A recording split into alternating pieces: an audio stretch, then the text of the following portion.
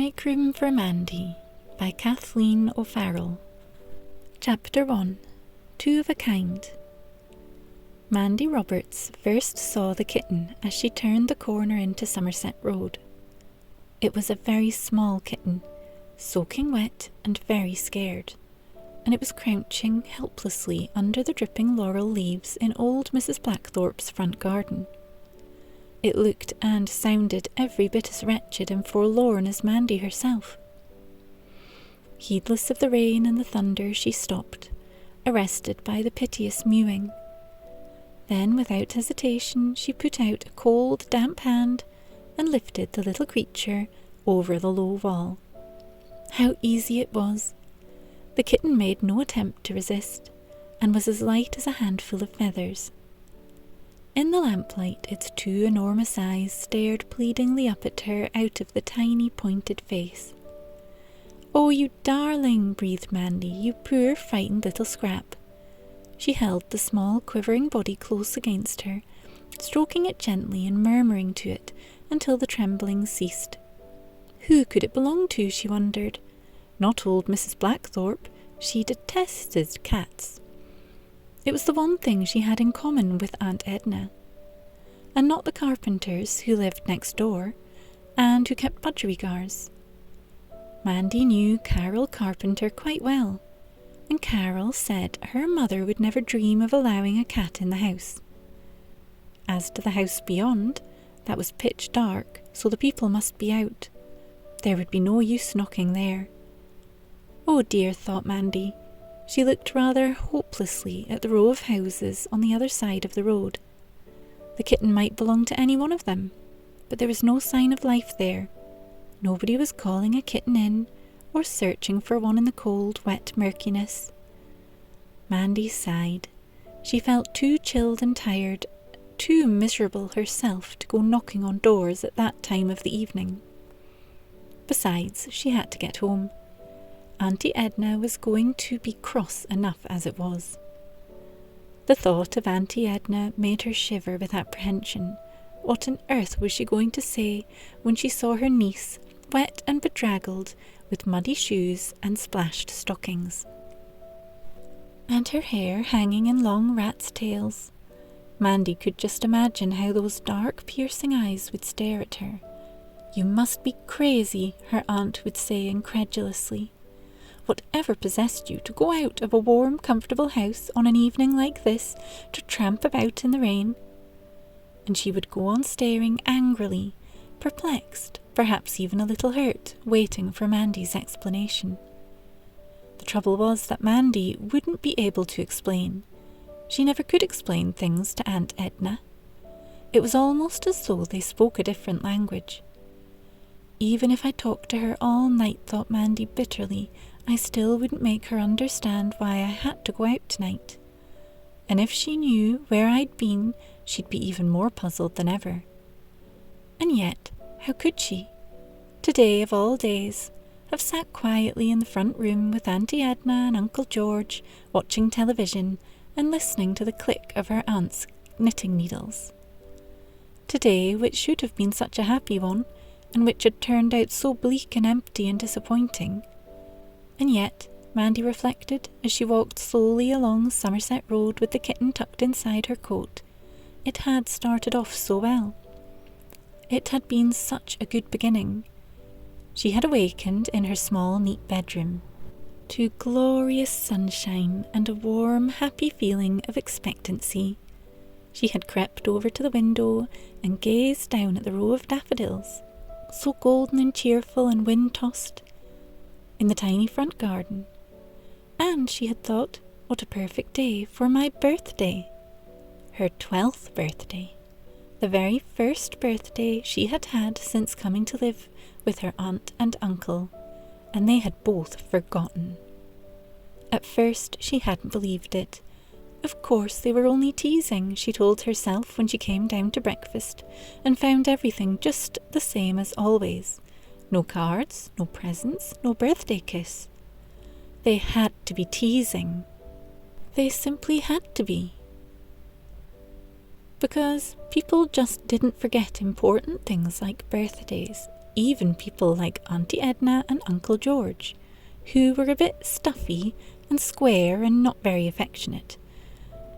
Sooner or later, when they had had their little joke, they would produce a mysterious parcel and a card that said, "Now you are 12. But they hadn't been pretending, because they didn't produce anything at all.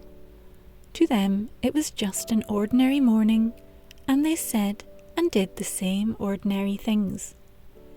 "News doesn't look too good," remarked Uncle George dourly from behind his morning paper. "Nothing but trouble from one side of the world to the other. One of these days we'll all blow ourselves up, and that will be the end of everything." He sighed gloomily as he stirred his tea. "Now then," said Auntie Edna briskly, "stop playing about and eat up your porridge, Mandy. These March days are treacherous. You need a hot breakfast inside you." The porridge nearly choked Mandy, but she managed to eat up every single spoonful. It was worth the effort, if only to keep Auntie Edna quiet. She took it as a personal insult when Mandy left her meals, and would deliver little sermons on the price of food and how wicked it was to waste it, and how thrifty she had to be, especially now, when there was an extra mouth to feed. Mandy hated it when she said that. She even ate spinach and tapioca and curry in order to avoid hearing that horrid remark. All through breakfast that morning she was simply longing to go blurt out. At least half of her was. "How can you talk about bombs and porridge when it's my very special day? Don't you know it's my birthday? I'm 12 years old today and nobody cares, nobody in the whole world." But the other half, the half that was the real Mandy, whom Gran had loved so much and been so proud of, that half told her it was best to keep quiet. Auntie Edna would be sure to remember sooner or later, and it would be dreadful to make a scene. Gran had never liked scenes. Even Mandy had been impressed by her quiet, unshakable dignity. Dear old Gran. She was the one person in the world who had really cared about Mandy. And now that she was gone, there was nobody to take her place. There never would be either, because Mandy had adored her. Kind, gentle, wise, witty, big-hearted, fun-loving old Gran. Why, thought Mandy, there couldn't possibly be anyone else quite like her in the world. She had never known her parents. They had died when she was still a small baby. Her mother, it seemed, had always been delicate, and her father, so she gathered from chance remarks overheard in different places, had been not much good anyway, and not much of a loss. Not that Gran had ever said a word against him, at least not in Mandy's hearing.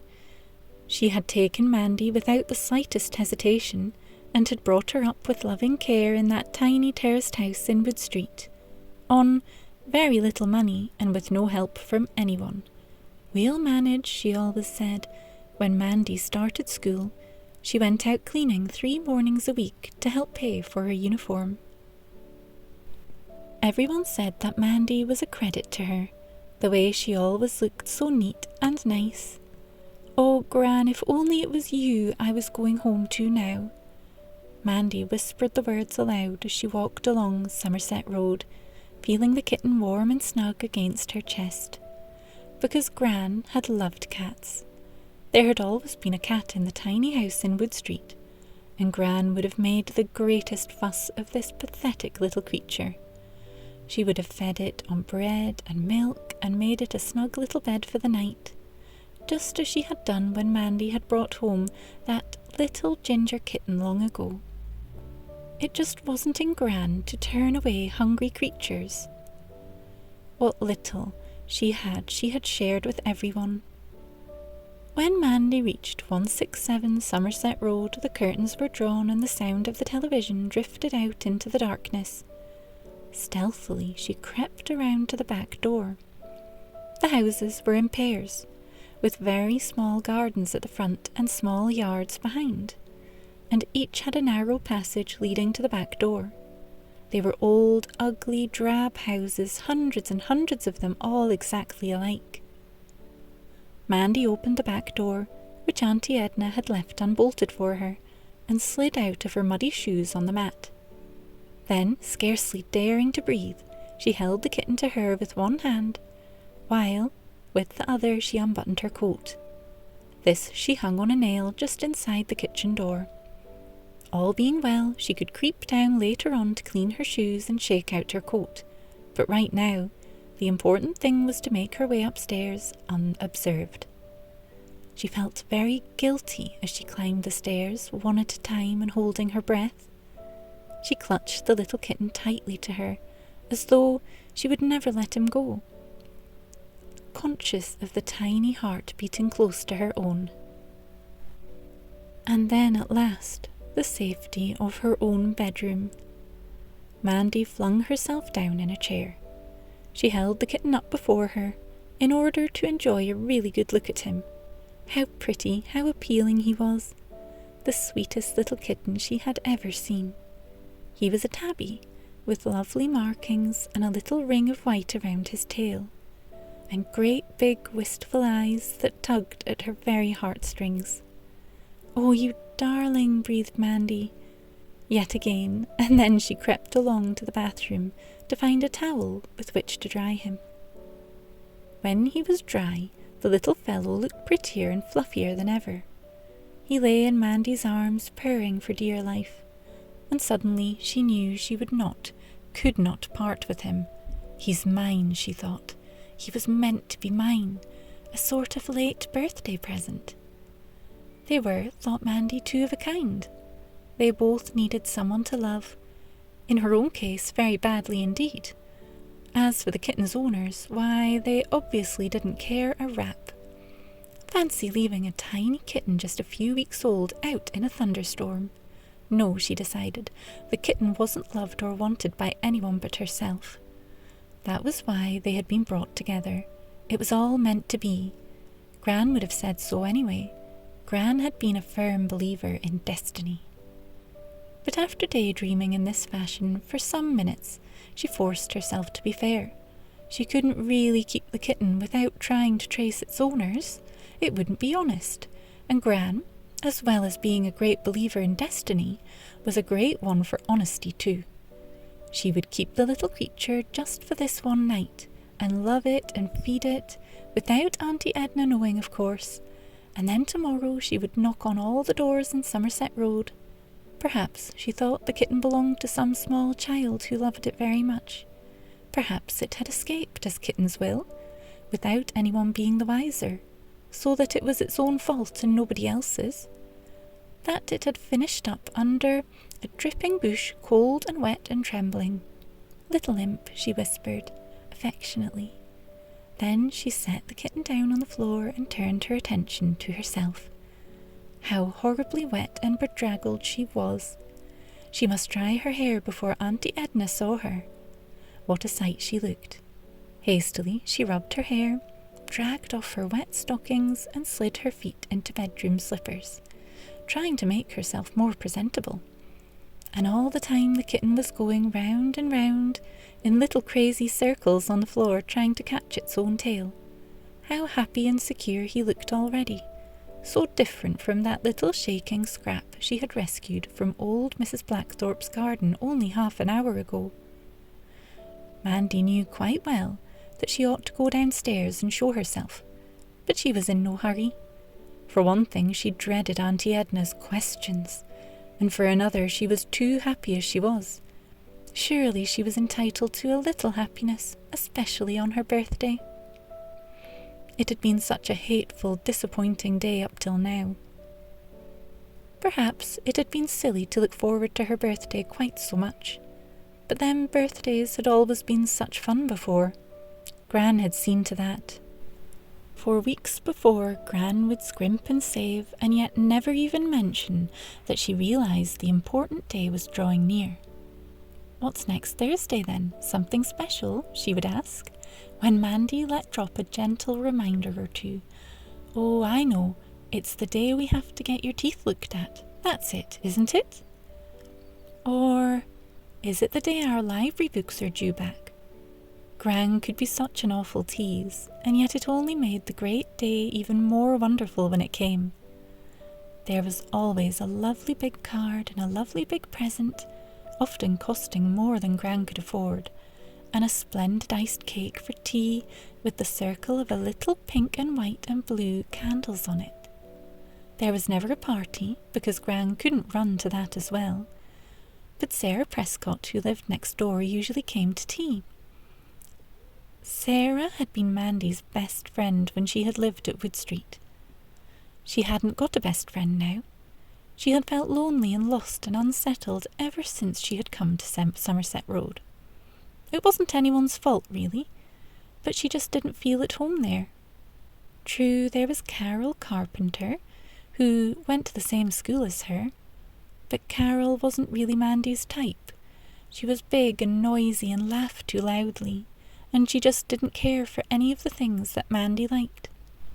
The only other girl of Mandy's age in that vicinity was Rose Delaney, and more than once Mandy had found herself wishing that she could get to know her better. There was something about her that appealed to Mandy. She was dark and gentle and always seemed to have an armful of books, but Auntie Edna had frowned whenever she saw Mandy speak to her. "Don't you have anything to do with those dreadful Delaneys," she'd say. She always called them that, because they were a big family, reputed to be thriftless and in debt, and some of the boys were rather wild. "But I've got a friend now," Mandy told herself, as she lay on the floor and played with the kitten. For a little while at least. And then, because she felt he ought to have a name, even for the short time he was staying with her, she decided to call him Peterkin. It seemed to go with his big eyes and haunting elf-like face. But she really must go downstairs soon. She really must. "I'll just have 5 more minutes with Peterkin," Mandy told herself, "and then I'll go down and face the music." "But why did you choose to go out tonight of all nights?" Auntie Edna would ask. Anyone could see with half an eye that it was going to be a wild, bleak evening. It was trying to rain when you set out, and yet there was no holding you. Mandy had to admit to herself that it did look rather odd, and yet she had simply had to go, rain or no rain. Something had made her go. It had pulled her like a magnet all the way along those busy thoroughfares of southeast London, past shops and offices and garishly lit cinemas, and skating rinks and dance halls and coffee bars and bingo halls and railway stations, all the way to a little shabby backwater known as Wood Street. She had known it was going to be a stormy evening, and she was secretly afraid of thunder, yet nothing could have kept her from going, certainly not Auntie Edna and Uncle George and their cosy front room and their television set. The truth was that all during that sad and disappointing day she had fairly ached for Gran. Never, since she had come to live in Somerset Road, had she wanted Gran quite so badly. All day long at school she had thought about her, longing for her with such a dreadful longing that her work had suffered and she had been unable to eat her dinner.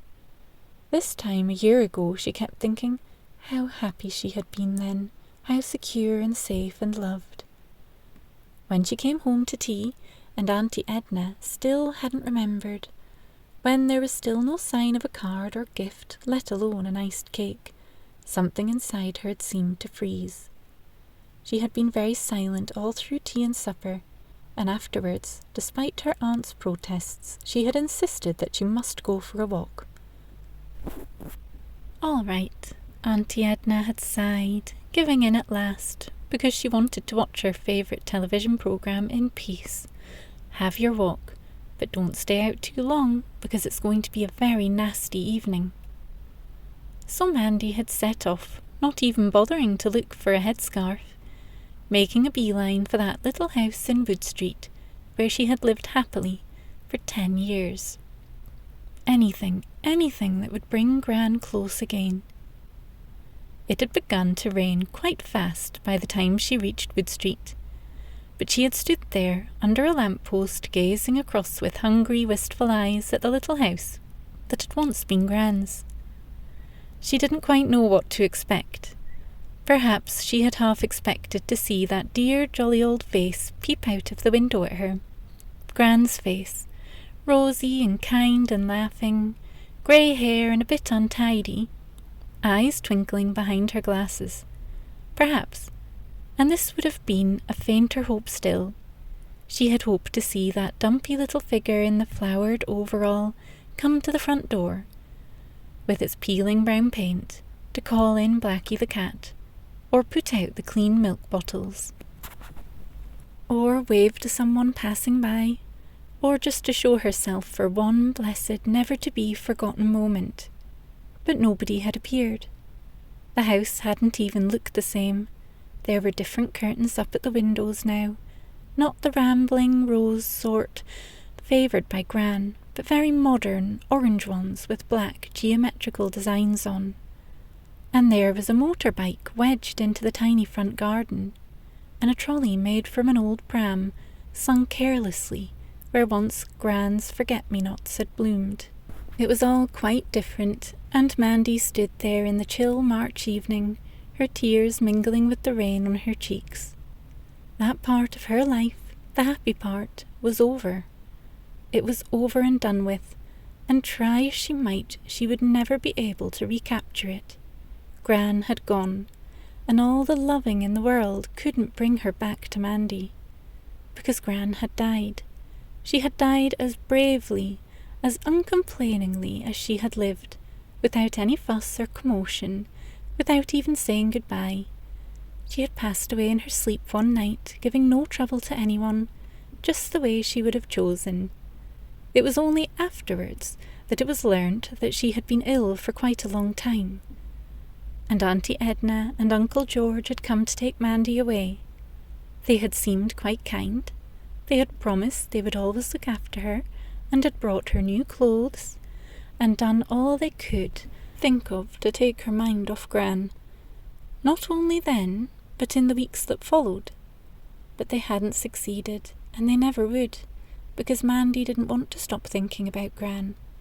It had broken her heart to leave Wood Street, and she knew she could never feel the same about the house in Somerset Road. "Why, it's Mandy!" had cried a familiar voice, and there stood one of the neighbours whom Gran had liked particularly well. "Little Mandy Roberts, how are you, dearie?" Mandy smiled gratefully up at Mrs. Weatherby, tall, gaunt old Mrs. Weatherby, in her dingy headscarf. It was so nice to hear a friendly voice in all this rain and gloom. "I'm all right, thank you," she said. "I just came to look at my Gran's house again." Mrs. Weatherby didn't think it a bit odd, but she shook her head sadly. "It's all different now," she sighed. "Seems so funny without your Gran. Your friend Sarah's gone too, moved to Yorkshire, did you know?" Mandy nodded. She looked very wistful, very small and alone. And old Mrs. Weatherby felt a sharp pang of pity. "You can't put back the clock, Mandy," she said gently. "Look, dearie, why don't you pop into our place for a quick cup of cocoa to warm you up for the walk home?" "I'd better not, thank you all the same." Mandy spoke regretfully, because the offer was tempting. "My Auntie Edna will worry if I don't get back." She still stood there for a full minute after Mrs. Weatherby had gone, staring with longing eyes at the tiny grey house sandwiched between all the others. On the way home the rain had increased and the thunder had started, loud and menacing. It was a long and dreary walk, and it did nothing to raise Mandy's spirits. She had felt in the very pit of despair, loneliness, friendless, unwanted, and then she had seen the kitten. The pathetic little kitten, whose plight had been even worse than her own. "Oh, Peterkin, I do love you." As she lay on the carpet now, tickling Peterkin behind the ear, Mandy almost giggled as the sheer audacity of it sunk in. It was the very first time she had dared to defy Auntie Edna, the very first time she had felt the urge to do so. How angry she would be if she could see them both. Auntie Edna, who didn't hold with pets of any kind, and who disliked cats most of all. "I really must hide you, Peterkin, and go downstairs," sighed Mandy. But where was she to hide him? She picked him up once more, holding his little warm feather-soft face close against her cheek, hating to leave him even for a little while. Then suddenly she stiffened. "Mandy! Mandy! Are you up there?" came the sharp, crotchety voice of Auntie Edna. The next moment there were footsteps on the stairs. Chapter 2. Odd One Out. Frantically, Mandy looked around the room. "Oh, Peterkin, where am I going to hide you?" she whispered. Then she opened the wardrobe, pulled down a woolen dress off its hanger, and made a little nest with it on the wardrobe floor. It looked quite cosy, and the kitten didn't seem to mind a bit when she set him gently down upon it. He settled down contentedly, without even a squeak of protest, when Mandy closed the door on him. Surely, she thought desperately, there would be enough air in the wardrobe to last a little kitten for some 10 minutes or so. Then, quick as a flash, but trying to look casual, she opened the bedroom door and nearly bumped into Auntie Edna. "Hello, Auntie," she said. "I was just coming down." Auntie Edna stood for a moment and stared at her. There was a nasty glint in her eye. "Oh, you were you?" she said suspiciously. "Then perhaps you'll be so good as to tell us where you've been for the last couple of hours, and how your coat and shoes came back in such a state." "Oh dear," thought Mandy, as she followed her downstairs. "Now I really am in trouble." "We'll see what your Uncle George has to say." Auntie Edna opened the front door and gave Mandy a little push. "Here she is, George. She's turned up at last. As cool as a cucumber, too, after causing us all that worry. You really will have to speak to her." Uncle George, who was sitting on the sofa, looked up unhappily. As usual, he had nothing to say. He wasn't really a man. His niece had long ago decided, but only a shape.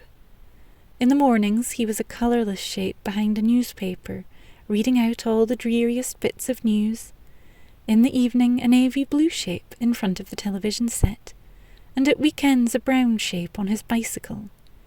Usually he irritated her, but at other times she felt vaguely sorry for him. Despite her own troubles, she felt a little sorry for him now. "What we want to know," went on Auntie Edna, "is just where you've been." She stood there facing Mandy, a little sharp-faced woman with glasses and a pointed nose and hair worn in stiff, tight curls. She always looked very clean, very tidy, almost unnaturally so. Mandy had never seen her with a run in her stockings or a button off her dress. "I just went for a walk," said Mandy. "I didn't know it was going to rain so hard." "But where did you go?" persisted Auntie Edna. Then, as her niece remained silent, "It's no use hedging, Mandy, because I'm determined to find out. I've a right to know. You must see that. Besides, it seems so queer somehow, the way you go off on your own like that. And whatever must people think? They'll start saying we don't look after you properly if we let you wander about in the dark." "I'm sorry." Mandy tried to look penitent. "But I just like walking, Auntie. Sometimes I go to the library, and sometimes—" She shrugged her shoulders, not quite knowing how to finish the sentence. "Well," said Auntie Edna, "and where do you go when you aren't at the library? Where did you go tonight?" Mandy looked down at the floor. She rubbed one foot against the other, trying not to meet her auntie's eyes. But after a while she knew it was hopeless. Auntie Edna looked as if she were prepared to wait all night. "All right," she said in a flat little voice, "I'll tell you. I went to Wood Street." "Wood Street?" The way Auntie Edna spoke the words, one would have thought Mandy had gone to the moon, at the very least. "You mean to say you went all the way to Wood Street?" Mandy nodded. She felt a faint relief now that the words were out. "But what on earth for?" Auntie Edna's face was like one big question mark. "Who did you go to see there? I thought your friend Sarah had moved." "So she has. She's gone to Yorkshire." Mandy's voice warmed a little. Perhaps she could go on talking about Sarah and get on to safer ground. It was a nice place they were going to. near the moors. But it wasn't to be. Auntie Edna liked to get to the bottom of things, particularly where Mandy was concerned, because Mandy was a deep one. Why go to Wood Street then, she persisted, if it wasn't to go see Sarah? Who was it to see? Nobody. I just wanted to see Wood Street itself. Mandy tried hard to explain. I wanted to see it so badly. The weather just didn't matter. Auntie Edna gazed at her, as though she were mad. Not being at all sentimental herself, she was quite unable to understand why other people were. So you went to Wood Street, she repeated slowly, blankly. But that's ridiculous. You mean to tell me you went gallivanting off on a wild, wet evening with a thunderstorm coming, just to look at Wood Street? Mandy nodded. Oh, Auntie, I wish I could make you understand. Suddenly she wished it more than anything else in the world. Her brown eyes, full of pleading, met the stony ones of Auntie Edna. Don't you see I had to go because of Gran? Auntie Edna looked uncomfortable. She didn't like this sort of talk and behaviour. It was strange, morbid, unnatural, and she would have to put a stop to it. If only George wasn't such a tame rabbit. The way he sat there, taking everything in but never opening his mouth, suddenly made her want to throw something at him. Surely he must see that Mandy needed discipline. A few stern warnings from her uncle might make all the difference. George, she said, trying to imbue him with some of her own force and determination. You really must speak to Mandy. You must make her realize how badly she's been behaving. Uncle George looked at Auntie Edna, then at Mandy. Then he ran his finger around the inside of his collar. You know, Mandy, he said, it isn't good enough. Your poor aunt is worried silly when you go wandering off like you did tonight. Yes, chimed in Auntie Edna, feeling that George had been too mild by half. It quite spoiled my evening. I call it most ungrateful of you, Mandy, most ungrateful. I'm sorry, Auntie. I promise not to do it again. Mandy was beginning to worry about Peterkin. Would he be all right, or was he meowing frantically up there with nobody to hear his distress? You just don't seem to fit in here at all, went on Auntie Edna in an aggressive voice. And I'm sure I don't know why. We've provided you with a nice home, as nice as any in Somerset Road. She looked around her complacently, at the three-piece suite in bright red, at a pale grey carpet with its modern design, with the bookcase with its neatly arranged books, clean and fresh as the day the postman had brought them, and the sideboard with its bowl of fruit, its vase of daffodils, and the wedding photo of Uncle George and herself. Yes, it was a lovely home, as nice as any girl could wish for. We treat you just like our own child, she went on, warming to her theme. Even if I do have a job making ends meet, you have good food and warm clothes, and we're doing our best to bring you up properly. And how do you repay us? Why, you don't care 2 straws for us. Mandy looked down at her feet again. She flushed unhappily. It's true, isn't it? Went on her aunt remorsefully. Half the time you don't even bother to talk to us. Books and records, that's all you think about. And in the evenings, when you're done your homework, you go wandering off on your own without giving us a thought, instead of sitting down with us, all cosy and friendly like. There was hurt as well as annoyance in Auntie Edna's voice, and Mandy felt touched. Oh, Auntie, she burst out, I only wish... And then she stopped, because what did she wish for? I only wish I could love you just half as much as I loved Gran, was what she longed to cry out, but she bit off the words just in time. If only it were possible to really care for Auntie Edna and Uncle George. She wanted so desperately to love them. If only they could know just how desperately. But it wasn't any good wishing. Mandy knew quite well. She just didn't have anything in common with her aunt and uncle, and she never would. It wasn't anybody's fault. It was just one of those things. And yet how strange it was. Auntie Edna, was Granny's eldest daughter, her own mother's sister. She had been brought up by Gran, just as Mandy had herself. Another thing, Auntie Edna was saying, suppose you catch a chill. It's asking for trouble, mooning around in the wet. Then you'll have to miss school, and you're not doing all that well anyway. Uncle George and I were most disappointed with your last report, especially after the way your Gran used to boost you up and say how clever you were. And then, all of a sudden, Mandy sneezed. You see, said Auntie Edna, with unconcealed satisfaction. That sneeze gave Mandy a good idea, though. She was growing more and more concerned about Peterkin, and here was her chance. I'll just pop up and get a hanky, she said. Then I'll come back and clean my shoes. And Auntie, do you think I could go to bed then and take some bread and milk up with me? Gran always sent me to bed early with a bowl of bread and milk if she thought I had a cold coming on. It always sent me off to sleep. Very well, said her aunt ungraciously. It would be as well to nip this cold in the bud, otherwise it would only cause inconvenience to herself. Mandy sped upstairs. She opened the wardrobe door, and there was Peterkin, perfectly all right, digging his little paws into the soft blue dress. Be a good boy, Mandy whispered, and I'll bring you some supper in a minute. Then, feeling it would be quite safe, she left the door ajar, but she was careful to close the bedroom door behind her. I'll clean your shoes, said Uncle George when she went downstairs again.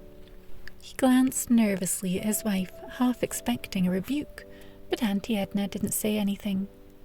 Here you are, Mandy. She handed over the steaming bowl of bread and milk. Why, the child really looked quite feverish with those bright eyes and the 2 spots of colour in her cheeks. Get into bed as quickly as you can, and I hope you'll be more sensible in future. Yes, Auntie. Mandy held up her face for her aunt's cold little peck of a kiss. Good night, Auntie. Good night, Uncle George. It was heavenly to be back upstairs with Peterkin. First she picked him up and hugged him for being so good while she was away, and then she set him down on the floor and gave him his supper. Auntie Edna had put the bowl on a saucer, so it was an easy matter to transfer some of the bread and milk. She put the saucer on a magazine, just to be on the safe side, but Peterkin didn't make any mess at all. After a few cautionary sniffs and a good deal of whisker twitching, he began to lap up the food, daintily, delicately. Afterwards he washed his dear little face, just as any well-brought-up kitten should. Mandy herself ate half the remaining bread and milk, and the rest she saved for Peterkin in the morning. She hid it on the windowsill behind the curtain. She had once read that a kitten's tummy was only as big as a walnut, and that was why you should only feed them a little bit at a time. A faint rumbling sound made her glance down. Peterkin had begun to purr. She picked him up and cuddled him, loving him more with every passing minute. Then she pulled the curtains aside and peeped out at the night. How wonderful the sky looked, all wild and stormy and beautiful, with big violet clouds racing along, and a moon like a transparent silver bubble. The rain had stopped, and a strong wind was rapidly drying out the ground. And it was also tossing the plants and bushes to and fro along Somerset Road. What a strange, turbulent day it had been, and how the weather had matched it. But now it was over, and Mandy felt happy and contented, despite all the things Auntie Edna had said to her. She stood there, still gazing out of the window, holding Peterkin tight to her, as though he were hers for keeps. She had quite forgotten that on the following day she would have to seek out his owner.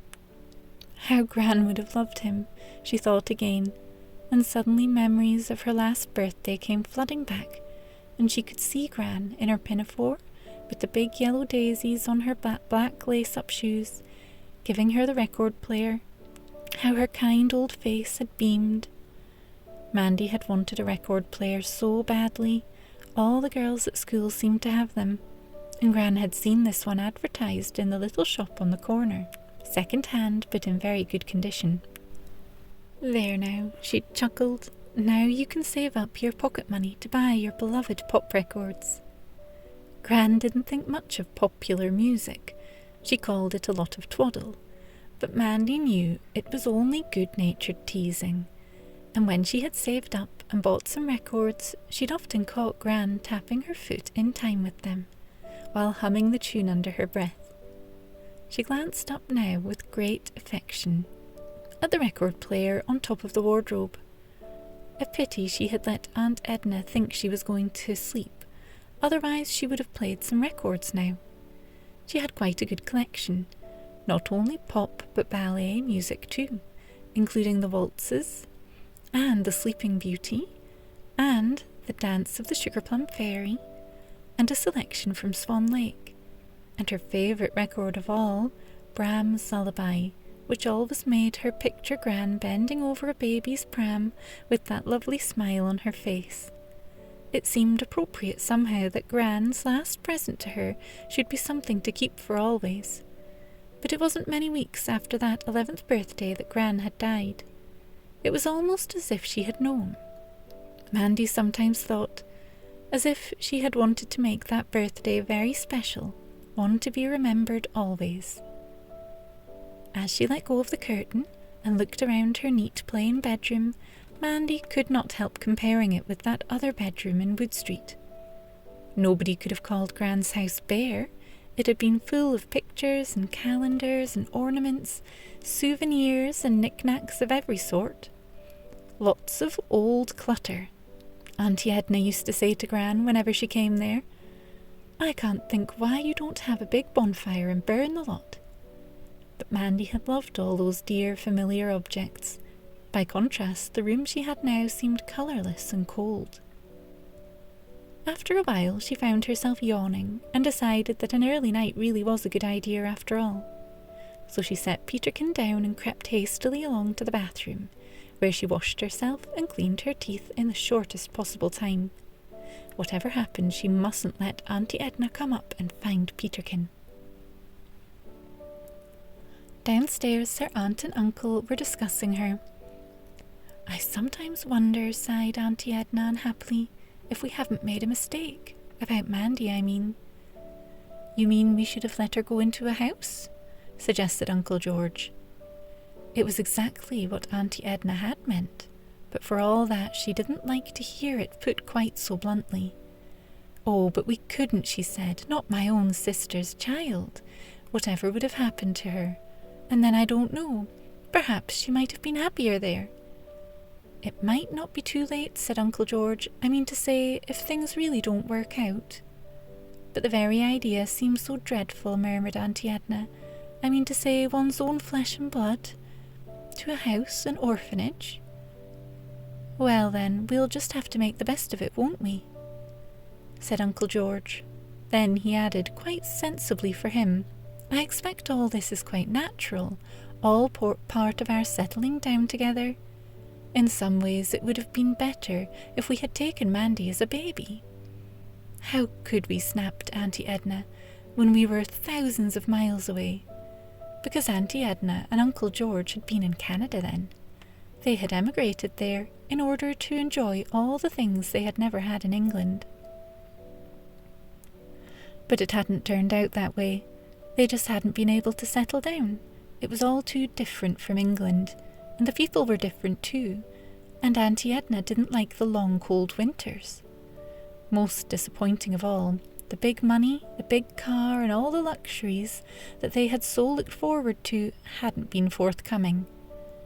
Uncle George found he had to work just as hard as he had in England, and Auntie Edna never left off grumbling about the price of things. So when Uncle George, not exactly the brightest and best of the workers in his factory, had lost his job during a slump, they had lost no time in returning to England. And there was Mandy, an orphan now, but safe and happy in Gran's care, a lovable little puppet with big, wondering eyes and long brown ponytail. Yes, agreed Auntie Edna upon reflection, Things might have worked out differently if we'd been on the spot. If we'd taken Mandy right from the start, we could have brought her up to our way of thinking. I thought it would be so nice to have a little daughter, she added wistfully. She had long since given up hope of ever having one of her own. We'll just have to be patient, said Uncle George. But the child doesn't even like us, Auntie Edna pointed out. They had not yet formally adopted Mandy. Perhaps, thought Auntie Edna sadly, they never would. Not unless, by some miracle, they all got on together much better than they did now.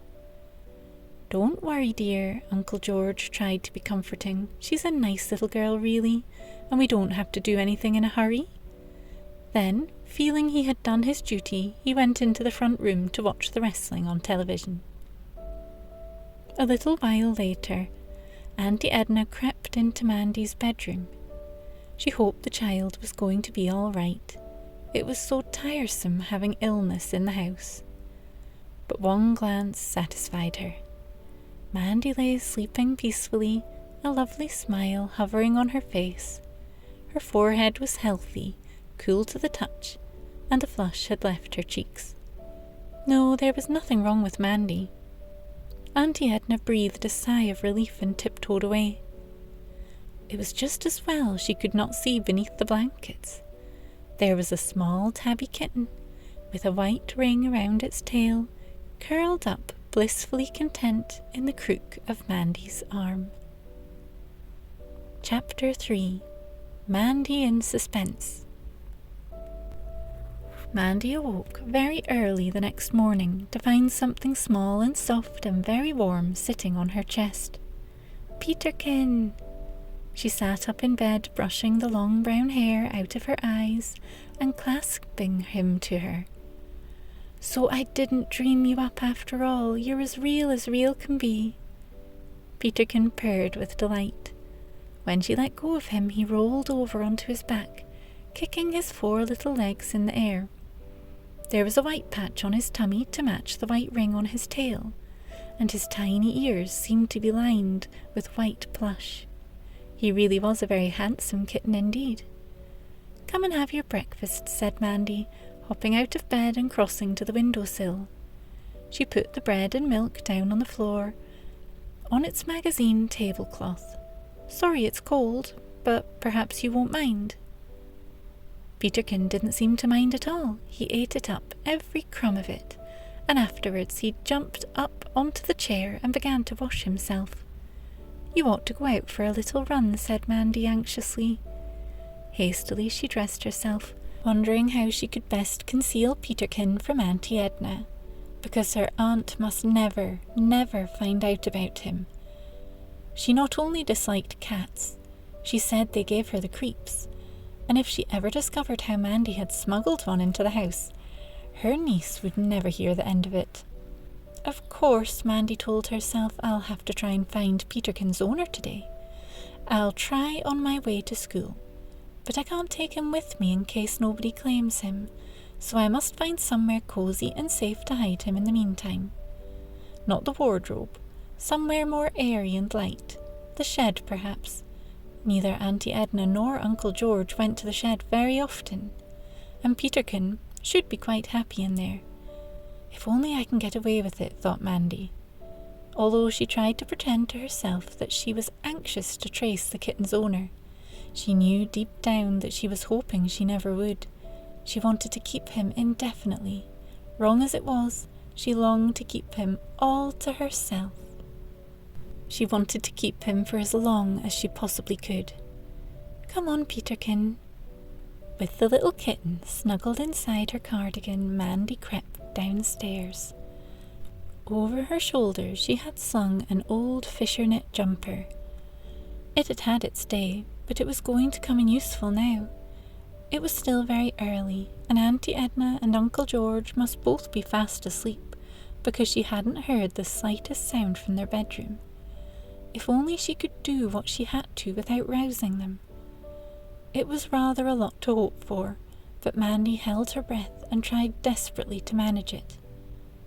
Downstairs in the kitchen she slipped on her shoes, which Uncle George had cleaned for her, Then very gently, very carefully, as if it were a matter of life and death, she slid the bolt on the back door.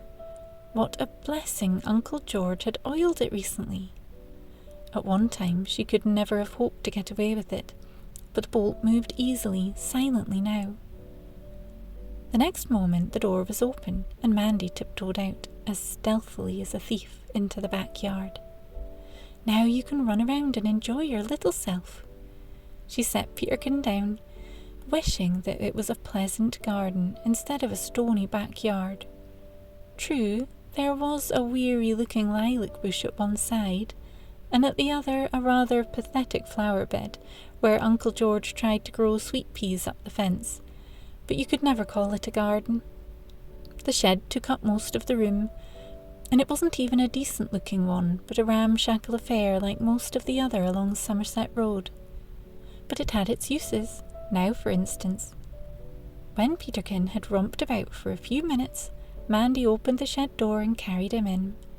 It was warmer in there, and not at all unpleasant. Uncle George kept it very tidy, because Auntie Edna would never tolerate a muddle. His bicycle was there, and an old wringer, and some garden tools, and an axe for firewood, some tins, paint, and a bottle of tarpaulin. All the usual clutter one would expect. But there was something else, something that made Mandy's face light up. "A basket!" she cried. "How perfect!" It was a very old basket, in which the daffodil bulbs were stored in the summer, and it was exactly right for Peterkin. Mandy lost no time in lining it with the fisher knit jumper and turning it into a little bed. "Now," she whispered, "you'll be as snug as anything." And having settled Peterkin in, she crept away, carefully bolting the shed door behind her. With any luck, nobody would go into the shed until Saturday, when Uncle George went to fetch his bicycle. She reached the safety of the kitchen, locked the back door again, and then turned around to face Uncle George himself. He stared at her, puzzled and faintly disturbed. "What are you up to, Mandy?" he asked. "Nothing," answered Mandy promptly. She wished she didn't have to lie to Uncle George. He was such a harmless sort of person. I just went outside for a breath of fresh air." A breath of air? He looked more bewildered than ever. "But it's enough to blow your head off out there. Just hark at the March wind." Then he shrugged his shoulders. Youngsters were so funny nowadays. It was hopeless to try and understand them. "Is Auntie awake?" Mandy tried to change the subject. "Yes," said Uncle George. "She's got a headache. I'm just going to make some tea and take it up to her. If it doesn't pass off, I've told her she shouldn't go to work this morning."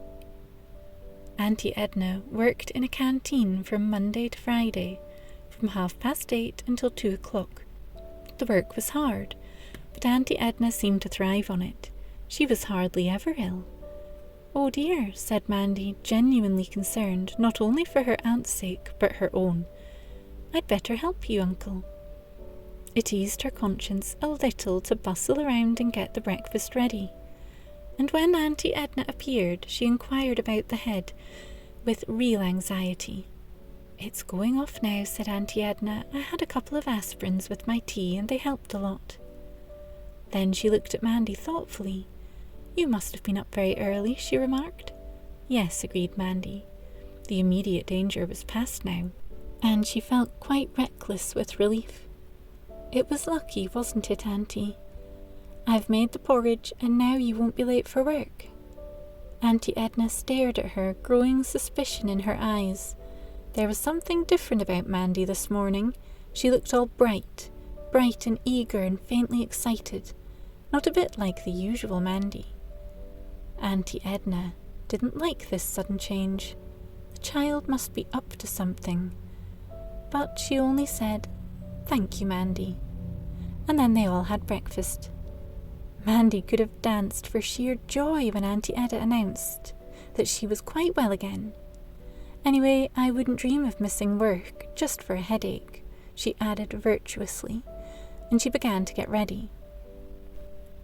because she began to get ready so early, at the same time as Uncle George. The fact of being the last to leave in the morning had never seemed important to Mandy before, but today it mattered tremendously. After her aunt and uncle had left, she dried the breakfast dishes, which Auntie Edna had washed, then hurled everything into her satchel and put on her coat and hat. Just one more peep at Peterkin, now fast asleep in his little nest in the shed, and then she was off. She had a good many calls to make this morning. I'll do one side of Somerset Road from here down, and then the other, she decided, as she dutifully banged the front door behind her and hid the key under the big stone. Somewhere, a little boy or girl was going to be so happy, so relieved to know that his or her pet was safe and well and cared for. The thought spurred her on. As she began her self-appointed task. But not many people were glad to see Mandy. She began to feel shy and awkward, as at one house after another she received a short answer or a rebuff. People were cooking breakfast or eating breakfast or just dashing off to work. They certainly didn't want to know about any lost kittens. I'm jolly glad Peterkin doesn't belong to him, thought Mandy as she left one cross red-faced man smothered in lather. These people don't deserve a kitten. Except for old Miss Potterton, of course. Old Miss Potterton was sweet and gentle and rather dotty, had wasted a good deal of Mandy's time. She had made her listen to a long rigmarole about her own girlhood and the pets she had had. No, I can't afford any pets now, she finished sadly, much as I'd love a little kitty. The food costs too much. It's the government's fault, you know. They waste so much money. All this going to the moon, that's what it is, ducky. It puts up the price of everything. Yes, Mandy agreed dubiously, but she couldn't quite see the connection between going to the moon and the price of Fishy Whisker's cat food.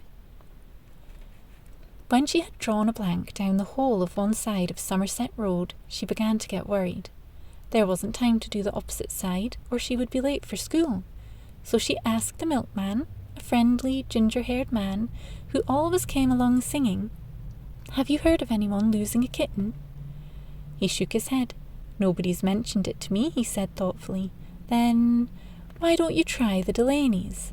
Their backyard is like a menagerie, animals galore." So Mandy moved slowly towards the Delaney's house, a shabby, rather unkempt-looking place, even by Somerset Road standards. She felt suddenly nervous. This must be her last call anyway. At the gate, which was nearly off its hinges, she stopped, frozen by the din which came from inside. Mrs. Delaney was off again. When she shouted, she fairly rocked the street. This time she was exhorting her children not to be late for school. And as she stood there, rooted to the spot with horror, expressions like lazy, idle, and scruffy drifted out to Mandy's astonished ears. And then, surprisingly cool and unruffled, Rose appeared, neat and pretty, fastening her satchel as she came. "Don't look so scared," she told Mandy. "It's only Mum. She's like this every morning. It's her way of getting us off to school on time. Are you coming?" "I'll try to catch you up," Mandy promised. You haven't lost a little kitten by any chance?" She hoped fervently that the answer would be no. She couldn't bear to have Mrs. Delaney screaming like that at Peterkin, no matter how good her intentions. "No," answered Rose. "You can ask Pat if he's had anything. He'll be out in a minute. He can't find one of his shoes." There was a lot more screeching. A baby cried, a dog barked, 3 small boys ran out one after the other, and then Pat appeared. He was a tall, twinkly-eyed boy, with hair that was a bit too long and clothes a bit offbeat. They were always complaining at school. But Mandy rather liked the look of him. He grinned at her cheekily, as though he thought her a funny little thing. "What's the matter?" he asked, pushing a long strand of hair out of his eye. Mandy told him, and he listened attentively. Then he seemed to be weighing something in his mind. "A little tabby kitten, you say, with a white ring round its tail. Well, now it could belong to young Gary Fiddler round in Maypole Street, you know, Butch Fiddler's little brother." He eyed her meaningfully. "But if that kitten has managed to escape, all I can say is it's a jolly good thing, and I hope they never find it." "What do you mean?" A cold fear gripped Mandy. They didn't ill-treat it, did they?" "I'm not saying anything against the Fiddler's mind," said Pat. "Butch is a pal of mine, but his mum and dad should never have let young Gary have a kitten, little fiend." "Pat, haven't you gone yet? And after all my rushing and tearing and slaving to get you off, hurry now. I don't want any more notes sent home." Mrs. Delaney, in curlers, and a dreadful old house-coat, with a dog at her heels and a baby in her arms, had appeared in the doorway. Pat took one look at her and fled, calling goodbye to Mandy over his shoulder. Very thoughtfully, Mandy continued on her way to school. So, Peterkin had escaped from a bad home, a home where they had been unkind to him. That was why she had found him, wet and trembling and utterly dejected. It must be true. Pat Delaney had no reason to lie, and he had sounded so indignant, as if he really cared. "He as good as told me to keep Peterkin." As the realization struck her, Mandy didn't know whether to be glad or sorry. In one way she was glad because she had an ally, Pat Delaney. He would never give her away. He must be a bit of a beatnik, but she felt sure she could trust him. Yet, on the other hand, what of Auntie Edna? For how long could she hope to conceal Peterkin from Auntie Edna's sharp eyes? If only she could be open with her. She had never been deceitful before coming to live here, but then she had never needed to have secrets from Gran. When Mandy had moved to Somerset Road, she had not needed to change schools. She still went to Bellevue Comprehensive, only now she was nearer to it. From Wood Street she had needed to catch a bus, but here she could walk. Her form mistress was Mrs. Whittaker, a plump, attractive, motherly woman with 4 children of her own. Mandy liked her very much, though she sometimes felt that Mrs. Whittaker's shrewd eyes were watching her rather keenly. On this particular day she told Mrs. Whittaker that she wouldn't be staying to school dinner. "I have to run home, Mrs. Whittaker," she explained, "because of something very important." Then, as her teacher looked at her inquiringly, she thought there would be no harm in telling the truth. "You see, I have to feed my kitten." "But couldn't your aunt feed it?" asked Mrs. Whittaker in some surprise. "She doesn't get home from work till just after 2, said Mandy, "and it would be too long for a little kitten to wait, wouldn't it?" "I suppose it would." Mrs. Whittaker smiled indulgently. "I'm very glad to hear you've a pet, Mandy, and that you're so thoughtful about it. But be sure to have some lunch yourself, won't you?" Mandy promised that she would. At lunchtime she was off in a flash to carry out her plan. Fortunately, she had some pocket money left, enough to buy a tin of cat food at the grocer's, and once she had brought it, she rushed home to feed Peterkin. She took the key from under the stone and let herself into the front door, then went into the kitchen, where she opened the tin and put a small portion on a saucer. The rest she transferred to a small basin, which she took upstairs and hid in her bedroom. It would never do for Auntie Edna to find it. Peterkin was very pleased to see her. She flung open the shed door and he ran around and around the yard, little tail waving joyously.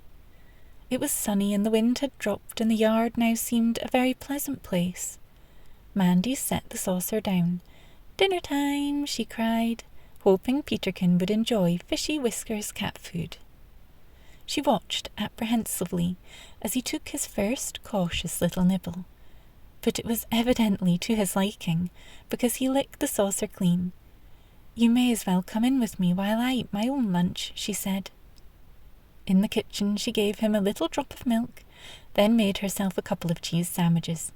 Surely Auntie Edna wouldn't miss such a small amount of food. She cut the cheese very sparingly, to be on the safe side, and had a glass of water to drink. When she had finished, she washed up the plate, glass, and 2 saucers, and left everything just as it had been. Then she took Peterkin out for another little romp in the yard, before popping him back in the shed. It was very cosy in the shed. The sun came through the dusty glass window and warmed Peterkin's little bed. It smelt interesting in there too, and wasn't at all a bad place for a kitten to stay a while. But he can't live in here forever, thought Mandy. He won't want to sleep so much when he gets bigger. Whatever will I do? On the way back to school she wondered yet again whether there would be the faintest hope of Auntie Edna agreeing to let her keep Peterkin. Even if she begged and pleaded and told her how much she loved Peterkin. Even if she begged and pleaded. But the more she thought about it, the more convinced she became that Auntie Edna would simply open the back door and say the word, "Shoo!" She would say it with such force and determination that Peterkin would go and never show his little face near the house again. That night Mandy managed to smuggle Peterkin upstairs again, where once more he slept on her bed. Then, early in the morning, she set him down on the floor for a little fun and games. The first thing he did was to skim up the curtain. "Oh, Peterkin," Mandy gasped, in mingled horror and delight. "You're a cat, not a squirrel." Whereupon Peterkin ran down again, frisked across the room, and climbed up the other curtain. It all seemed so effortless, and was such a joy to watch, but Mandy feared for the curtains. Auntie Edna was so house-proud, and if her sharp eyes detected even the faintest damage on the curtains, there would be dreadful trouble in store for Mandy. "Come on down, you naughty little imp!" Mandy grabbed him and cuddled him tight. His little rough pink tongue licked her cheek, and the tickling sensation made her laugh out loud. Too late, she remembered that Auntie Edna was just next door. "Mandy!" came her aunt's voice. Hastily, Mandy popped Peterkin into the wardrobe and opened her bedroom door. She tried to appear composed, but her eyes were still shining. "Did I hear you laughing?" asked Auntie Edna incredulously. And when Mandy nodded, it would be useful to deny it. She shook her head. "I don't know," said Auntie Edna, who so rarely laughed herself. She looked around the room. "I'm sure I can't see anything to laugh at." The fact that she had never heard Mandy laugh before in all those months that she had been in Somerset Road did not strike her at all dreadful. Then, as her gaze fell on the magazine which Mandy had used for Peterkin's tablecloth, "I suppose you were reading this silly rubbish." "There's some jolly funny cartoons in it," said Mandy truthfully, and her aunt, apparently satisfied, went on downstairs. That day followed a pattern similar to the previous day. Mandy ran home at lunchtime, fed Peterkin, had a couple of sandwiches and a drink of water, then hurried back to school on dancing feet. She had not felt so happy for a whole year. The very thought of Peterkin seemed to unfreeze something inside her, something that had been frozen up ever since Gran had died. "I love Peterkin, I love him," she thought. "I really, really love him. More than Auntie Edna and Uncle George, more than anyone else in the world, and he loves me.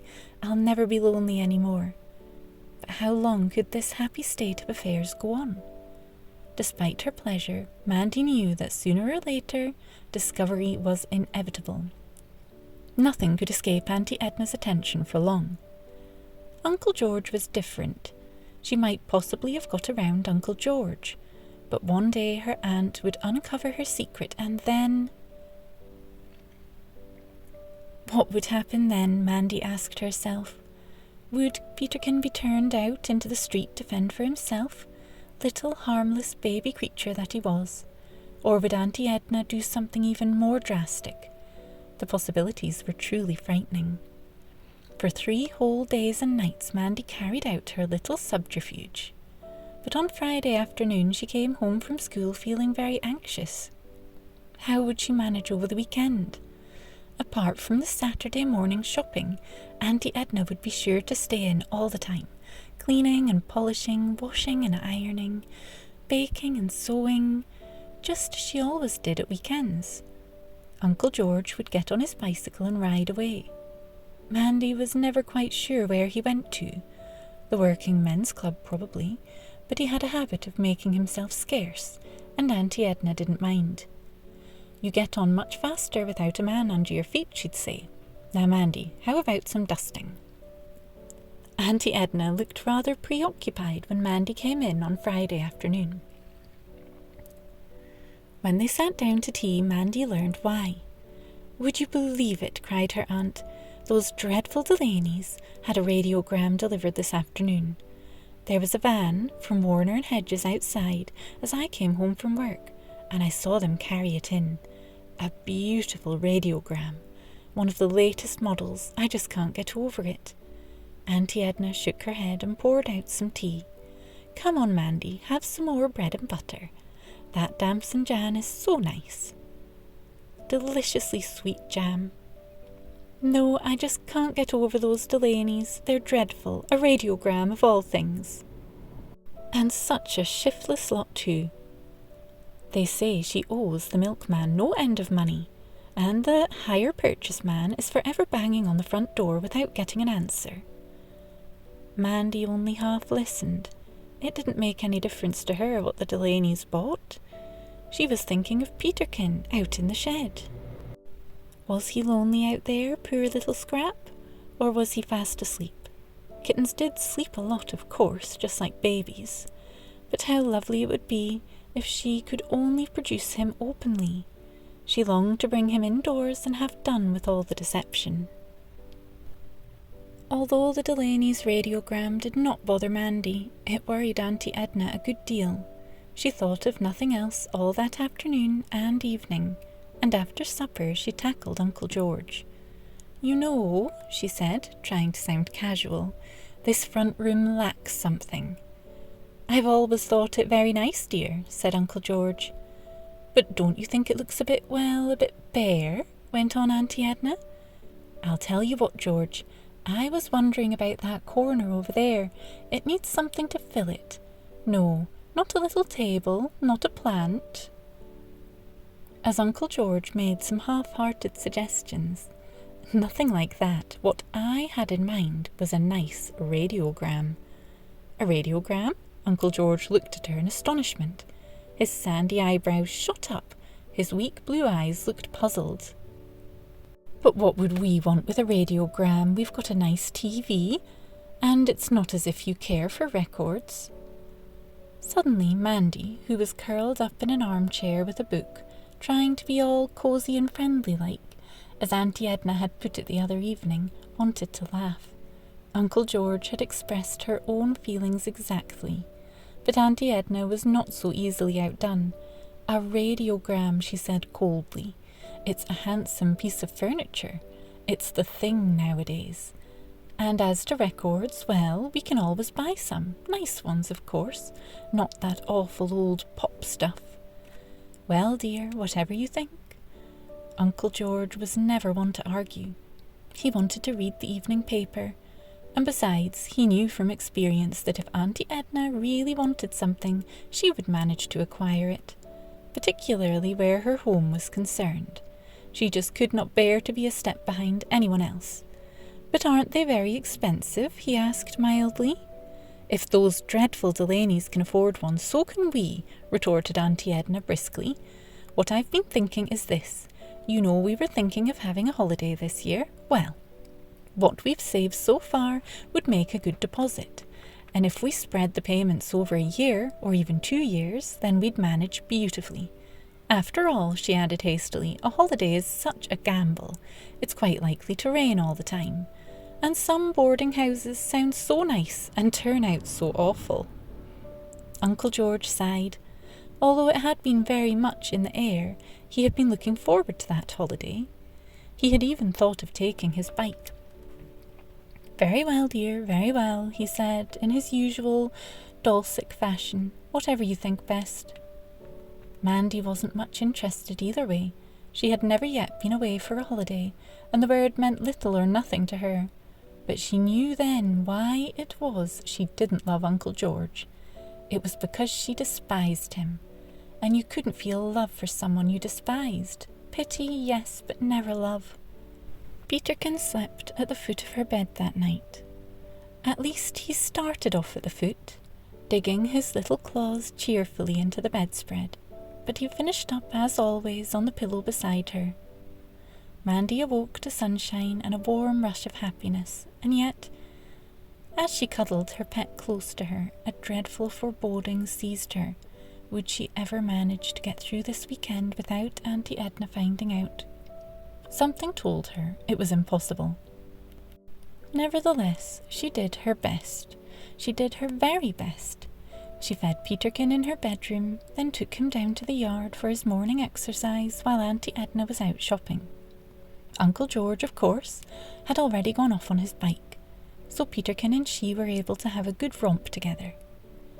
But as she popped him into his little nest in the shed, she had strong misgivings. He couldn't stay there all day, right up until bedtime. It would be cruel, unthinkable.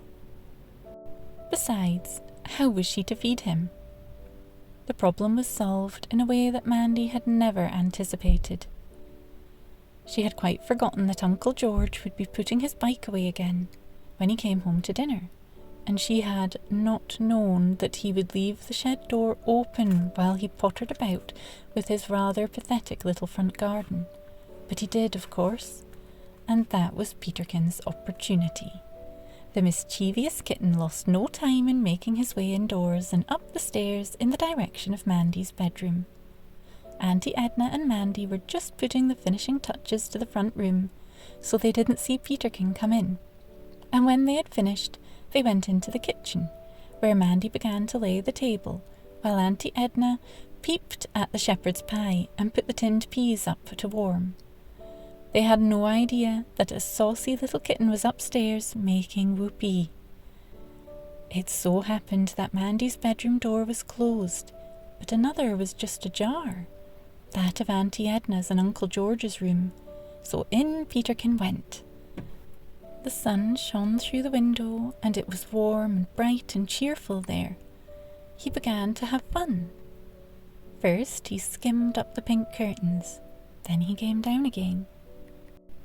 Then he did a little dance on the dressing table.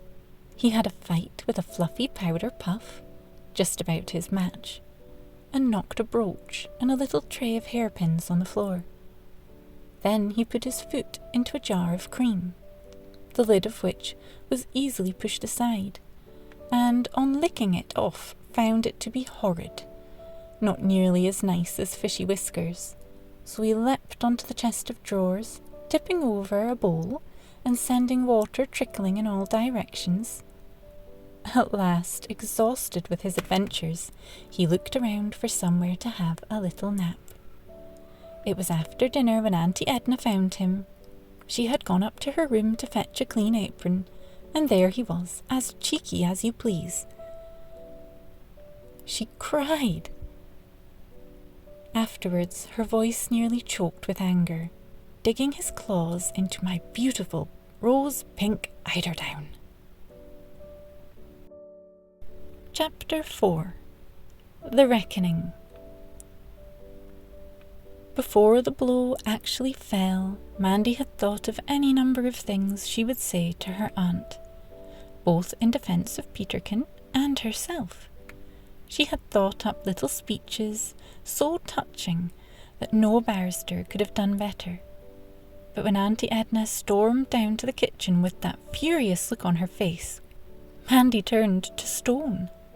She couldn't say a word, only gaze in horror at the sight of Auntie Edna, who was holding the kitten out at arm's length as though he were something untouchable. And where, may I ask, did this creature come from? asked Auntie Edna in her very worst kind of voice, the cold, biting, sarcastic voice which Mandy feared most of all. Outside, the rain poured down relentlessly, but the greyness and the bleakness were inside as well as out. Mandy shivered. At last she found her voice. "He's mine," she said in a frightened whisper. I found him during the storm the other evening. I just had to bring him home." "Indeed, miss, when you know how I feel about cats, do you mean to say you deliberately defied me?" "Oh, Auntie, it wasn't like that." Mandy's pale face became paler still. Her eyes shone with intensity. "He was so little, you see, so wet and so frightened. It would have been cruel to pass him by." Auntie Edna pressed her thin lips together. She even smiled faintly, because perhaps her first suspicions had been proved correct. As soon as she had set eyes on that kitten, she had thought, "This is Mandy's doing." Oh, I wish you could understand. Mandy knew only too well that her other explanations were falling on deaf ears. She reached out her arms, longing to release Peterkin from that steely grip. "Please, Auntie, don't hold him like that. He hates it, poor little fellow." "Sly, that's what you are," said Auntie Edna. "I've always said you were a deep one, Mandy, but I didn't realize you were sly. Not like this." She pushed Mandy's arm away. "You've had your fun, but now it's over. Out this animal goes, this very minute, and he'd better not show his face around here again, or I'll chase him with the broom." She moved towards the back door, but Mandy barred her way. "Oh, Auntie, you can't. Not in the pouring rain." "We'll see about that," cried Auntie Edna determinedly. "Kindly let me pass, Mandy." And then, unexpectedly, George had appeared. He had been dozing in the front room, but the impassioned voices had aroused him. He stared at the scene rather blankly at first, then he said in his calm, ordinary voice, "No, Edna, you can't shoo a kitten out in this. Not in a downpour. What would people say?" It was the last sentence which did the trick. Auntie Edna cared nothing for the kitten's feelings, and in this instance not very much for Mandy's, but she always cared about what other people said. What if Mrs. Hobson next door should happen to see or hear? She never missed anything as a rule, and she would soon put it about that Edna Bassett was heartless. Auntie Edna hesitated, then turned around, and Uncle George said, still in that calm, ordinary voice, "Aren't we going to have our after-dinner cup of tea?" Auntie Edna set the kitten down and went to fill the kettle, and Mandy seized her opportunity. She picked up her pet, hugging and kissing him until he began to purr. "You needn't think I'm likely to weaken." Auntie Edna flung over her shoulder. Her blazing indignation had died down, but it was replaced with a cool determination, which Mandy knew was quite unshakable. "That animal doesn't stay in my house one moment longer than is necessary. As soon as the rain stops, out he goes. After all," and her tone became more normal, "he must belong to somebody." I think he was unwanted," Mandy stammered. Whatever happened, Auntie Edna mustn't make inquiries and learn that he had come from the Fiddler household. If she did, she would have no compunction about handing him back. I did ask a lot of people. And all behind my back. Auntie Edna made the tea. "I can't get over it, Mandy. I really can't. When you know how I feel about cats." Somehow that afternoon and evening passed. Mandy did her homework, read a little, knitted a little, and then went upstairs to play records. It was heartbreaking to see how happy Peterkin was. Not knowing he was only there on sufferance, he enjoyed being in the house tremendously, and romped and skipped about like a baby lamb, just as sweet and just as innocent. Any heartless, hardened Auntie Edna would have melted at the very sight of him. Even Uncle George was rather attached. "He's a pretty little thing," he commented. "Nice markings." But Auntie Edna did not reply. There was, of course, no question of Peterkin sleeping on Mandy's bed that night. When Auntie Edna, on inquiring, had learned about the little nest in the shed, she lost no time in having Peterkin deposited there. She did allow Mandy to feed him. She wasn't quite as unkind as that, but the very thought of a cat sleeping on someone's bed made her squirm. "Nasty, unhygienic habit," she exclaimed. "I'll never permit it in my house." Mandy lay awake for a long time that night, imagining how Peterkin would be turned out the next morning, perhaps before she even had a chance to say goodbye. She could hear the rain spilling down outside, a steady, relentless torrent, and somehow the sound was comforting. If it rained throughout the following day too, it would mean another 24 hours respite. Peterkin would have another day with her, because Auntie Edna would never give anyone half a chance to whisper, "Mrs. Bassett is cruel." To her great relief, it was still raining hard when she awoke the next morning, and after breakfast she was allowed to bring Peterkin into the house again and feed him. Auntie Edna looked very thoughtful that morning. It seemed as though fate were on Mandy's side, and Auntie Edna didn't like it. "It looks as though we're meant to keep this kitten," remarked Uncle George. But it was the wrong thing to say, as he soon found out. "Nonsense," cried Auntie Edna. "I've never heard such nonsense, even from you, George. It can rain for a whole week for all I care, and it won't mean a thing, because that animal goes tomorrow, rain, hail, or blizzard." "How do you mean, dear?" Uncle George looked puzzled.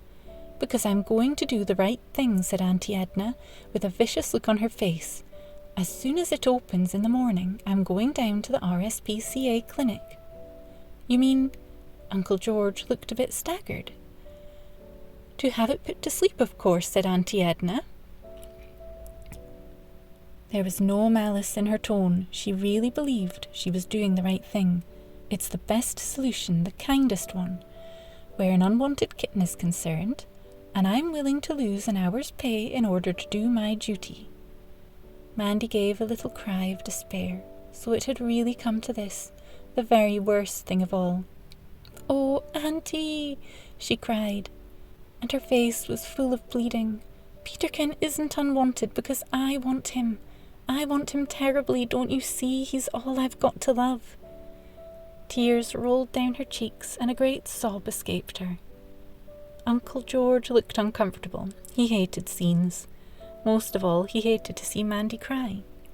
Although he had always regarded her as his wife's responsibility, it still made him feel guilty. "Are you sure, dear?" he asked Auntie Edna. "Are you sure you have to do this? This rather drastic thing, I mean?" "Quite sure." Auntie Edna wasn't to be moved, especially when she considered herself to be in the right. "But—" Uncle George looked at Mandy again and felt worse than ever, more guilty still. "I mean to say, the child is rather lonely. It's quite natural for her to want a pet. Don't you think you might stretch a point, dear, just this once?" Mandy felt a warm rush of gratitude. If only Uncle George would really stand up to Auntie Edna. Why, he would earn her undying love. If only he would take this chance to show that he was really a man. He had only to put his foot down and forbid Auntie Edna to do this dreadful thing. Other men put their feet down all the time. Why not him? But it wasn't to be. Uncle George threw away his chance to be Mandy's champion, her knight in shining armour. He threw it away because Auntie Edna shot him a glance of withering contempt. "Please don't interfere, George," said Auntie Edna, furious with him for daring to question what she did. "I know what I'm doing." "Very well, dear," said Uncle George with a sigh. "I suppose you know best." All hope died in Mandy in that instant, and any faint semblance of love she may have felt for her uncle died too. It was no use pretending any more. Auntie Edna was as hard as a slab of concrete. Uncle George was a worm, and Peterkin had a bare 24 hours in which to live. It was all as simple as that. Mandy scarcely spoke all that day. She moved about the house, dry-eyed and tragic-looking, doing all her usual little jobs with no outward sign of rebellion. When Peterkin rubbed against her ankles, she bent and stroked him.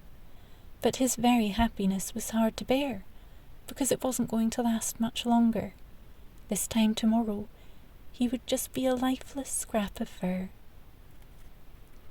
When she came to dust the sideboard, she paused, looking intently at the wedding photograph of her uncle and aunt.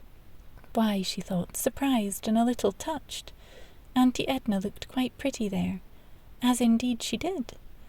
Beneath the cloudy veil her eyes looked keen, kind and dreamy, and her mouth was smiling in a gentle way that nobody ever saw nowadays. What had brought about the change in her, Mandy wondered.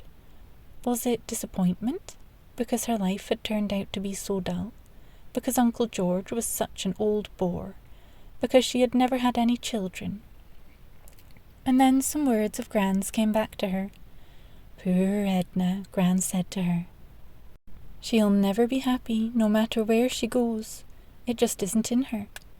Even when she was a little girl, she never let herself go. She never really enjoyed life. She was such a funny, serious little thing, always so careful with her pocket money. And when she grew up, she became downright mean. She couldn't help it, of course. She must take after my old dad. They said he was so mean he wouldn't even give you the time of day. And Gran had laughed and shaken her head. She had often shaken her head over Auntie Edna. But she had still loved her, because Auntie Edna was her eldest daughter, and Gran knew all the good that was in her, as well as the not-so-good.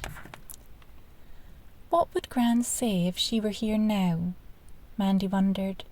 Gran, who had so much compassion, would be more likely to feel sorrow than anger. But wouldn't she feel something else too? Wouldn't she feel perhaps that Mandy herself was giving in too easily? But what can I do? Mandy spoke the words aloud, not thinking, standing there with the duster in her hand, almost as though she were praying for guidance. Short of running away and taking Peterkin with me, what else can I possibly do? And then she knew that she had answered her own question. It was the one thing she could do. Even if it proved hopeless, at least she would have put up a fight. Even if they find me and bring me back, she thought, my conscience will be clear. I'll know I did try. She just couldn't sit tamely at home and let Edna carry out her plan unopposed. It would be a betrayal of Peterkin, the only creature she loved. So Mandy began to make her own plans. Once she had made the decision, she began to enjoy herself. It was all rather exciting in a queer sort of way. She would have no compunction at all about leaving her aunt and uncle, and she knew that, wherever she finished up, she couldn't be more unhappy than she had been at Somerset Road. Besides, she would have Peterkin. He would make up for everything. To the surprise of her aunt and uncle, Mandy ate a good dinner that day. They had expected a refusal to eat, perhaps sulkiness or even floods of tears. But Mandy seemed almost normal, except that her eyes were a little brighter than usual. She came at once when Auntie Edna called her, and sat up at the table and ate with very real enjoyment. Whatever Auntie Edna's faults were, she was a good cook, and Sunday dinner was always special. But little did she guess, as she refilled Mandy's plate with roast beef and Yorkshire puddings and crunchy roast potatoes, that her niece was stocking up against the lean and hungry days that might follow. Because Mandy knew that it wouldn't be all fun. Running away would be an uncomfortable business, perhaps dangerous too. When she had finished helping to wash up, Mandy disappeared upstairs. She was going to pack her things. When she had gone, her aunt and uncle looked at each other. I just can't make that girl out, sighed Auntie Edna, shaking her head. She's just like a stranger to me, my own sister's child. Perhaps she takes after her father, suggested Uncle George. She must do, decided Auntie Edna, because her mother was never anything like that. She was a harmless little thing, our Lily, not at all deep. You could always tell what she was thinking. If only she had never met that dreadful Charlie Roberts. Mandy, meanwhile, was looking around her bedroom, wondering what to take and what to leave. Heartbreaking though it was, she would have to leave her record player behind. But perhaps, at some future date, when Auntie Edna had forgiven her, she might be able to come and ask for it back. It would be quite safe here. Auntie Edna would never touch it, not when it was Gran's last present to her. There was a suitcase which she had brought from Wood Street, an old and battered one that had belonged to Gran, but not too big. It was just right for Mandy now. She began to pack, putting in only the things she would really need. Some undies and stockings, hankies, a couple of jumpers. She would wear her warmest jumper to go in, because it would be cold at night and she didn't know yet where she was going to sleep. She would have to wear her school coat, which was rather a pity, but it was the only one she had. Fortunately, it was a very ordinary-looking coat, a plain dark navy, not at all conspicuous, and she could tie a scarf over her hair and make herself look even more ordinary still. Why, thought Mandy, it's going to be quite easy. She still wasn't sure what direction she would take or where she would head for, but perhaps inspiration would come. Where did people go when they ran away? Mandy couldn't think just then, but she hid the case under the bed and went downstairs again, to play the part of a dutiful niece. She must be as normal as possible, if only to stop her aunt from becoming suspicious. "I'm so glad you're being a sensible girl," said Auntie Edna at tea time. She smiled at Mandy approvingly. Now that the kitten's fate was sealed and Mandy was resigned to it, Auntie Edna felt very pleased with herself and with the world at large. "Have some more cake, Mandy, and perhaps another cup of tea." Uncle George, however, wasn't quite so happy. He was filled with a vague uneasiness. It seemed to him that Mandy had given in rather too easily. He couldn't help feeling that she was up to something, though he had no idea what it could be. The evening passed smoothly, pleasantly. They all sat and watched television, Mandy with Peterkin on her lap and Auntie Edna passed around fruit drops. When the film they were watching was over, she went into the kitchen and made the cocoa. "Now, Mandy, off to bed," she said when Mandy had finished her drink. "School tomorrow, remember? Don't forget to put that kitten in the shed, will you?" "No, Auntie." Mandy went obediently out to the shed. She put Peterkin into his little nest. "It's only for a little while," she whispered. "I'll come back for you presently, when the others are asleep." Mandy didn't undress that night. She changed into her running-away clothes, then lay on her bed, with just the top coverlet over her in case her aunt should peep in. Then she waited. Upon the dressing-table was a little note in an envelope addressed to Auntie Edna. It was quite short and to the point. "Dear Auntie," Mandy had written, "I'm sorry to have to go like this, but I love Peterkin very much. I can't just stay here and let him die." She had signed it, "With love, from Mandy." For what seemed an eternity she lay there, staring at the little white envelope, but in actual fact it wasn't very long before her aunt and uncle retired to bed too. Auntie Edna was just as firm a believer in early to bed and early to rise as Gran had been. At last, when she felt it should be safe, Mandy tiptoed out to the narrow landing. If her aunt had called out, she would have made some excuse, the need for a drink of water perhaps, but nothing happened. So she put her ear against the door of her aunt and uncle's bedroom, listening intently. No, there was no sound but that of their deep breathing. They were well and truly asleep. It was safe to go. Mandy crept back into her room, put on her coat and headscarf, and picked up her case. Then, feeling more guilty than any thief, she tiptoed down the stairs. Her heart was thumping wildly and her throat felt dry. Now that the time had come, she was suddenly frightened, very frightened indeed. She longed desperately to call the whole thing off, but she had to go through with it. She had to, for Peterkin's sake. Silently, she slid back the bolt on the back door and crept into the yard. It was easy enough, even in the dark, to unfasten the shed, and the next moment she was inside, groping in the darkness for Peterkin. "It's all right, pet," she whispered. as she picked up the warm little baby and tucked it inside her coat. "You're safe now. You'll always be safe with Mandy." Then she refastened the shed door so that it wouldn't bang, and slipped quietly down the dark passage that led into the road. The great adventure had begun. Chapter 5. Mandy Faces the Music.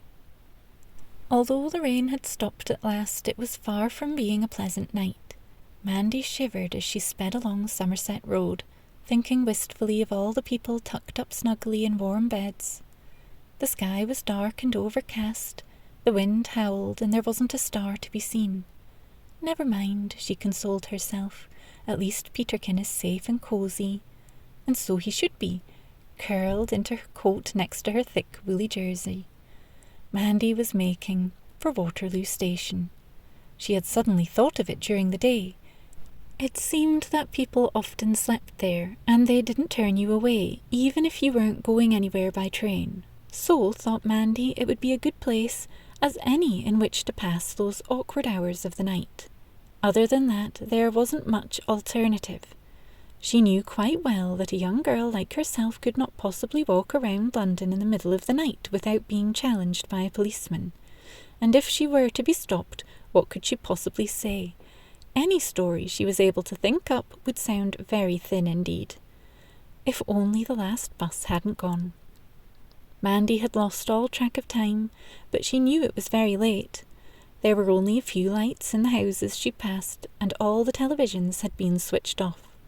All their sensible, well-behaved, law-abiding owners were fast asleep, not scurrying along in the dark like Mandy Roberts, half sick with nervousness. If the last bus had gone, what was she going to do? It was much too cold and blustery to stay out of doors. But when she reached the bus stop in the High Street, she was relieved to see a small knot of people standing there. 3 youths, who were singing a bit too loudly for that time of night. A middle-aged woman with a worried face, and a pretty girl of about 20 who was being seen off by her boyfriend. Mandy joined them, not daring to look at them in case anyone spoke to her.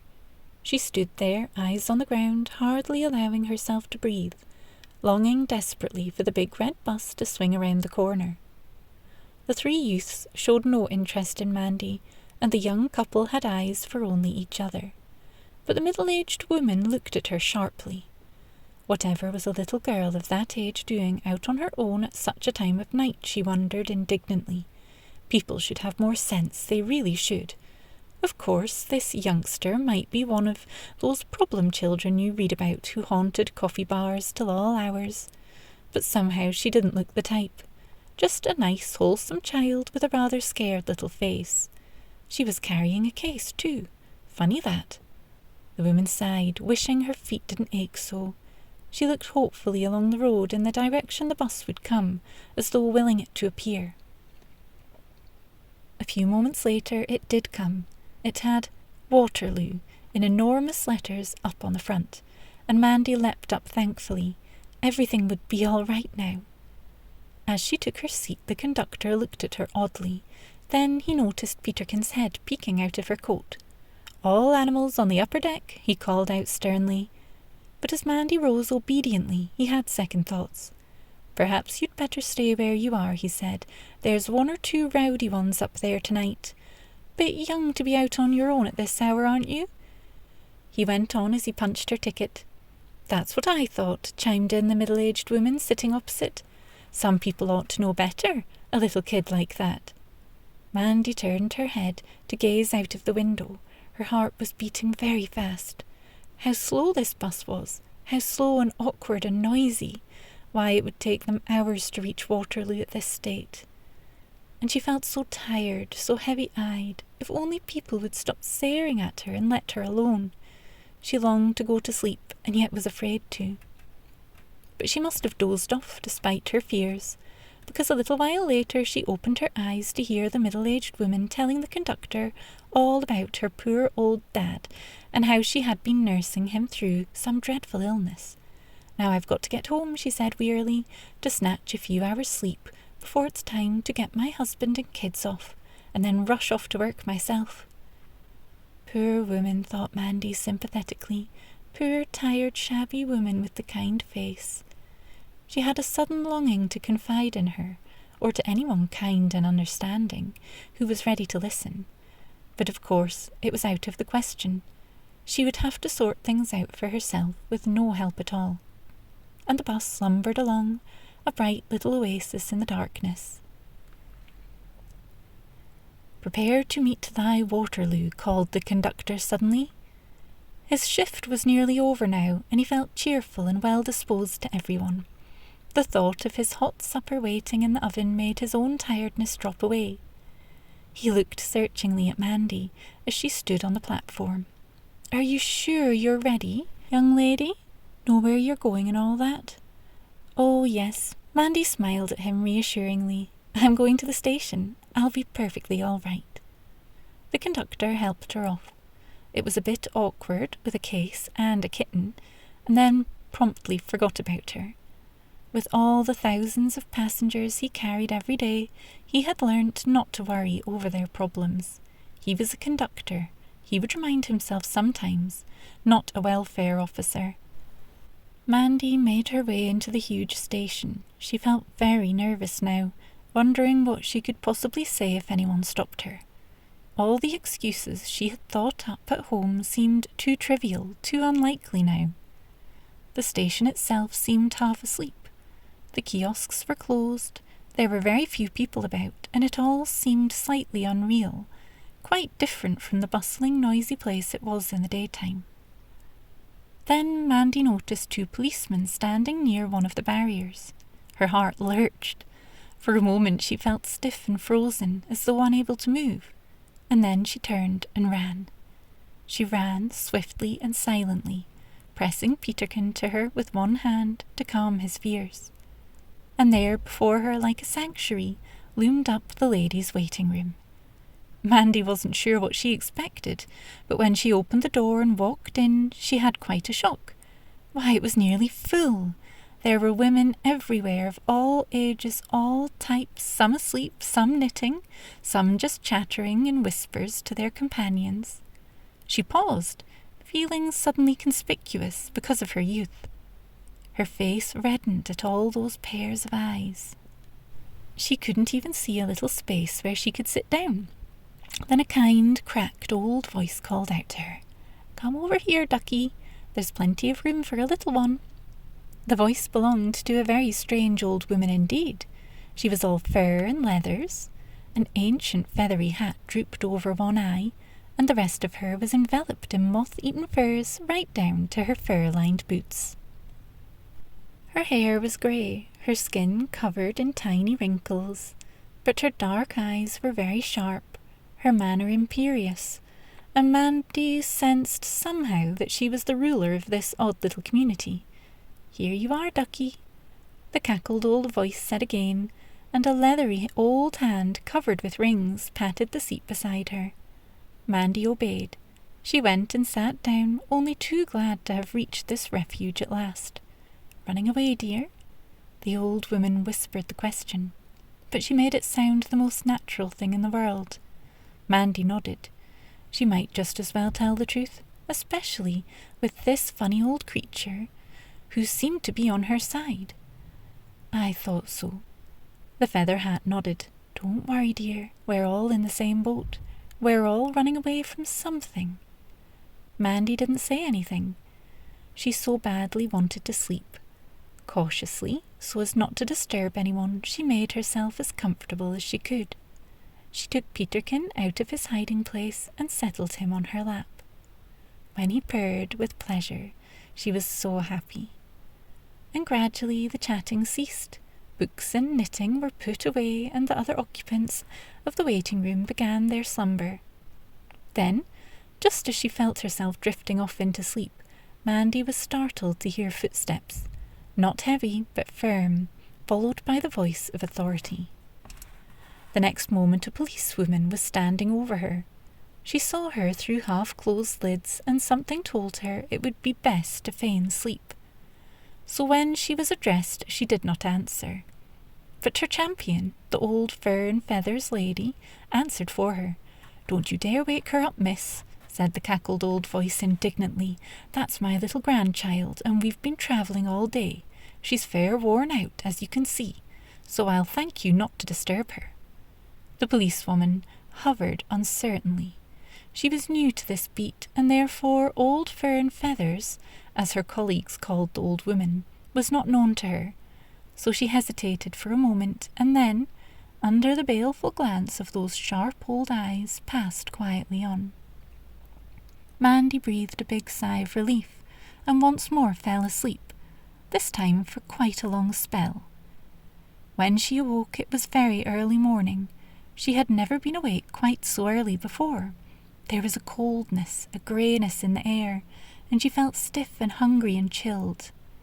Other people were waking up too, but nobody stirred outside yet. So Mandy sat there, stretching out her aching legs and fondling Peterkin's little head as she made her plans for the day.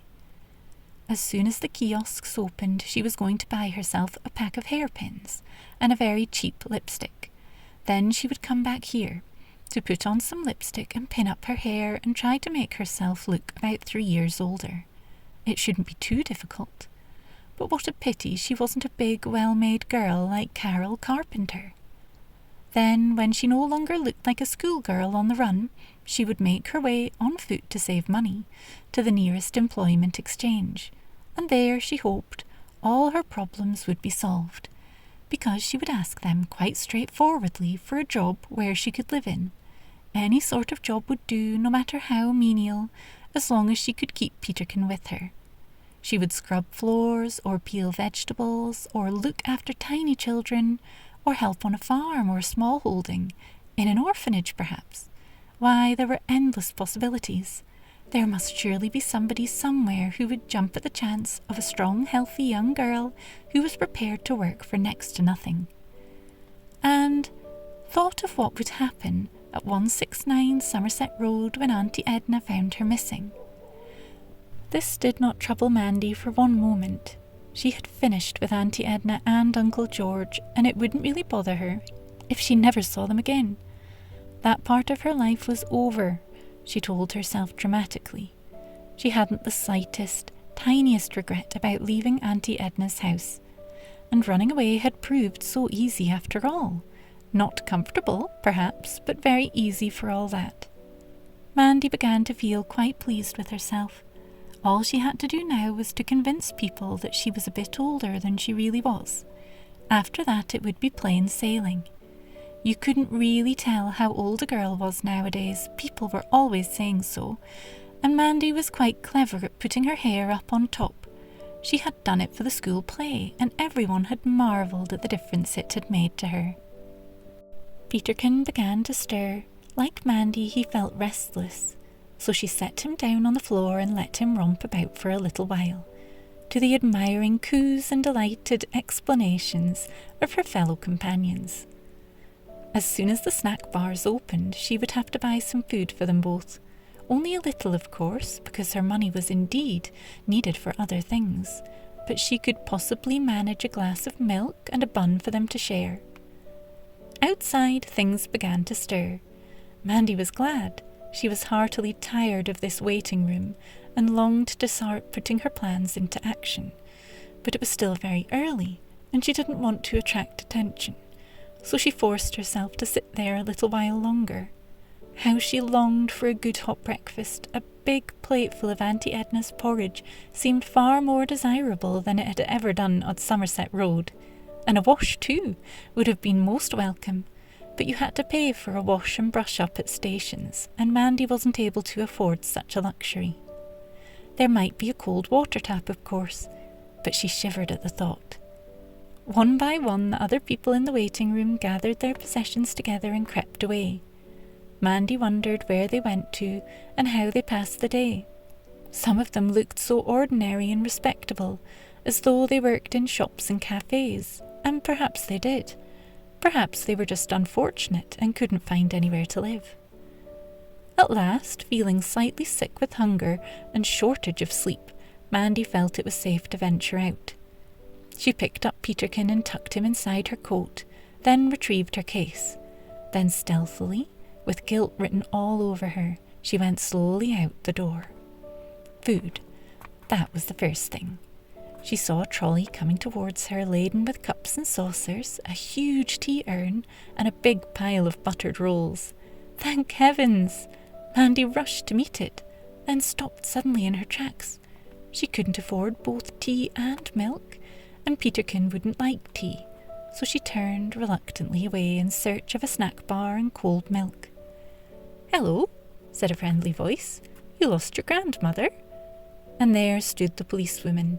Mandy stared at her, rather taken aback. "Oh, no," she answered, trying to sound convincing. "My grand's not far away. I'm quite all right, thank you." The young woman looked at her uncertainly. "Where are you both heading for?" she asked next. "Is your train nearly due?" Mandy's eyes went to the big indicator board. She mentioned the first name she saw there, blurting it out in a way that would have fooled nobody. But the policewoman only smiled and turned away. Mandy didn't see her approach her policeman colleague, who had just come on duty, because Mandy's thoughts were elsewhere. Mandy wanted food and drink. She wanted it badly, and so, she was sure, did Peterkin. Because Peterkin was becoming increasingly restless, he began to struggle, and it was very hard to hold him. If only she hadn't had a case to carry. "Peterkin," she whispered frantically, "do be good. I simply can't put you down, not here, on a railway station." But Peterkin either couldn't or wouldn't understand. He had had more than enough of being confined, and he craved for freedom. And after struggling for a few minutes, the little wriggling creature escaped. He slid out of Mandy's embrace and scrambled recklessly across the vast space that lay before him.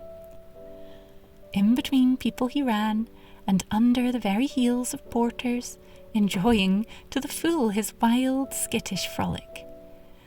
"Peterkin, come back," called Mandy, terrified. She ran after him as fast as her case would allow her to. Then Peterkin pulled up short, face to face with a large boxer dog. The dog was on a lead. He was a very nice dog, and he had a very nice owner, a tall, tweedy gentleman who smiled at the contrast between the two animals. He knew that his boxer would never harm a little kitten, never in 100 years. But Peterkin didn't. Peterkin froze with fear. Then his little back arched, and he spat menacingly at this strange, enormous beast who confronted him. "Peterkin, wait!" called Mandy. She was quite near him now, but a long trolley piled with luggage was coming along, and a porter was calling out, "Mind your backs, please," and other similar warnings. Then, as Peterkin suddenly decided to make a bolt for it, in the direction of the platform where the train was just arriving, Mandy dashed forward, right in the path of the oncoming trolley. It could not stop in time, of course. It bowled her clean over, and as she lay there, shocked and bewildered, she told herself that she might never set eyes on Peterkin again. "You silly child," one porter shouted at her.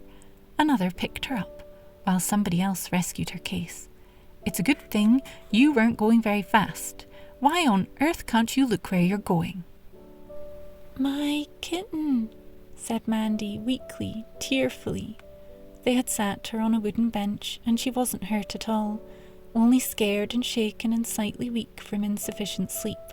"Where's my kitten?" she said again, because that was all that mattered. "Here it is." A kindly ticket collector, who had seen everything from his position by the barrier, brought Peterkin to her. "Now, miss, where's your mother and your father, or whoever it is you're with?" Mandy couldn't answer. Apart from the fact that she was tired of telling untruths, she simply couldn't think anymore. Then she saw the policeman and the policewoman coming towards her. "I've got to go now," she cried. As she tried to free herself from their well-meant ministrations, she looked the very picture of guilt. "Thank you all very much, but I simply must go." "Not so fast," said the policeman, reaching her with long, easy strides. He could, he boasted, spot a runaway at a glance, and in this case he had an advantage, because the policewoman, Sparks, who was now going off duty, had already voiced her suspicions to him. "Now, young lady, suppose you tell me just where you were up to." It wasn't any good.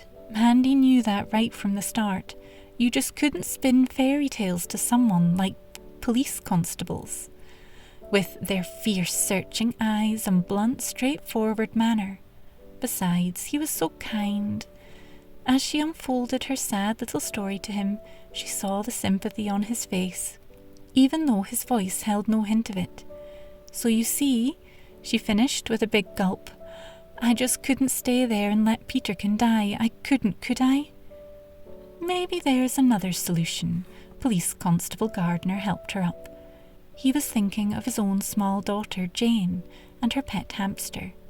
Heaven help anyone who tried to separate those two. "We'll see what can be done when we get you home." Then, as she still seemed shaky, "Are you sure you feel all right?" "Just a bit funny and empty," Mandy confessed. So they went to a snack bar where Mandy had tea in a bun, and the friendly woman behind the counter provided a saucer of milk for Peterkin. Then, after being taken for a wash and tidy up by the policewoman Sparks, Mandy and her pet were bundled into a police car and were being driven back to Somerset Road. Auntie Edna said afterwards that she might have forgiven Mandy for the Peterkin affair. She might even have forgiven her for running away, but never, never would she quite forgive or forget how she had caused a scandal and set all the tongues in Somerset Road wagging by arriving home in a police car in the early hours of the morning. Mrs. Hobson saw, of course. Her gimlet eyes would never miss such an interesting event as this, and the curtains opposite were drawn back and doors were opened, and all up and down Somerset Road people found it necessary to choose that moment to put out the milk bottles, that they might see all the better what was happening. The newspaper boy, cheeky young scamp, even let out a loud, astonished whistle. Auntie Edna squirmed. She had never felt so ashamed, so humiliated in all her life, and all because of this child, whom she had tried to help and befriend. The sheer ingratitude of it shocked her to the core. "How could you, Mandy?" she went on asking over and over again, while the policeman was relating the story of her niece's escapade. "How could you do such a dreadful thing to Uncle George and me, when we've both been so good to you?" The fact that she hadn't even missed Mandy troubled her not at all. She spoke as if she had paced the floor in anguish the night through. "I think, madam," said the policeman mildly, before he turned to go, "that it might be as well to try and find a home for that kitten. If you'll pardon the suggestion, of course, but the RSPCA can often help, you know. They don't just put stray pets to sleep. They can often place them in good homes." "Nobody wants kittens around here," muttered Auntie Edna sourly. "The place is overrun with cats. Still, I will ask for what it's worth." She breathed a sigh of relief as the police car drove away, and so did Mandy. "Well now," said Uncle George, who had been hovering sheepishly in the background, "what about a nice cup of tea?" "Tea? Tea? You could talk about tea?" Auntie Edna nearly shrieked the words at him. "When we've been made an exhibition of the like. The whole street will be agog with this. All morning they'll be spreading tall stories from one end of Somerset Road to the other, and I'll never hold my head up again. The police, and at such an hour, when we've always been so respectable. And all thanks to Mandy, my own sister Lily's little girl." She stared reproachfully at Mandy, in sorrow as well as anger. "What have you got to say for yourself, Mandy? Aren't you ashamed?" "If you don't mind, Auntie," said Mandy weakly, "I'd rather like to go to bed." Chapter 6. The Belated Birthday. Mandy stayed away from school that day. Auntie Edna wrote a little note, which Carol Carpenter obligingly took, saying that Mandy wasn't quite herself. She thought this was rather a neat way of putting it, As for herself, she was forced to take the morning off work, which was rather annoying, but she couldn't risk leaving Mandy alone in the house. Auntie Edna may have been hard in some ways, but she knew her duty, and nobody was going to say she neglected her young niece. She let Mandy sleep until 10 o'clock, and then she took her up some breakfast on a tray. "Oh, Auntie, you are kind." Mandy was quite touched. "I'm not ill or anything." She began to eat the boiled egg and toast with appreciation. The sun shone through the window, and somehow things didn't seem quite so bad as this morning. How clean and neat her room was, so much nicer than that bare, impersonal waiting room. "I'm sorry, Auntie," said Mandy, suddenly contrite. "I'm sorry I upset you like I did." "We'll forget all about it," said Auntie Edna. She had decided that this was the best line to take. "As long as you promise me faithfully that you'll never do such a silly thing again." "Oh, I do promise, I do." Mandy spoke impulsively. "Auntie Edna, I wish, oh, I do so wish." She was trying to say, "I do wish we could be better friends." But before she could stammer out the words, her aunt interrupted her. "Now, Mandy, if you're going to say you wish you could keep that kitten, you can save your breath, because you're not going to, and that's final. I absolutely refuse to have cats in my house." Auntie Edna bustled out, anxious to get on with her work, and Mandy sighed. It was no use. She would never get close to her. Never, never. There just couldn't be any real affection between them. And as the realization struck home, she felt a little ache inside her. A queer little ache that was almost a pain. Because if she couldn't love Auntie Edna, who else was there for her to love? Later on that morning, they both went out, taking Peterkin with them. Mandy knew that tears and pleading were useless now, so she submitted quietly, uncomplainingly. But her heart was heavy as they made their way to the RSPCA clinic. But here, a pleasant surprise awaited her, because Peterkin didn't have to be put to sleep after all. It really was his lucky day. "Would you believe it?" cried the soft-voiced man in the white overall when he had listened patiently to Auntie Edna's story. "This is what I call a most happy coincidence."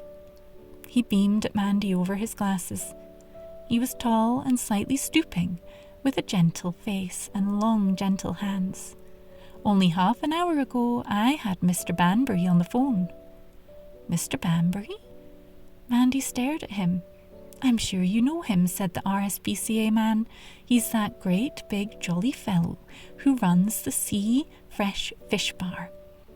Then, as Mandy and her aunt both nodded, "Well, it seems Mr. Banbury's cat has just died. He was really upset about it, poor chap. I've had my dear old Tibbles for 14 years, he'd told me, and the place won't seem the same without him. But you have a little kitten, and you want to find a home for him, because this is a cat's paradise here. He'll live just like a lord." "You mean he might like Peterkin?" Mandy said slowly. She had not imagined in her wildest dreams her pet going anywhere like that. At the back of her mind she had the picture of a kind old lady with silver hair nursing him on her pinafore lap. "The Sea Fresh Fish Bar," she repeated thoughtfully. "It sounds perfect," cried Auntie Edna. "Really, Mandy, you could never hope for a better home than that.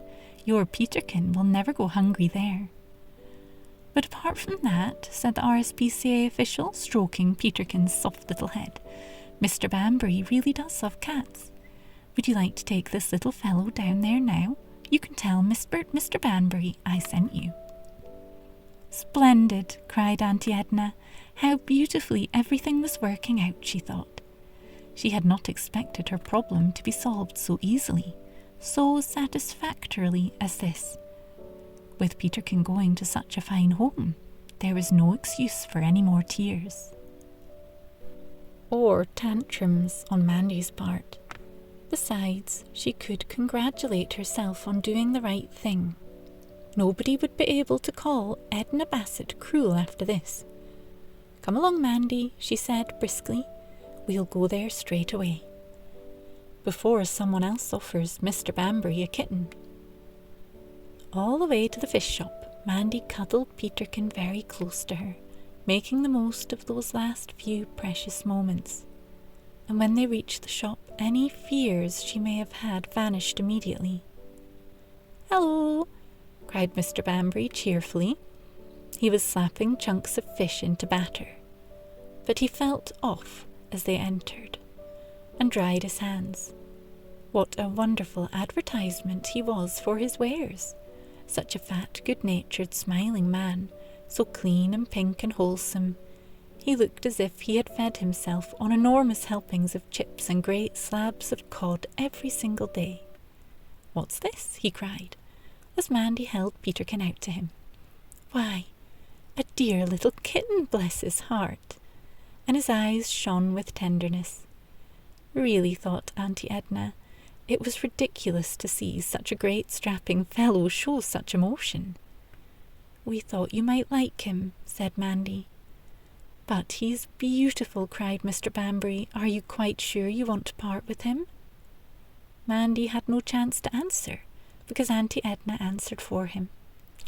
"Quite sure, thank you, Mr. Banbury. You're very welcome to him. I'm sure he'll be happy here." "I'll call him Tibbles," said Mr. Banbury, stroking Peterkin with a huge red hand. "I call all my cats Tibbles. Do you remember my last one? Very big he was, and black, with a white spot on his throat." Mandy nodded. "He always sat on that stool inside the door, didn't he?" "That's right." Mr. Banbury's eyes grew misty, and he mopped them with a spotless handkerchief. All the customers made such a fuss of him when they came in. Mind you, he ate up half the profits. You'd never believe the amount of filleted plaice he could tuck away. "I'm afraid we must be going now." Auntie Edna had heard quite enough about cats for one day. "We've got to get home and cook the dinner. Goodbye, Mr. Banbury. Come, Mandy." And she coaxed the reluctant Mandy away. "Now that's what I call a good job done," she said smugly, as they took the homeward road. "Yes, Auntie," agreed Mandy, tonelessly, although there were no tears or tantrums. In fact, Peterkin's name was never mentioned between them again. Mandy was still very quiet when they reached home. Auntie Edna cooked the dinner, and soon they were sitting down to cold meat, mashed potatoes and pickles, followed by hot cornflour and jam. Mandy ate normally. She wasn't sulky or awkward, just quiet, and Auntie Edna tried to think of ways to cheer her up.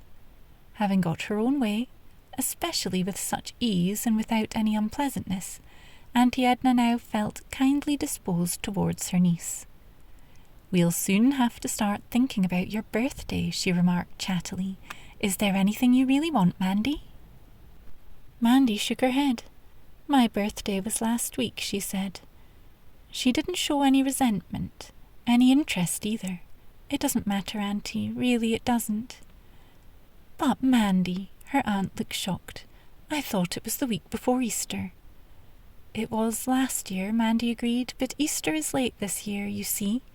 It doesn't matter, though," she repeated hastily. "But, my dear child, why on earth didn't you say—" Auntie Edna stared at her reproachfully. "You know we'd never dream of letting it pass by just like that. Why didn't you remind us?" "It would have seemed like asking for something," said Mandy. "Oh, honestly, Auntie, it doesn't matter a bit." "But it does." Auntie Edna looked shaken. "Whatever will your uncle say when I tell him? We'll have to try and put this right. We must make it up to you, Mandy." So after dinner, Auntie Edna set to work and made a belated birthday cake. It was a very nice one, a layer cake filled with butter icing, with more icing on top, and cherries too. She added some pineapples, and blackcurrant jam, and some buns they had been going to have anyway, and it all added up to a very nice birthday tea. Uncle George was most surprised when he came in and saw it. "I've given Mandy 10 shillings," said Auntie Edna, when she had explained about her mistake. "She can buy whatever she likes with it. I thought that the best thing to do." "Good idea," cried Uncle George. He gave Mandy another 10 shillings from himself. Mandy enjoyed her tea. She was rather touched by her aunt's efforts to make amends. Afterwards, she brought down her record player and put on all her favourites. In her present mood of contrition and kindness, Auntie Edna even pretended to like the pop records. "Quite lively, aren't they?" she commented, her face screwed up as she tried to make sense of some of the words. But secretly she thought them quite dreadful, as Mandy knew only too well. "What are you going to spend your money on?" asked Uncle George, when all was peace once more. "I don't really know." Mandy thought vaguely of books, records, perhaps a little handbag, or she might buy a gay cotton sweater, or a new brush and comb set, or a necklace. "Do you know," cried Auntie Edna suddenly, "I've just had a brainwave. If you are really so keen on pets, Mandy, why don't you buy yourself some goldfish? I certainly wouldn't object, not to a nice bowl of fish. And you could keep them in the front room, as long as you looked after them, of course, and changed the water regularly." Really, thought Auntie Edna, the more she thought about the idea of it, the more she liked it. It was quite the thing now to keep tropical fish. The doctor had a tank of them in the waiting room, and they were quite picturesque, and 1 or 2 people in Somerset Road had them too. That Mrs. Cooper opposite was always on about hers. Pretty little things they were, with such pretty names too, especially the very tiny ones. Why, they'd be quite an asset to the front room. Auntie Edna looked at her niece hopefully. But Mandy wasn't the least bit impressed with her aunt's brainwave. Something very like contempt came into her eyes. "You can't cuddle a goldfish," she said scornfully. There was an awkward silence. Then Auntie Edna began talking about something else. She had escaped the rebuff quietly, because she didn't want to spoil the evening, but she never mentioned the subject of pets to Mandy again. Mandy returned to school the next day, and things were more or less back to normal. She was quiet and obedient, and the word kitten never passed her lips. That little episode, thought Auntie Edna with relief, was well and truly over and done with. But she wished her niece wouldn't look so pale, so strained. She seemed to eat and sleep quite well, but something had gone out of her. She didn't even go for walks in the evening any more, but moped around the house instead like a wistful little ghost. Really, thought Auntie Edna, she would have to try and shake her out of this silly mooning state. So she began to find little jobs for her to do around the house. "Come on, Mandy," she said brightly. "Come and lend me a hand." And Mandy would do whatever she was asked of her, quietly and uncomplainingly. But she still looked lost and unhappy. She still seemed only half alive. Mandy was fretting secretly.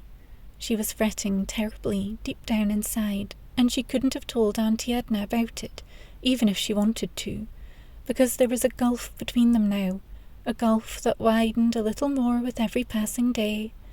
And anyway, Auntie Edna would never have understood, because Mandy still thought about Peterkin.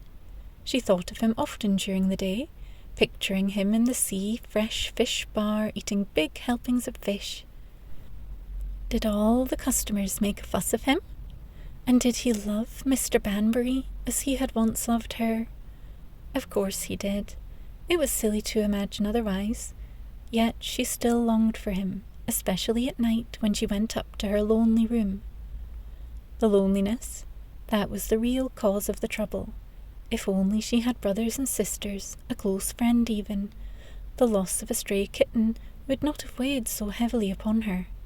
But there was nobody, only Auntie Edna, who was so busy being the perfect housewife, bustling about with polishing cloths and dusters and tut-tutting over the slightest little finger marks, that she never even found time to slip a friendly arm round Mandy. Sometimes Uncle George would look at her pityingly. Although he didn't know much about little girls, he had an uneasy feeling that something was wrong. "Poor old Mandy," he would say, as though he half understood. And so the lonely days went by, with nothing eventful or in the least exciting happening, until one morning when Auntie Edna looked different, all happy and thrilled about something.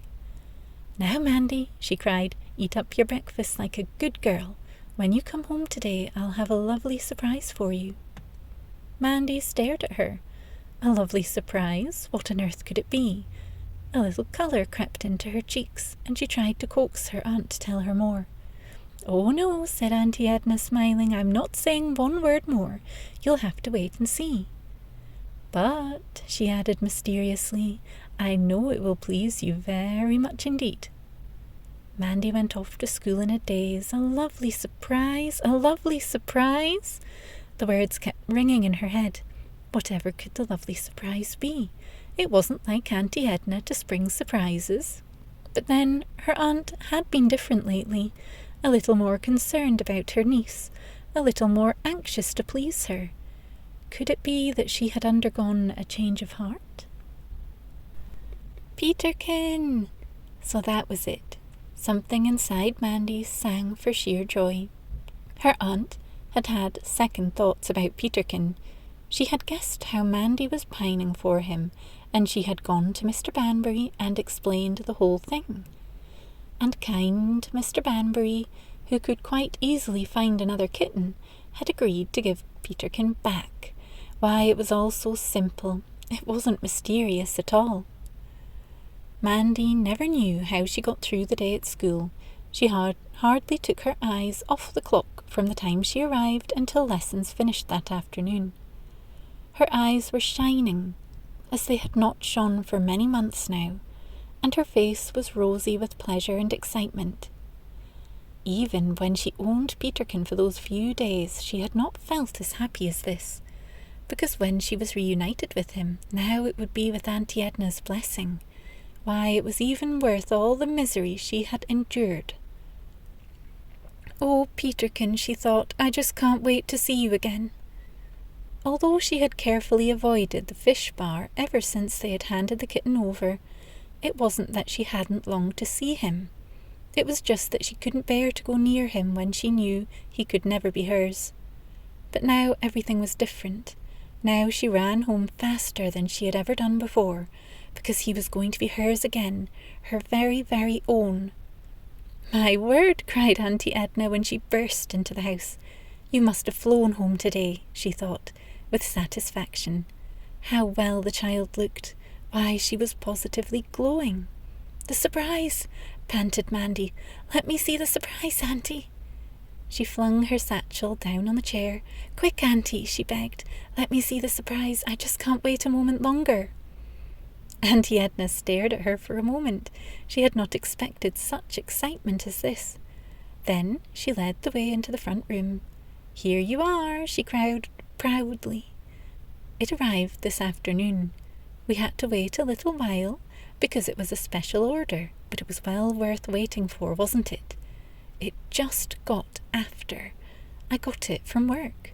And," she added with great pleasure, "all the neighbours saw it delivered. I'm sure it made that Mrs. Cooper sit up. Quite pop-eyed she was, and no wonder either." Mandy stared, unable to say a word. She just stood there, gazing, almost unbelievingly, at the big, showy radiogram, brand new, glossy, fairly shrieking expense, that now queened it over the other furniture in Auntie Edna's front room. She tried to say something, but there was nothing to say, so she just went on staring, until her eyes misted over and a great lump came into her throat. "You can bring your records down and play them on it," went on Auntie Edna generously. "It's for you as well as us, as long as you treat it with great care and respect, of course. Why," and she looked with surprise at Mandy's face, "I never thought you'd be quite so overwhelmed as this, child. It's quite taken your breath away." It's very nice, Auntie." At last Mandy managed to stammer out the words. Then she turned and ran quickly from the room. A moment later she was lying on her bed, sobbing as though her heart would break. Chapter 7. Mrs. Whittaker comes to call. There was something wrong with Mandy Roberts. Mrs. Whittaker had known it for some time, and being the kind of form mistress who really cared for all the children in her charge, it disturbed her. It wasn't only that Mandy looked pale and lost and unhappy, which would have been bad enough, but it was the work she did. Surely, Mrs. Whittaker told herself, Mandy was capable of turning out far better work than what she was doing. One afternoon, over a cup of tea in the staff room, she spoke to Mrs. Andrews, who had been Mandy's form mistress the previous year. "What was Mandy Roberts like when you had her?" she asked. "Mandy Roberts?" Mrs. Andrews smiled. "A very bright, happy little thing. I used to wish I had a whole class full like her." "Then she's changed a great deal." Mrs. Whittaker shook her head sadly. "Frankly, I'm not at all happy about her. Oh, she's well behaved. There's never any trouble in that respect. But she's so far away, so listless all the time. She doesn't seem to care about anything anymore. Her work is dreadful, and she looked so thin and unhappy." "Of course," Mrs. Andrews reminded her, losing her granny was a great shock to Mandy. Perhaps she has never got over it. Though I believe her aunt and uncle are very nice people, hard-working and very respectable. "Yes," murmured Mrs. Whittaker, a little doubtfully. Sometimes she wondered about Mandy's aunt and uncle. It wasn't only Mrs. Whittaker who had noticed Mandy's unhappiness. Rose Delaney had noticed it too. She had also heard rumours about Mandy being brought home in a police car very early one morning, and she had guessed that Mandy had tried to run away. That was why she sometimes walked home with Mandy, instead of enjoying the livelier company of her own brothers and sisters. And the more she talked to Mandy, the more she liked her, and pitied her too, because although Rose was the same age as Mandy, she was years older than her in some ways, and she could sense the other girl's dreadful loneliness. One evening they met at the library and walked home together. "Why don't you come in for a little while?" Rose suggested, when they reached her house. Mandy hesitated. Auntie Edna wouldn't like it. She had long ago forbidden any contact with the dreadful Delaneys. But need Auntie Edna know? And anyway, were they really as bad as her aunt imagined? It surely wouldn't hurt to find out. "All right," said Mandy, "but only for a little while." She followed Rose into the house. The house was brightly lit, and was rocking with laughter, music, and barking dogs. "Hello, love," Mrs. Delaney greeted her. When her hair wasn't in curlers, she was quite pretty in a dark gypsyish way. She wore a very short, swinging sort of skirt, and was giving her children a dancing lesson, the cause of all the merriment. The shiny new radiogram, a replica of Auntie Edna's, was playing loudly, and the dogs were barking in excitement. Presently the baby woke up, and had to be fetched down. He sat in an armchair, watching all the fun, his little face creased into smiles. He really was a gorgeous baby, thought Mandy. She longed to pick him up and cuddle him, but shyness prevented her. "Come on, Mandy," cried Pat cheekily. "Come and join us at the Nora Delaney Dance Academy." But Mandy hung back, preferring to watch on.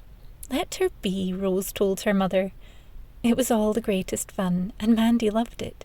She laughed, as she had not laughed for several months. When they started doing the twist, then Pat complained that he was thirsty. So Rose and Mandy went into the kitchen to fetch orangeade and ginger nuts for everyone. After that the dancing started again, but it didn't go on for very long. Quite suddenly it all came to an end, because Mrs. Delaney caught sight of the clock and gave a little shriek. "Good heavens," she cried, "it's time you were all in bed. Your dad will be home from the Prince Albert at any minute, and you don't want him shouting at you. Off with you now, or you all be dull and stupid at school tomorrow." They all, Mandy included, found themselves pushed unceremoniously out. "Sorry about this," Rose murmured as she opened the front door for Mandy, "but you know what mums are." A little chill went through Mandy, although the evening was pleasantly warmed. She shivered. "Do I?" she wondered. "Do I know what mums are? When I've never even had one? Not one that I can remember." Then she said good-night to Rose and ran across the road in the direction of home. How wickedly ungrateful she was. She may never have known a mother, but she had had the best and kindest granny the world could offer. It was horrid to feel sorry for herself, disloyal to Gran, too.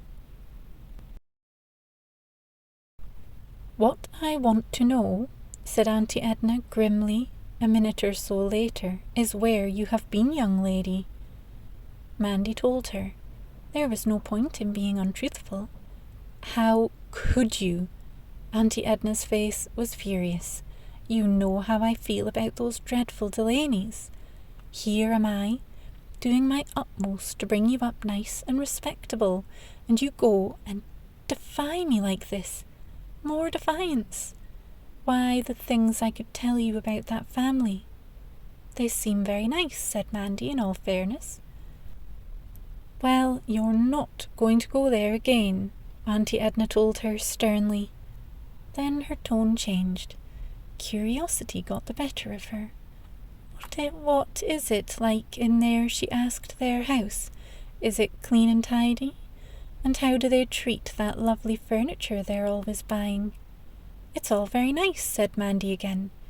She did not tell Auntie Edna about the stack of unwashed dishes in the kitchen, the mountains of crumpled clothes piled up all round the dining room, waiting to be ironed, or the general untidiness. Then a little imp of mischief stirred in her, a little imp that had been dormant for a long time. "Actually," she said, "their front room is a lot prettier than ours. They've such beautiful pictures on the walls. There's one with fruit on, and one of flying ducks, and then there's one of a Chinese-looking girl." Auntie Edna let the matter drop. She said no more about the dreadful Delanys. But when she drew her pay that Friday afternoon, she went and bought a large picture of sailing boats. When Uncle George came home, it was already up, hanging in such a position that it was plainly visible from the street. "I thought that wall looked a bit bare," said Auntie Edna by way of explanation. "But you were going to buy yourself some new shoes this week," Uncle George pointed out, looking rather bewildered. "The shoes can wait till next week," retorted Auntie Edna. "There's no hurry for them."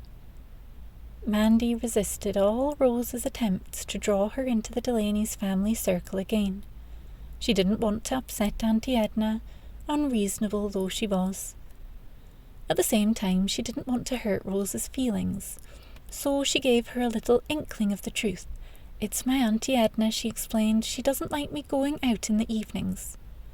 "It must be rotten for you, having to live with her," Rose sympathized. "My mum says your auntie looks a real hard old nut if ever she saw one." "Oh, no, you mustn't say that." Mandy looked shocked. Although she didn't love Auntie Edna, she was never likely to. She felt impelled to defend her. "She's not hard, really, a bit funny in some ways, over cats, for instance, but she's not all that bad. When my gran died, she cried like anything." The Easter holidays came. They were very lonely for Mandy, with Auntie Edna out every morning, and although there were always little jobs to do and books to read, it was very boring for a young girl. She was heartily glad when the holidays were over and she returned to school. She tried to push out of her mind all thought of the long holiday in the summer. All those weeks of loneliness. How could she ever bear them? Mandy's work did not improve in the term that followed. neither did her relationship with Auntie Edna, because Mrs. Bassett was feeling more and more disappointed with her niece. Really, she thought, it was most disheartening. Try as she might, she could not make any headway with the girl, her own sister Lily's child, and they might almost have been strangers. "Aren't you happy here?" she asked Mandy point blank one day. "Oh yes, thank you, Auntie Edna," answered Mandy, but her voice was mechanical. There was no expression on her face. The next evening, Auntie Edna and Uncle George took her to the pictures, and at the weekend they went out and let Mandy choose some knitting wool to make herself a jumper. Then, feeling she had done her duty, Auntie Edna lost interest again. Tiresome child. If she wanted to be quiet and moody, let her go and get on with it, thought Auntie Edna. One day at school, Mrs. Whittaker, who was also the English teacher, set her form an essay to write. "I want you to write about a pet," she said. "Either a pet you own, or one you would like to own. Perhaps something very unusual. It's up to you to choose." Then she awaited the results with interest. Here was one theme in which Mandy Roberts should excel. She remembered so well the day Mandy had mentioned her kitten to her. Why, it had been that one time the child had shown any real enthusiasm about anything. As she watched the children writing, Mrs. Whittaker's hopes grew, because Mandy Roberts was, for once, completely engrossed in her work. Her bent head was scarcely raised all the time she was writing, and there was an unusual flush on her cheeks. She looked eager, excited almost. Mrs. Whittaker looked forward very much to seeing what she had written. "My pet was called Peterkin," Mandy had written, "and he was the prettiest kitten I have ever seen. He had fine white whiskers and a white ring around his tail, and big, gentle, wondering eyes. His little paws were as soft and grey as pussy willow. I found him in a storm." She had gone on to tell the whole sad story, finishing up with what was, for Peterkin anyway, a happy ending. And then, when she read through what she had written, she knew she could never let anyone else set eyes on it. It was too real, too much a part of herself. Besides, she had described her feelings for her aunt and uncle much too vividly. Auntie Edna, she had written, doesn't care about people, only things. And Uncle George is worse, because he doesn't care about anything at all. That is why I needed Peterkin so badly, because everyone must have someone to love. "Hand your books in now," came Mrs. Whittaker's voice, and Mandy had a feeling of panic. She couldn't hand this essay in. She just couldn't. Kind though Mrs. Whittaker was, she couldn't bear to let her read it. "Now, Mandy," said Mrs. Whittaker encouragingly, "let me have your book. I'm sure you've done very well today. I haven't seen you concentrate so hard in ages." Mandy stood up. The eyes of all the other children in the class were upon her. She hesitated, her face suddenly burning. Then, before Mrs. Whittaker could stop her, she had ripped the pages from her exercise book and torn them up into 100 little shreds. A great gasp went up on all sides. Mrs. Whittaker was so startled that at first she could find nothing to say. She just stood there looking at Mandy, at her flushed cheeks and defiant face and the eyes that were now brimming with tears. Whatever was wrong with the girl, Mrs. Whittaker wondered, and how on earth was she to handle her? A tense, dramatic moment passed. Then Mrs. Whittaker spoke quietly. "It seems, Mandy, that you weren't satisfied with your essay. Very well. You'd better stay behind this afternoon and rewrite it." That was all. To the disappointment of the rest of the class, there was no explosion, no cross-examination, not even a scolding. Mandy Roberts wasn't even sent to the headmaster. Gratefully, Mandy sat down again. She had never liked Mrs. Whittaker quite so much before, or felt so grateful. Gradually, her high colour drained away and her heart stopped thumping. That afternoon, she stayed in and wrote a shorter, simpler version of the Peterkin story, and Mrs. Whittaker read it, with a sense of disappointment, then said, "Very good, Mandy, you may go home now." But she didn't forget the incident, and didn't cease to puzzle over it. 2 evenings later, she called at the house in Somerset Road to see Auntie Edna. "I hope you haven't been playing up," remarked Auntie Edna, when Mandy took home the note saying Mrs. Whittaker was coming around. She felt vaguely uneasy. What had Mandy done now? When it was time for the teacher's visit, she sent her niece upstairs with her knitting and a book. Mrs. Whittaker's first impressions of the house and of Auntie Edna were very good. She was neat, trim, and everything seemed in place. "How do you do, Mrs. Bassett?" said Mrs. Whittaker pleasantly. She smiled reassuringly as Auntie Edna led her into the sitting room. "I expect you can guess why I've come. I want to have a little talk to you about Mandy." "Ah." Auntie Edna put a wealth of meaning into the sound.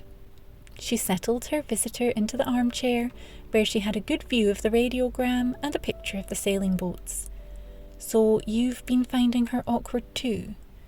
"Shall we say I've been rather worried about her," said Mrs. Whittaker. "Frankly, Mrs. Bassett, it seems to me that there is something wrong with Mandy."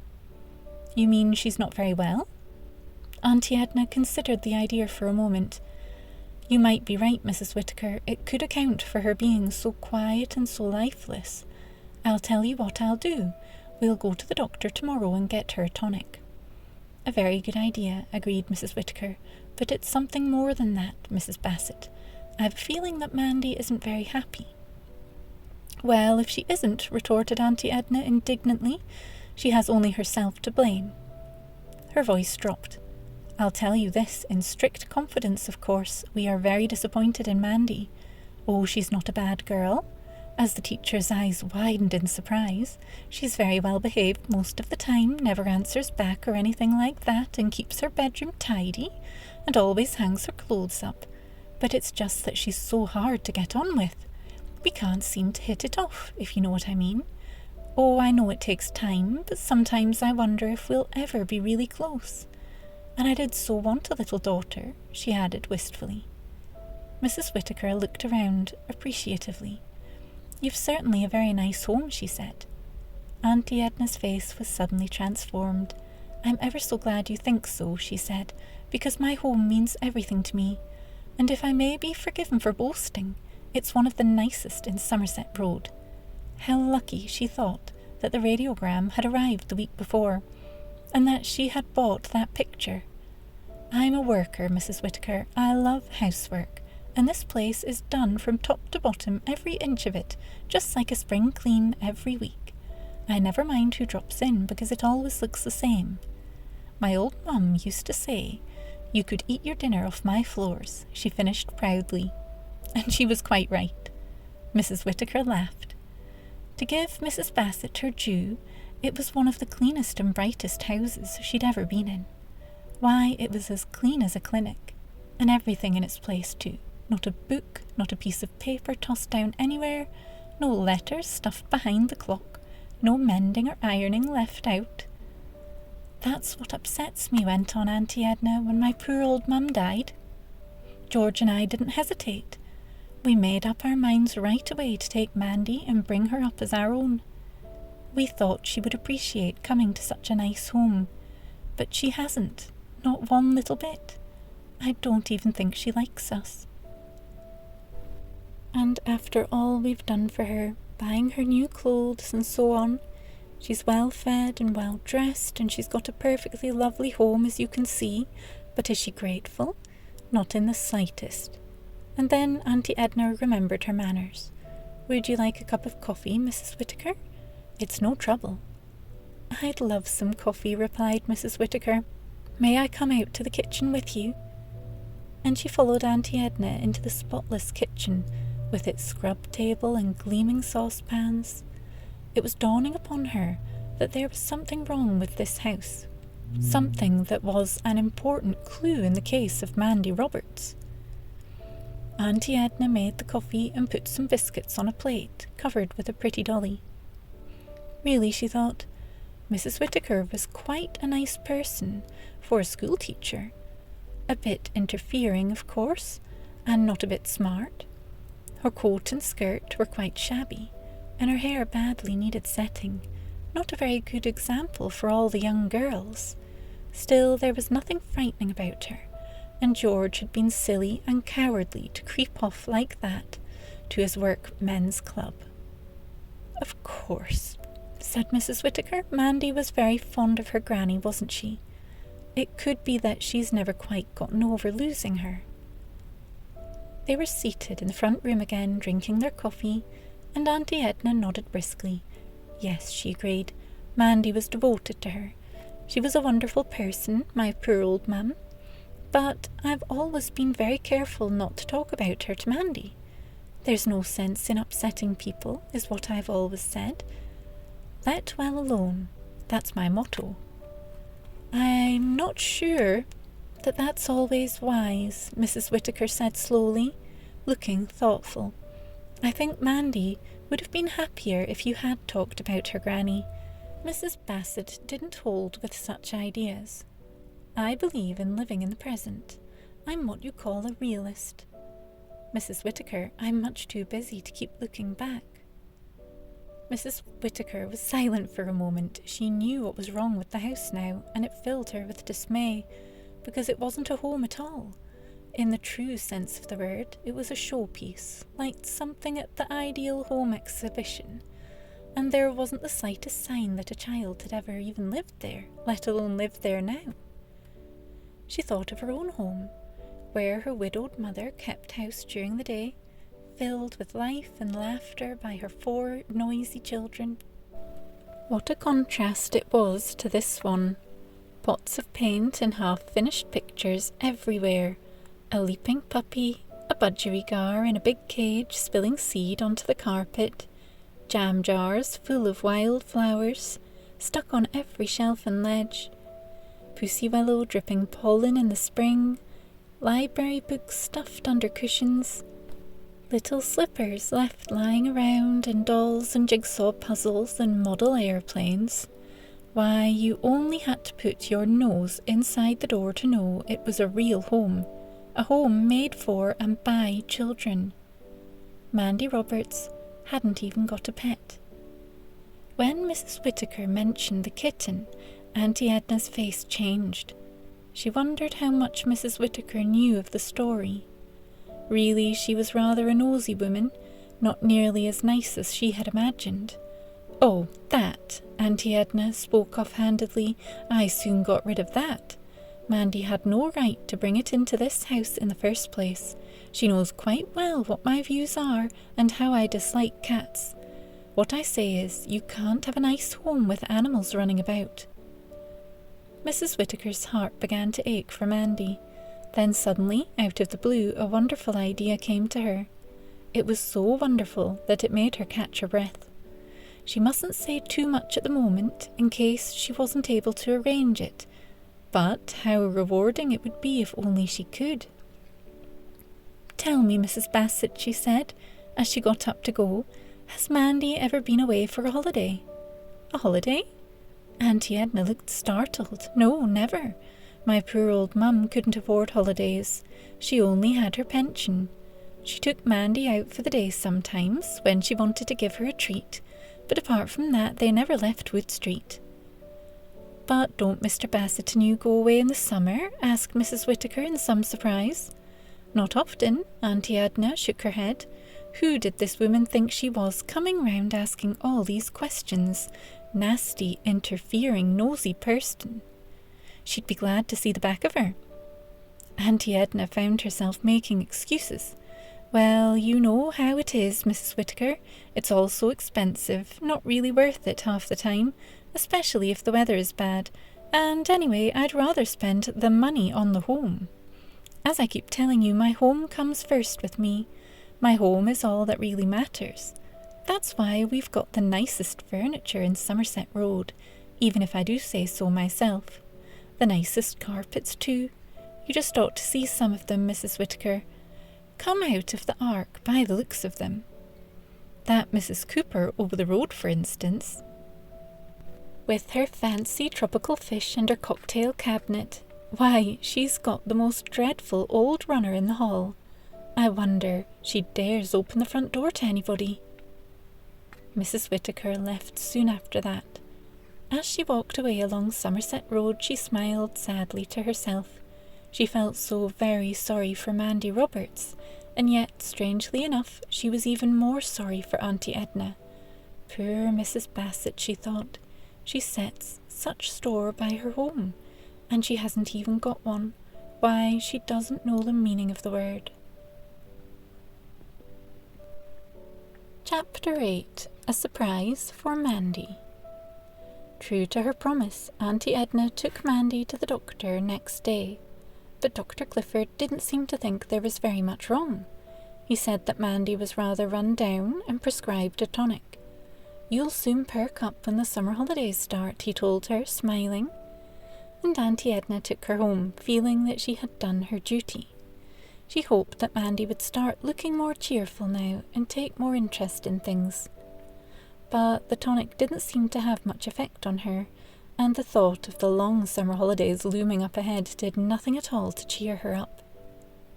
It was a very hot summer, and Mandy felt even more tired and listless as the days went by.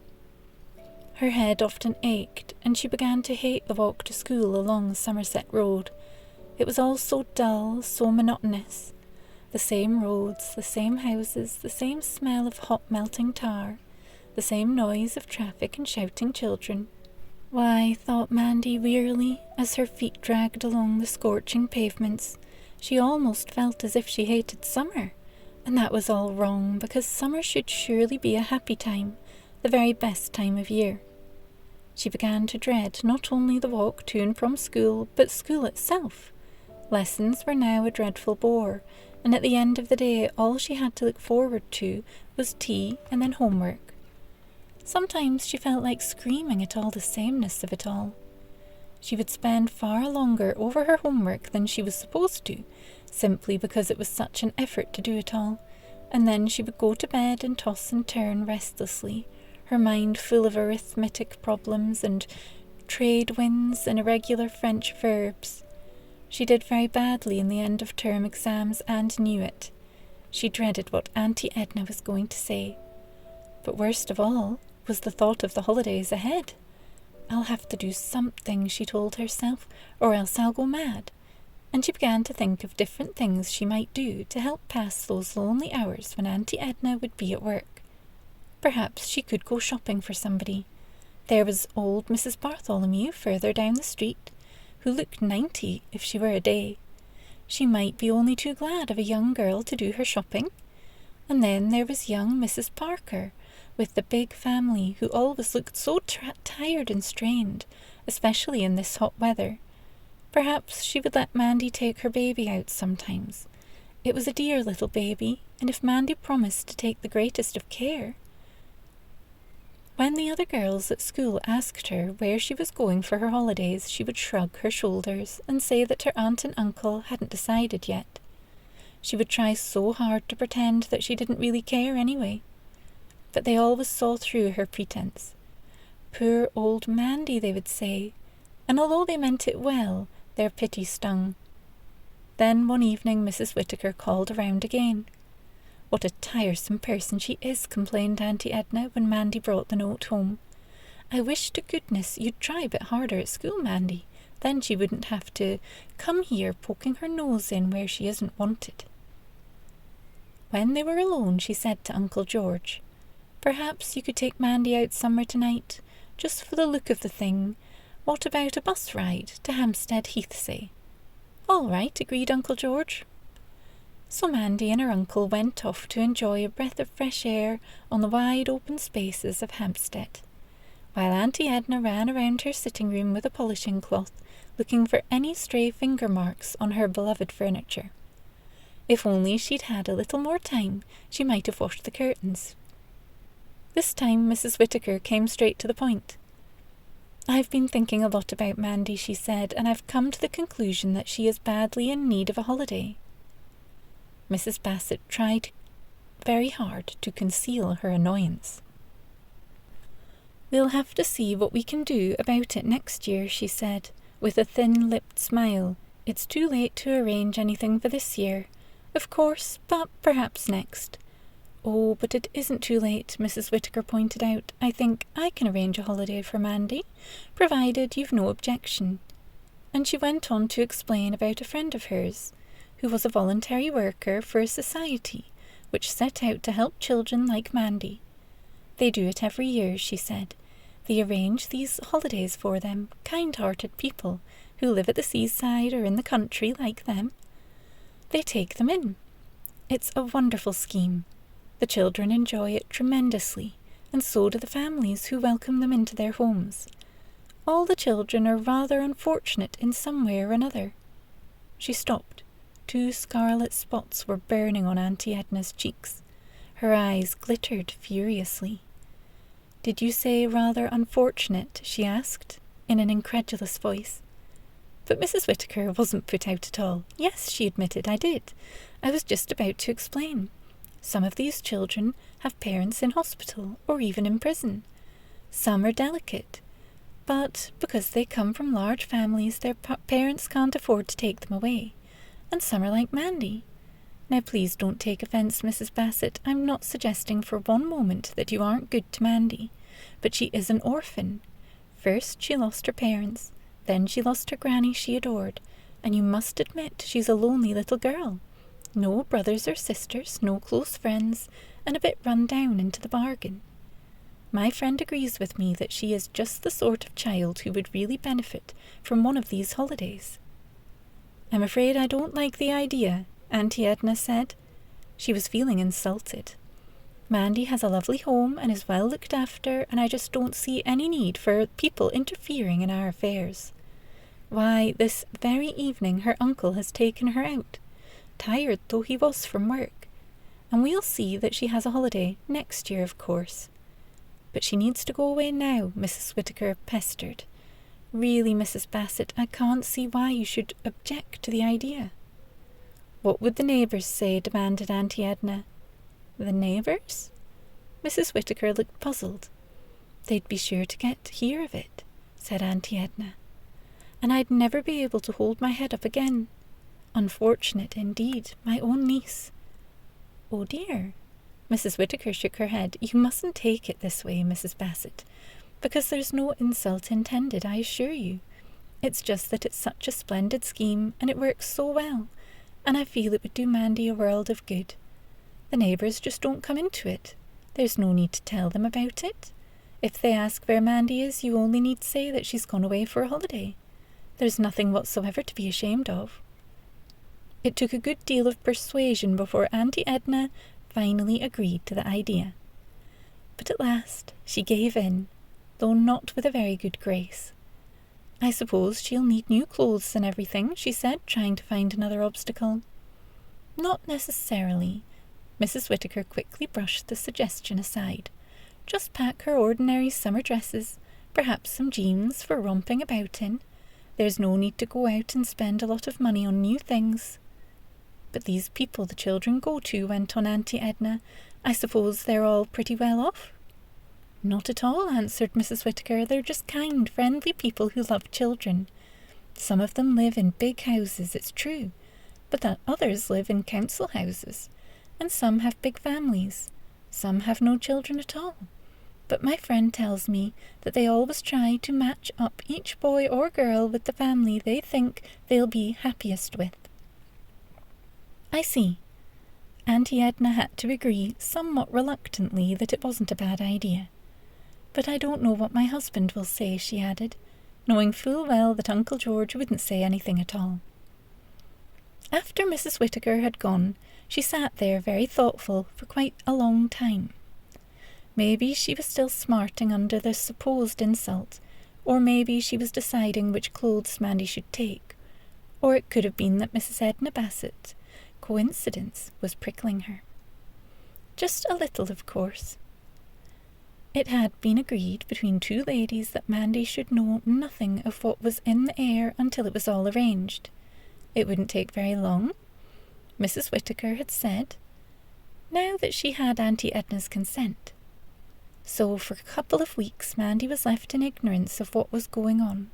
She continued to go to school as usual, trudging along the tar-sticky roads, feeling unutterably dreary, with no idea of what was in store for her, until one morning when Auntie Edna received a typewritten letter. The letter plainly caused her some excitement. "How would you like to go away for a holiday?" she asked Mandy. "A holiday? Go away?" Mandy stared at her, unable to credit what she had heard. "Yes, you funny child. Don't look so startled." Auntie Edna smiled, as though it were something she had arranged all on her own. "We feel it ought to do you good, dear. You're to go and spend a whole fortnight in the country in August, with some very nice people. A friend of Mrs. Whittaker's knows them." "But aren't you and Uncle George coming too?" asked Mandy. Auntie Edna shook her head. "We can't manage a holiday this year, so you'll be going on your own," she said. "But you're sure to have a lovely time, and it will do you good. Don't you think it's a lovely surprise?" "Yes, I suppose I do." Mandy still couldn't take it in. A holiday! She was going away for a holiday. The very thought of it was too overwhelming. It was incredible, unreal. "And now you'd better eat your breakfast up," Auntie Edna reminded her. "Excited you may be, but you mustn't waste that nice kipper. If you knew how much I had to pay for these 3 kippers, why, it was highway robbery." Auntie Edna carried on in her usual fashion, leaving Mandy still shaken by the surprising news. By and by she would take it improperly, but right now she could still scarcely believe it. "It will seem funny without Mandy," was Uncle George's only comment, when he learned that the arrangements were completed. "Yes, it will," agreed Auntie Edna. "Actually," she added in a sudden burst of honesty, "it will be rather nice, won't it, to have a fortnight all to ourselves." Chapter 9. The Pennicotts at Home. Many miles away from Somerset Road, in a new town in Sussex, Martin Pennicott, aged 7, nearly, came out of Oakbridge Infant School and began to whistle. He continued to whistle as he looked for a nice stone to kick, and when he had found one, he went on whistling cheerfully, untunefully, all the way home. "Watch out where you're going, you young imp," called out the lollipop man as he ushered him across the busy street. But Martin kept his eyes on his stone, only looking up once to give the lollipop man a cheeky grin. He had cheekiness written all over him. His face was round and innocent, his eyes wide and grey and full of laughter, and his school cap was stuck on crooked so that the peak came over one ear. His tilted nose was powdered with freckles, and he had a bruise on his forehead, and sticking plasters on both knees. Miss had put on the plasters at playtime, when Buster Richards had pushed him over, and the bruise had been administered by one Peter Starling in a fight. A jolly good fight it had been too. But neither bruise nor injured knees spoiled his enjoyment of the walk home on that sunny July afternoon. Martin Pennicott was a happy boy, very naughty but very jolly along with it. Perhaps that was why his teachers found it so easy to forgive him. They would shake their heads, and they would smile. He had the same effect on Gran. "Why can't you be like your brother Michael?" she would say, because his brother, Michael, was 13 and what everyone called a really nice boy. He was a scout and was very sensible and kind and tried hard at school, and he was always being held up to Martin as an example. Not that Martin resented it. Old Mike was a good sort. When he came home today, Martin would show him his new addition to the prehistoric monsters cards. They were both collecting them. You got them free with bubblegum, and Martin had managed to swap a comic for 3 more today, all equally repellent looking. What a pity there weren't any monsters around nowadays, he thought wistfully. Why, he'd give anything to see a real live monster. Or even a dinosaur. It wasn't a very long walk home. The Pennicotts lived at Meadow Bank, one of the very best positions at the very edge of the town. The ground rose steeply there, and at the back of the row of houses was a wide, beautiful meadow which gave the road its name. Away to the right was a big thicket of trees, the forest to Martin, while to the left the road led down to the shops and the school past many little closes and crescents, all with pleasant country sort of names. Buster Richards lived in Hawthorn Close, and Peter Starling in Clover Crescent. Sometimes Martin walked home with Peter. Not today because they were enemies, but he probably would tomorrow because by then they would be friends again. The Pennicotts had come to live in Oakbridge, Newtown, 3 years previously. They had come from Battersea in London. Martin couldn't remember very much about Battersea except that it had been very noisy and smoky and crowded, and that the houses in their street had no front gardens. No wonder Mum was so fond of Oakbridge. Here the little gardens were aglow with flowers, roses and poppies and daisies of every colour. Some had little ponds too, and bird baths and sundials, and one, Martin's favourite, had a whole collection of little gnomes with tools in their hands. It really was a most interesting walk home, he thought, as he retrieved his stone, just in the nick of time from the edge of a drain. The happiest day of my life, that's what it was when we moved to Oakbridge. How often he had heard Mum say that, because not only had it meant a new, modern, shining, clean house for Mum, it had meant a better job for Dad too. Swanleys, the firm from which he had worked for so many years, and who had moved their premises down here at the same time, had made Dad works manager. The extra money coming in had not only helped to pay the mortgage on the 4-bedroom house, it had gone towards the washing machine and the fridge, things which Mum had never had in London, and pretty curtains to match the bright new house.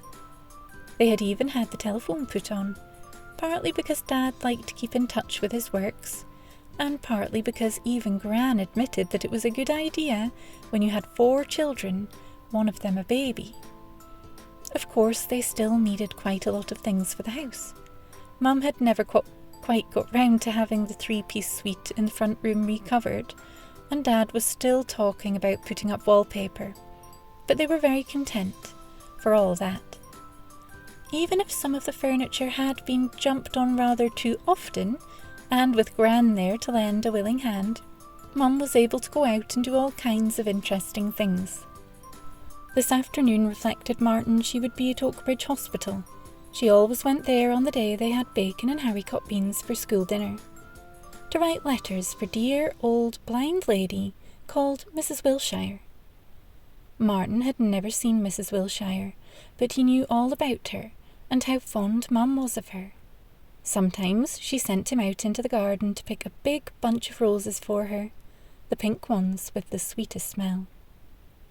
As he walked up the front path at number 14 Meadowbank, Martin saw Gran's old dog, Bess, asleep in the cool of the hibiscus border. She was a gentle, placid creature, but she did have enough to go in for Martin. Sometimes he would stalk her around the garden and pretend she was a monster, but she wasn't a very convincing one because everyone knew old Bess wouldn't hurt a fly. She was black with floppy ears and big soft paws, and Gran loved her very much.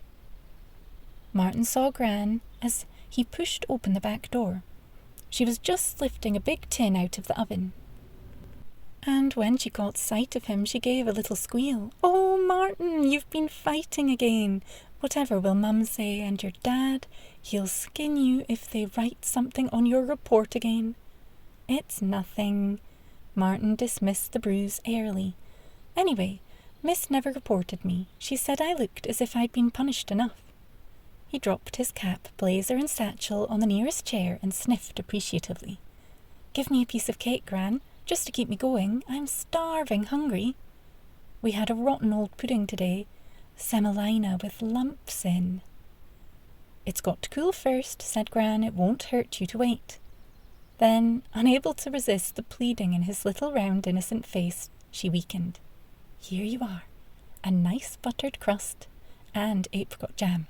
Now be a good boy and don't bother me again. I want to have tea ready when your mum comes in."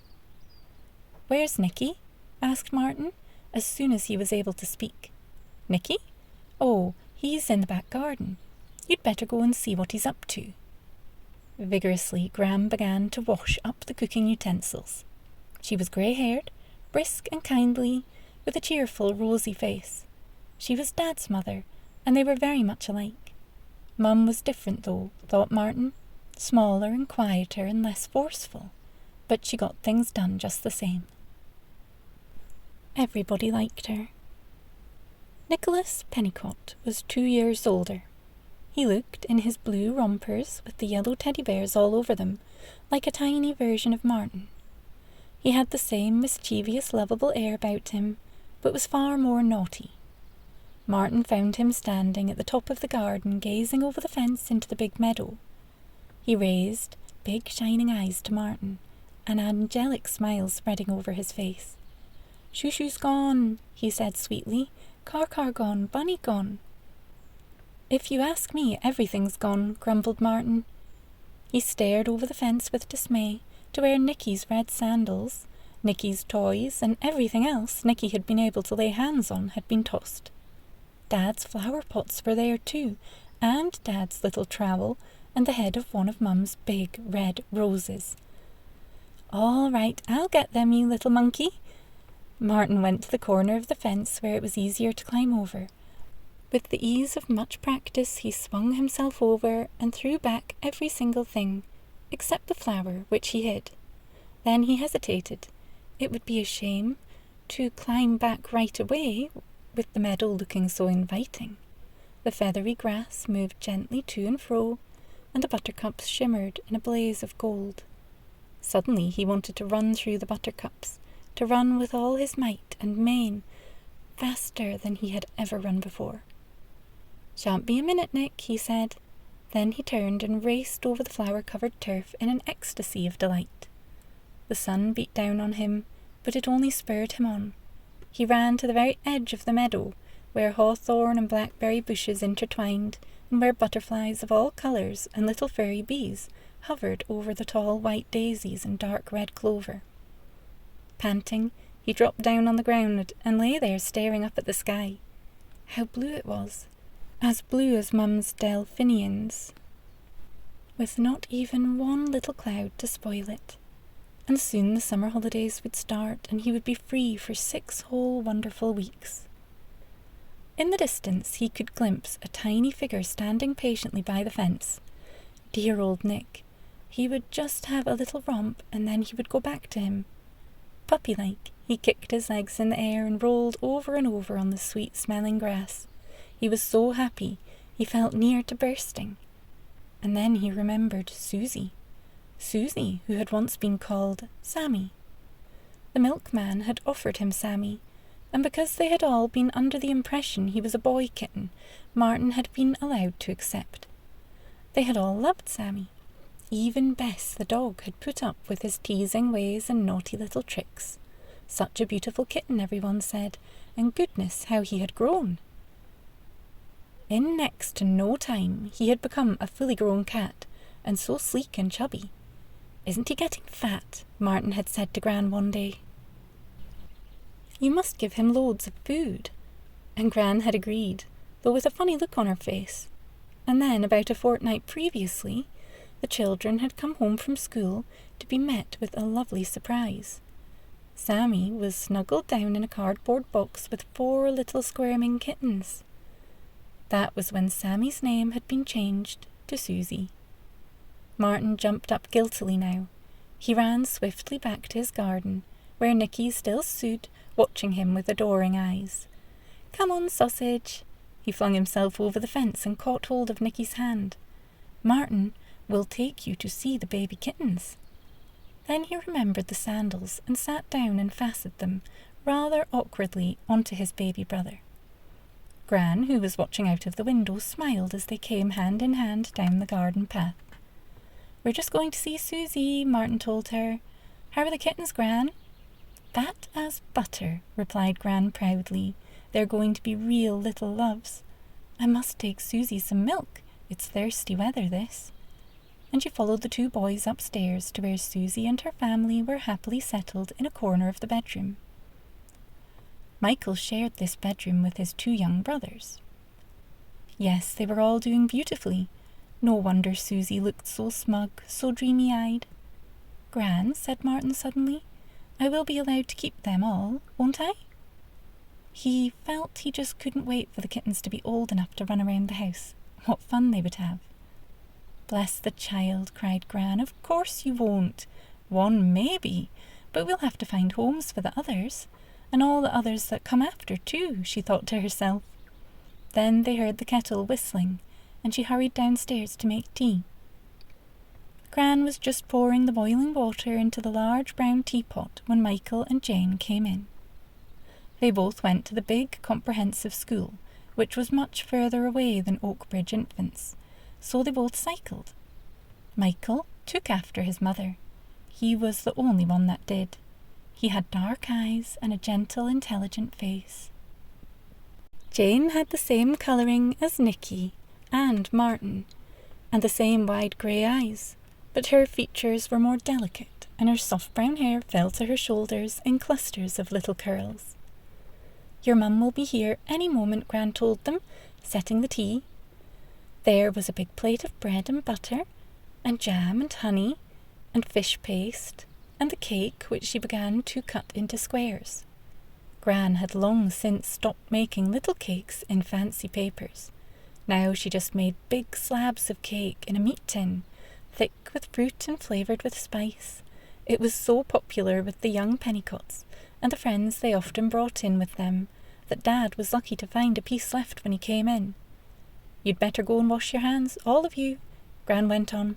"And Martin," she added, in sudden recollection, "if you dare to leave big black marks on the towel like you did yesterday, I'll whack you till you can't sit down for a week." Martin went off grinning. Gran was always making dire threats, but she never carried them out, fortunately for him. And when they all came downstairs again, there was the sound of a key in the front door. "Mum!" they all cried at once, and every face lit up. When Mrs. Pennicott came into the room, the children hurled themselves upon her as though she had been away for a month. To look at, she was quite a plain little person, very neat of course, and slim, and dark and rather graceful in her blue floral dress and little black straw hat. But you would never have noticed her in a crowd. Not until she smiled, that is. That was when she lit up a room. Her smile was warm, it was friendly, and she suddenly became attractive. There was something so special about that smile, it drew people to her, even strangers, and made them want to tell her all their secrets and all their troubles. "You look tired, Mary," said Gran, pouring out the tea. "Yes," sighed Mum. "It was quite a long way to Oakbridge Hospital, which was at the other end of the town, and the buses weren't very much use. Never mind, I'm home." She smiled happily at them all. "Why, Martin, what a nasty bruise!" "It's all right," answered Martin stoically. "It doesn't hurt a bit." He was careful to keep his legs under the table. They looked such a mess, what with the sticking plasters and all the grass stains too. Mum began to eat her tea, but she wasn't quite her usual cheery self. There seemed to be something on her mind. She waited until the meal was nearly over, and then she began, quite casually. "By the way, children, I had a letter by the second post today, rather an interesting letter. Do you remember last summer, and how we had Sonia come to stay with us?" There was a stunned silence, and everyone stared at Mum, almost accusingly. "Oh, no," said Jane at last, putting down her third piece of cake. "Oh, Mum, don't remind us about her." It had all started with a talk that someone had given to the Women's Guide at the church. A speaker had come from London to tell them all about a wonderful scheme, whereby people like themselves could give free to a holiday to poor children who would otherwise never have had one. It had sounded a marvellous idea. Mrs. Pennicott, and several other women besides, had been only too eager to put their names down. After all, Mum had pointed out to her family, it's only right and fair that people like us should share our good fortune. We've a nice house, in a lovely place, and 4 bedrooms at that.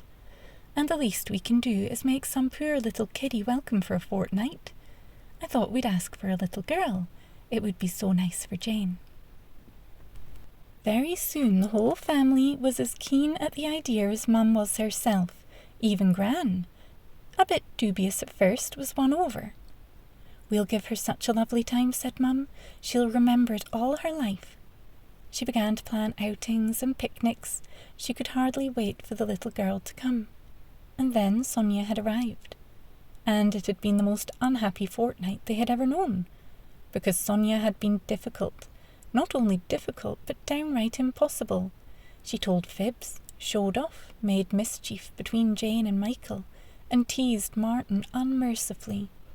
She grumbled that Oakbridge was a dull place, found fault with the food, and declared over and over again that she couldn't wait to get back to London.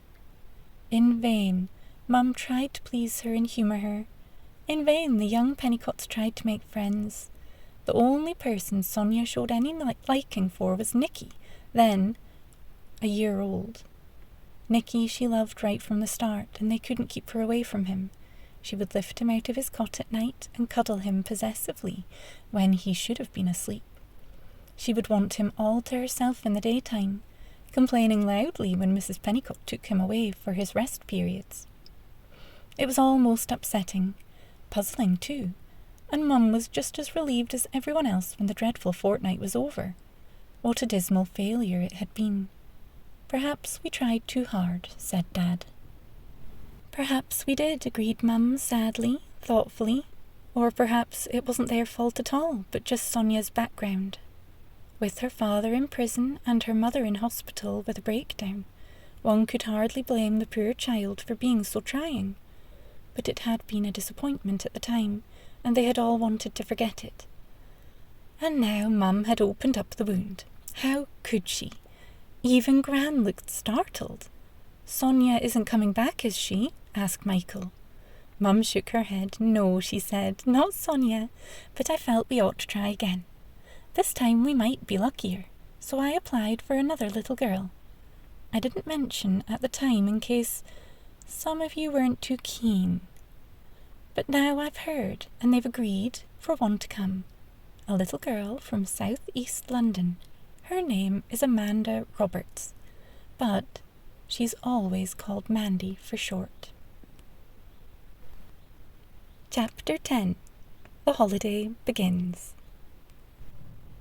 "You know," said Auntie Edna in an injured tone as she packed Mandy's big suitcase, "I can't help feeling they might have found you somewhere nicer to go. Oakbridge, Newtown sounds a bit tame. Why couldn't you have been the seaside, or even the real country?" "Dreadful places, these new towns," put in Uncle George. "Great big factories and row upon row of nasty little red brick houses spoiling our lovely countryside." Mandy stared at him. It was so unlike Uncle George to express an opinion about anything that she suspected he was quoting something from the newspaper. "Oh, Uncle George," she felt bound to say, "you've never even been to one, have you?" "No," answered Uncle George, "but a workmate of mine has. Come to think of it, I believe it was Oakbridge he went to. But he soon came back to London, just couldn't stand the place. It was so quiet there, and as dull as ditch water, with nothing to do and nowhere to go." "I don't blame you, Harry," I said. "Give me London any time." "Still," said Auntie Edna, fastening the case, "I dare say you'll enjoy the change, Mandy." She didn't want Mandy to dig in her heels and refuse to go, not when she had bought her that pair of jeans and new socks and everything. You never knew with a funny child like Mandy. Cheer up, it may turn out to be a lot nicer than you think. Mandy didn't say any more. She had rather mixed feelings about this holiday, never having had one before. It all seemed rather strange, and something of an upheaval. Now that it had come to the actual day of her departure, she almost wanted her rather dreary existence with Auntie Edna and Uncle George to go on. At least the atmosphere here was familiar. Suppose I don't like it there," she said uncertainly. "Then you drop me a postcard and I'll come and fetch you home. Auntie Edna spoke with some spirit. Mandy might be awkward, but she was still her niece. "There's no need for you to stay there if you're not happy, but no running away, mind. Just send me a few lines and I'll come and rescue you." She turned to Uncle George. "Now, George, why don't you make yourself useful? Put on the kettle and make us a pot of tea before we set out for Victoria." It had been arranged that Auntie Edna would take Mandy to Victoria Station, where they would meet Mrs. Whittaker's friend, Miss Claythorne, who was the voluntary worker she had spoken of. This Miss Claythorne was taking 2 little twin boys from an orphanage down to a farm just outside Oakbridge, so she had offered to take Mandy too. Auntie Edna had accepted readily. After all, rail fare was so expensive nowadays, and this Miss Claythorne sounded extremely nice. "The Pennicotts will be waiting to meet you at Oakbridge Station," she told Mandy, "so you have nothing whatever to worry about." Uncle George carried the case to the bus stop and saw Auntie Edna and Mandy off to the bus to Victoria. Mandy felt a little pang as she kissed him goodbye. It wasn't that she expected to miss him very much, but he was part of her everyday life, the life she was leaving behind for 2 whole weeks. And it was even worse when she said goodbye to Auntie Edna. She quite forgot that a short while previously she had tried to run away from them both. Now that the moment of parting had come, she had butterflies in her stomach. She looked with sudden affection at Auntie Edna and had an impulse to cling to her and beg her to take her back home. But the 2 little boys were staring at her with interest, and Miss Claythorne was beckoning a porter to help with the cases.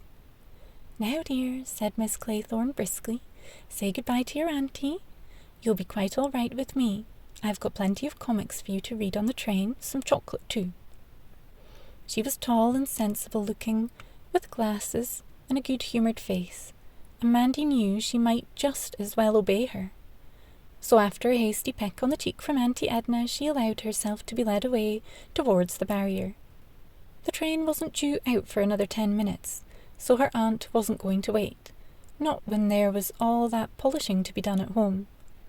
And almost before Mandy had time to realise it, she was on her way to Oakbridge, Newtown. What would it really be like there, she wondered, as dull as Uncle George had painted it? Or rather interesting. The people too. What would they be like? How awful, she thought with sudden apprehension, if they should turn out to be like Auntie Edna and Uncle George. "Don't do this, dear, and don't do that, and hang up your coat and wipe your feet and remember to leave the cushions tidy." Why, they might not even like her. That was the most dreadful thought of all, and Mandy gave herself a mental shake and turned her attention to the view from the window. They had left London behind now and were speeding through the suburbs. Mandy, who had travelled so little, found the view quite fascinating, while the 2 little boys were jumping up and down in excitement. They just couldn't wait to get to their farm. They began to tell her all about it. It seemed they went there every year for a fortnight's holiday, and they loved animals, and the farmer and his wife were so kind and gave them wonderful things to eat. Somehow, their very enthusiasm made Mandy feel better. As she ate nut-milk chocolate and gazed at the suburban gardens that were passing by, her spirits rose. Half an hour went by. "We'll soon be there," said Miss Claythorne cheerfully. She was busy with her knitting, and there was something comforting and reassuring in the sight of her bent over the cherry-coloured wool. "See, the houses are beginning to thin out." And Mandy, gazing at green fields, cows and horses and sheep, and small holdings gay with flowers, had to admit it was. "Any minute now," said Miss Claythorne presently. She rolled up her knitting and popped it into a zipper bag, and suddenly all Mandy's fears returned. As the train drew into Oakbridge, Newtown Station, she felt quite wobbly at the knees. A few moments later she was heartily ashamed of her silliness, and not only ashamed, relieved too, and suddenly, inexplicably happy. It was because of Mrs. Pennicott. Right from the very moment Mandy felt drawn to her. As soon as she set eyes on her, she knew instinctively that here was someone very special indeed. Yet she was quite ordinary to look at, a little dark woman in a navy and white spotted dress and a white straw hat. Miss Claythorne, who had met her before, was greeting her like an old friend, and Mandy stood a little apart, watching them shake hands. "Hello, my dear. So you are Mandy." Mrs. Pennicott detached herself from Miss Claythorne and kissed Mandy on each cheek. Not a hasty peck like Auntie Edna's, but as though she really meant it. "I do hope you've had a pleasant journey." "Hello, Mrs. Pennicott." How kind and homely she looked, thought Mandy, as she gazed into those dark, gentle eyes. Then Miss Claythorne was saying goodbye to her, and she saw a jolly red-faced man in corduroy trousers and check jacket hailing the boys, who ran towards him as though he were their favourite uncle, and soon after that they all broke up. Miss Claythorne went over the bridge to the buffet to have a cup of coffee before returning to London. The farmer and the twins disappeared into a station wagon, which seemed to be overflowing with dogs, while Mrs. Pennicott picked up Mandy's case and led her to a rather elderly black saloon car, where a royal reception awaited her.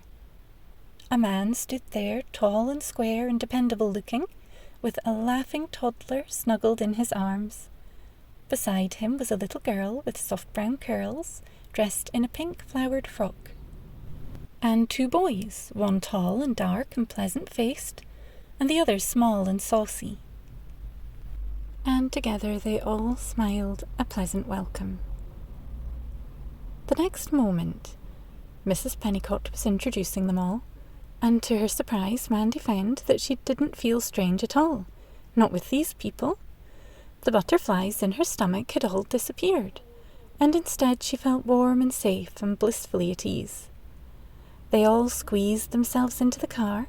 It was rather a tight squeeze, and Mr. Pennicott took the wheel. "We'll be home in a few minutes," Mrs. Pennicott told Mandy, "and Gran will have tea ready for us. I do hope you enjoy your stay in Oakbridge, my dear." "Oh, I will," cried Mandy. "I know I will." She was wedged in so tightly between Michael and Jane that she could hardly breathe, but her eyes were shining. It's such an adventure." Not far from the station was the main shopping centre, and Mandy gazed with interest at the shops, both large and small, and the people strolling about. There was a square with a fountain in the centre of it, and trees planted all around, and big tubs of flowers, and fluttering pigeons. It all looked very clean and bright and cheerful. "This is the new part, of course," said Mrs. Pennicott, looking at it with pride. "But there's an old part too, with some lovely old houses and a coaching inn, and some of the original shops too. We have to turn off just here, but you'll see it another day."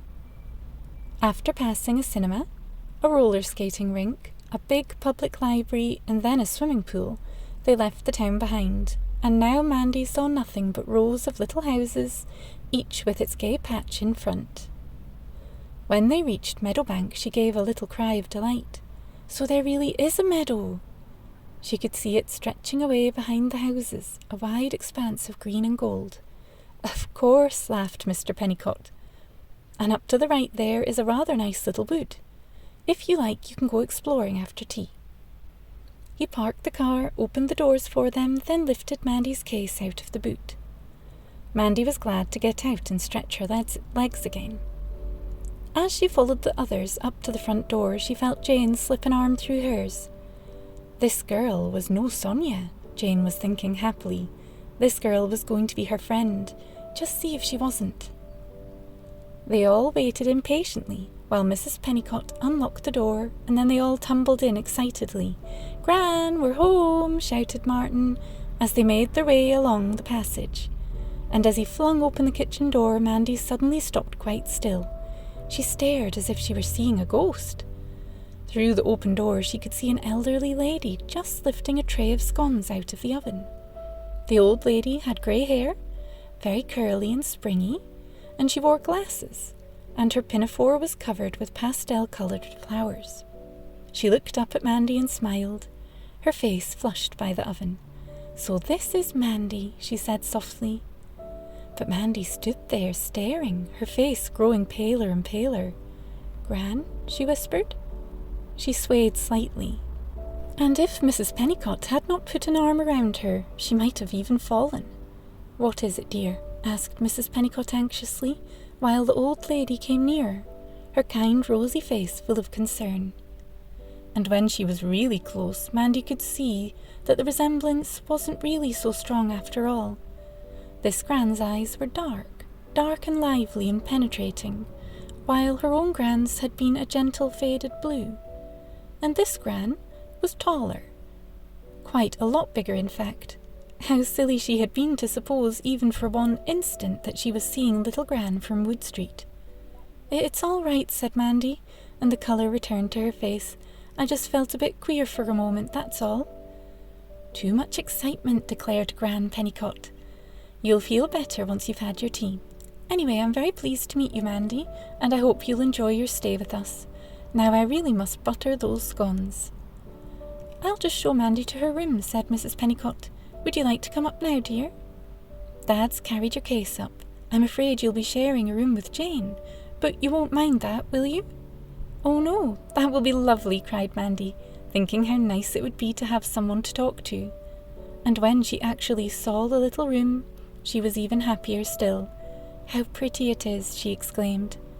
"I'm sorry, Jane's so untidy," apologised Mrs. Pennicott.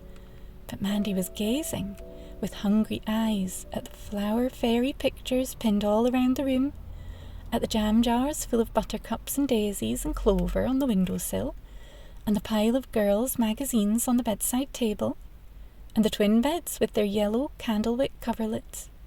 There was a doll perched on the chest, and a teddy bear dressed in hand-knitted woolens, and on the mantelpiece was a china donkey, and a money box shaped like the dearest little house. "I'm going to love sleeping here," she cried, and then ran to the window which overlooked the wide green meadow, and her eyes shone even more.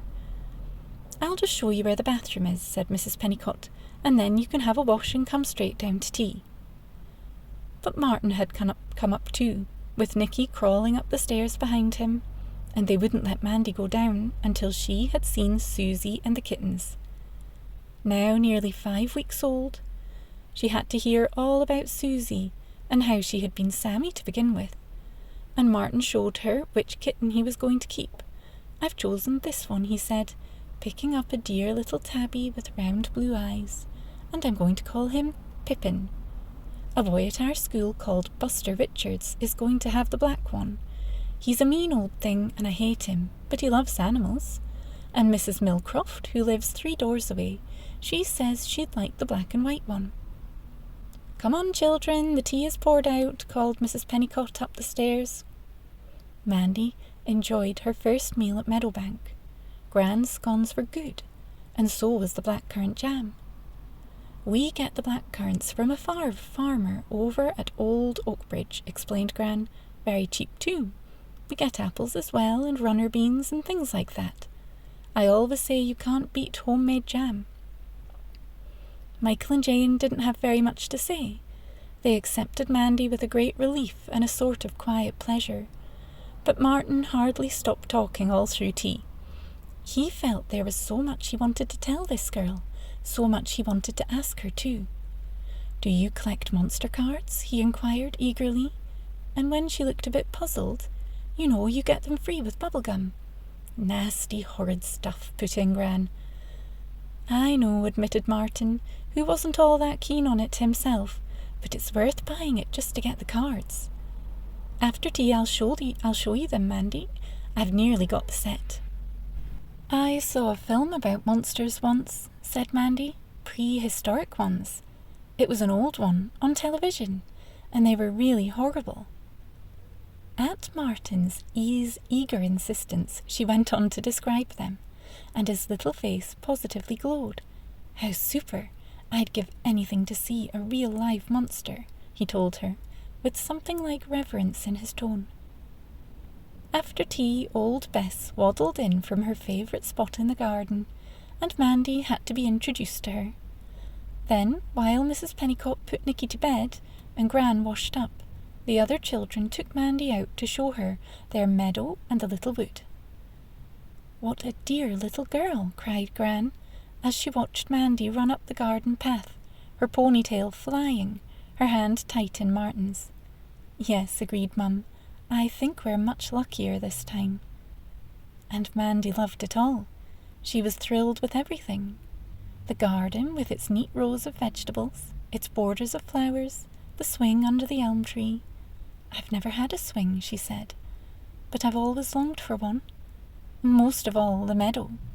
Laughing and carefree, she ran through the buttercups, romping with Martin, picking wild flowers and listening, entranced, to the bird calls.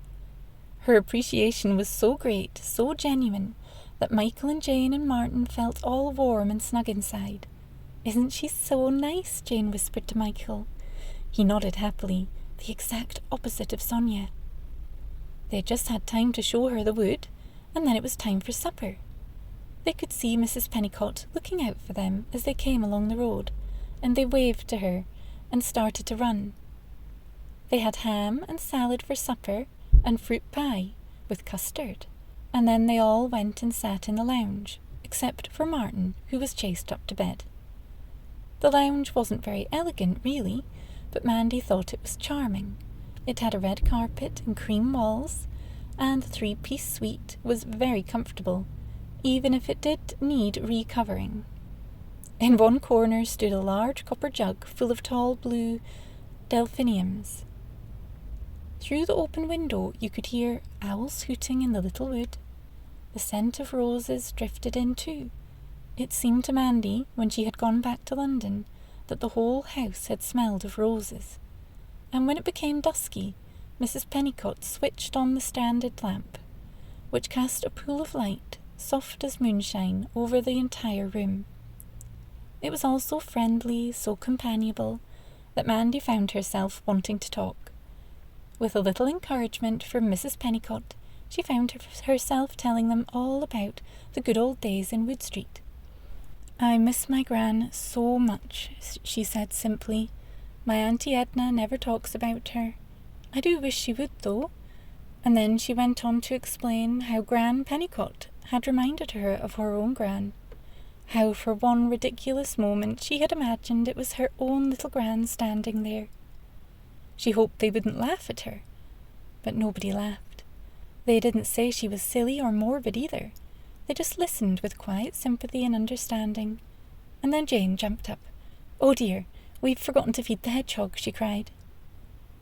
Much intrigued, Mandy followed her out into the kitchen, where she took some bread from the larder and some milk, which she poured into an old enamel dish. "It comes every night," she explained, "and it's a dear little thing, quite tame. If you come out with me, it's probably out on the lawn now, waiting for its supper." The two girls crept out, and sure enough, there, in the dark, was a tiny visible shape on the lawn.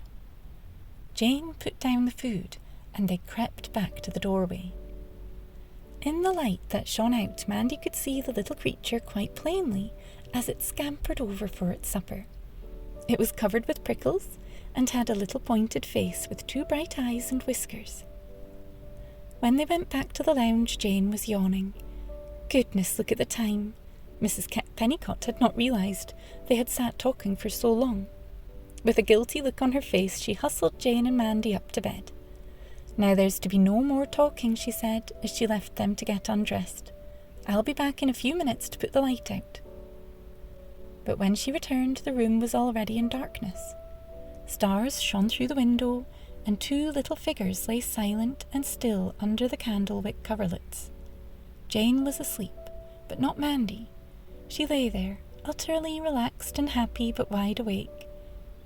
Mrs. Pennicott wondered if she was feeling homesick. She hovered anxiously. "I hope you aren't missing your auntie and uncle too much," she whispered.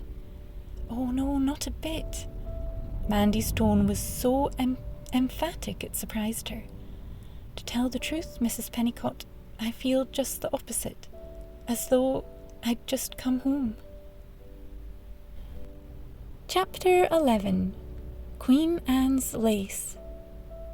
The next morning Mandy was rudely awakened by something soft and warm and heavy landing on her chest. As she opened startled eyes, the little creature, as it proved to be, began to plant damp doggy kisses on her face. Then, as she struggled to sit up, she realized it was a small boy in bunny rabbit patterned pajamas. "Nicky," she gasped, "you little imp." "He was standing up in his cot, rattling the bars," explained Martin from the doorway, "so I lifted him out. He came over and sat on the edge of Mandy's bed. 'It's a nice day,' he remarked conversationally. 'Going to be warm and sunny again. Course, it's a bit early.'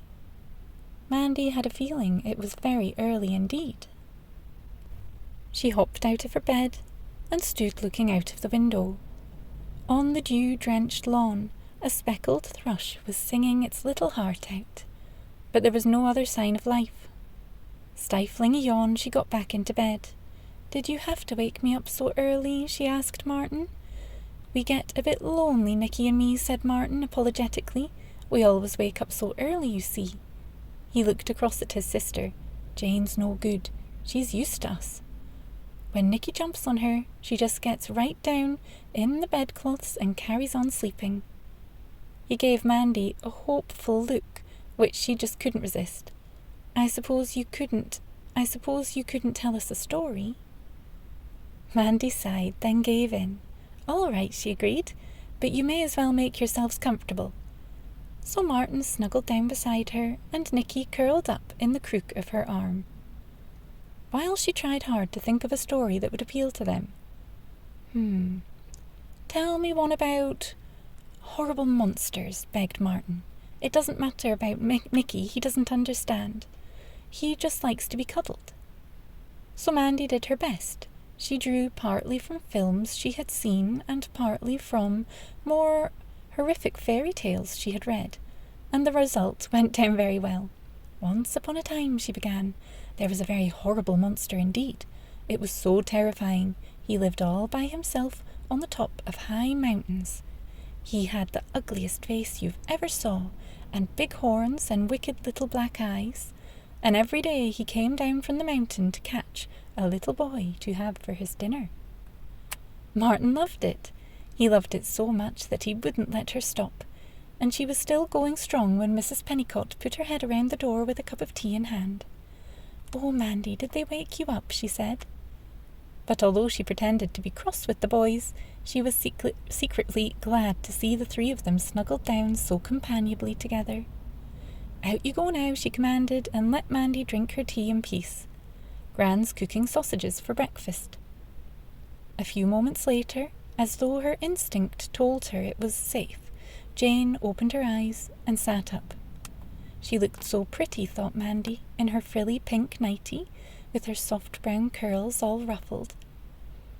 As she looked across at Mandy, her face lit up. "Why, I'd forgotten," she cried. "I'd quite forgotten about you. How lovely!" She sat there, hugging her knees. "Let's make plans, shall we? What would you like to do today? Go swimming? Or roller skating? Have a look around Oakbridge? Or go for a walk to Old Oakbridge? That little lane that runs by the wood leads you there, you know. It's a little bit rough and stony, but it's awfully pretty. You can pick honeysuckle from the hedge." Mandy couldn't swim, and she couldn't roller skate, but the alternatives certainly sounded nice too. "I think I'd like to see Old Oakbridge," she said, "as long as you'd like that too." "Perhaps we can take a picnic," suggested Jane. She jumped out of bed. "I may as well have the bathroom while you're drinking your tea. Lucky old thing you. We never get our tea in the morning." And she disappeared in a flurry of pale pink nylon. They spent the morning around the house and in the garden, getting under people's feet, as Gran Pennicott might have put it. But she didn't grumble today. Like Mr. and Mrs. Pennicott, she was only too happy and relieved to find that Mandy fitted in so well. Such a well-behaved child she was too, so polite and so neat and tidy. She could teach the young Pennicotts a thing or two there. Why, she came and went so quietly, and was so gentle in her ways, that one hardly knew she was there. "I just can't get over how lucky we are," said Gran Pennicott, remembering poor Sonia and her tantrums. Mandy spent half the morning on the swing. She enjoyed it so much that she only jumped off when Martin came, demanding a go. To and fro she went, to and fro, higher and still higher, watching all that went on in the neighbours' back gardens, revelling in every moment. "You'll have to take a break from that swing." "Why don't you take it back with you to London?" teased Gran, bringing out the 11s. As she set the tray of lemonade and buns down on the lawn, Mandy asked, rather shyly, "By the way, is it all right if I call you Gran Pennicott? Only Mrs. Pennicott and you have the same name, and it's a little bit confusing, isn't it?" "Bless the child, you don't want to bother with a mouthful like that. Just call me Gran," said the old lady. So after that Mandy did. It gave her such a warm, cosy feeling every time she said it. To think that after all this time she had someone she could call Gran again. Later that morning, at Mrs. Pennicott's suggestion, she wrote a letter to Auntie Edna. "You ought to drop her a few lines," Mrs. Pennicott said, "just to let her know you've settled in all right. You never know, she may be a bit worried about you. And you can give her our phone number," she added thoughtfully, "and say it's quite all right if she wants to ring you up. I expect she'll miss you a great deal." So Mandy wrote her letter, telling Auntie Edna how wonderful everything was.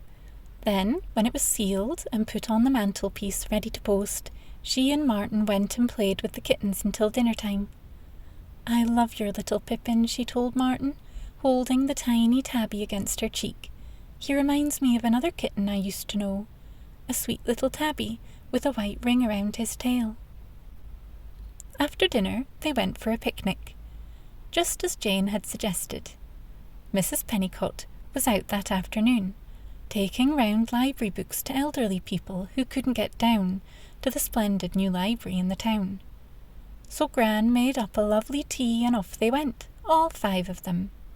Nicky was in the pushchair, which they took turns to push, and waving goodbye to Gran, they made for the little path by the wood. Although it was a hot day, it was cool and shady under the wood. Mandy just loved the earthy, woody smell, and was overjoyed when she saw a grey squirrel run along a branch above her head. But Michael was rather shocked to discover that she knew the names of so few birds. Being a scout, he was well versed in nature study, and he soon found himself teaching her not only the names of birds, but of trees and flowers too. After a while the little wood petered out, and then the lane ran between green fields, and here and there a cottage, or perhaps a farm. There was honeysuckle in the hedge, just as Jane had promised, and on either side of the road masses of cow parsley grew. Its great white flowers spread out so flat and smooth, like delicately patterned plates. "Gran doesn't call it cow parsley," Jane said, when Michael told Mandy its name. "Gran calls it Queen Anne's lace. Much prettier, I think." "It's a beautiful name, and just right," agreed Mandy. It was her turn to push Nicky, and she sped along the lane as though her feet had wings on. The sun shone down from the limpid blue sky. The air was full of a lovely country scent, and London seemed a whole world away. She was so happy she began to sing. "Not so fast," grumbled Martin, whose legs weren't quite so long. "I'm going to be simply exhaustified before we reach Old Oakbridge." "Poor Martin," said Mandy amid the laughter, and she slowed down at once. It was a pity to hurry anyway, and soon they saw the church tower ahead of them, then a row of pretty thatched cottages. "We're here," cried Jane. "Rather nice, isn't it, Mandy?" They sat on the green to eat their picnic, and afterwards they found a tiny dark shop presided over by an old lady who looked at least 100, where they bought ice lollies. Then they wandered along past little gardens where the apple trees were bowed down with ripening fruit, past the old inn called the Magpie, and the little grey church, and the smart new bungalows all sparkling with bright paint, until they came to fields again. As they sat on a gate and finished off their lollies, Mandy remarked on the traffic that was streaming past. There seemed so much of it for a quiet little place like old Oakbridge. It comes from the industrial estate, explained Michael. We're only 2 miles or so away from all the factories. This same road runs past them. Look, squealed Martin, as a large yellow van roared by. One of Daddy's vans. He turned to Mandy. Daddy has promised to take us round his factory one of these days. I'm simply longing to see it. It seems so funny, Mandy remarked, to think of all those big factories only a little way away from Oakbridge. If it weren't for the traffic, you'd think you were out in the real country. Jane wrinkled her nose disparagingly. It's a shame, she said, thoughtlessly. Oakbridge must have been a much nicer place before all the building began. Don't be so stupid. For once, Michael looked quite annoyed. If they hadn't built the factories, we shouldn't be here now. Dad would never have been transferred to Oakbridge, and we'd still be living in a horrid, cramped little house in Battersea with no bathroom, no front garden, and nowhere to play. Then, as if ashamed of his outburst, he said quietly, I think we'd better turn round now and head for home. Old Nicky's getting sleepy. I suppose, said Mandy hesitantly. We couldn't just have a peep at the church as we go by, only I've never been inside an old church like that, and it looks rather interesting. All right, agreed Michael, just for a few minutes.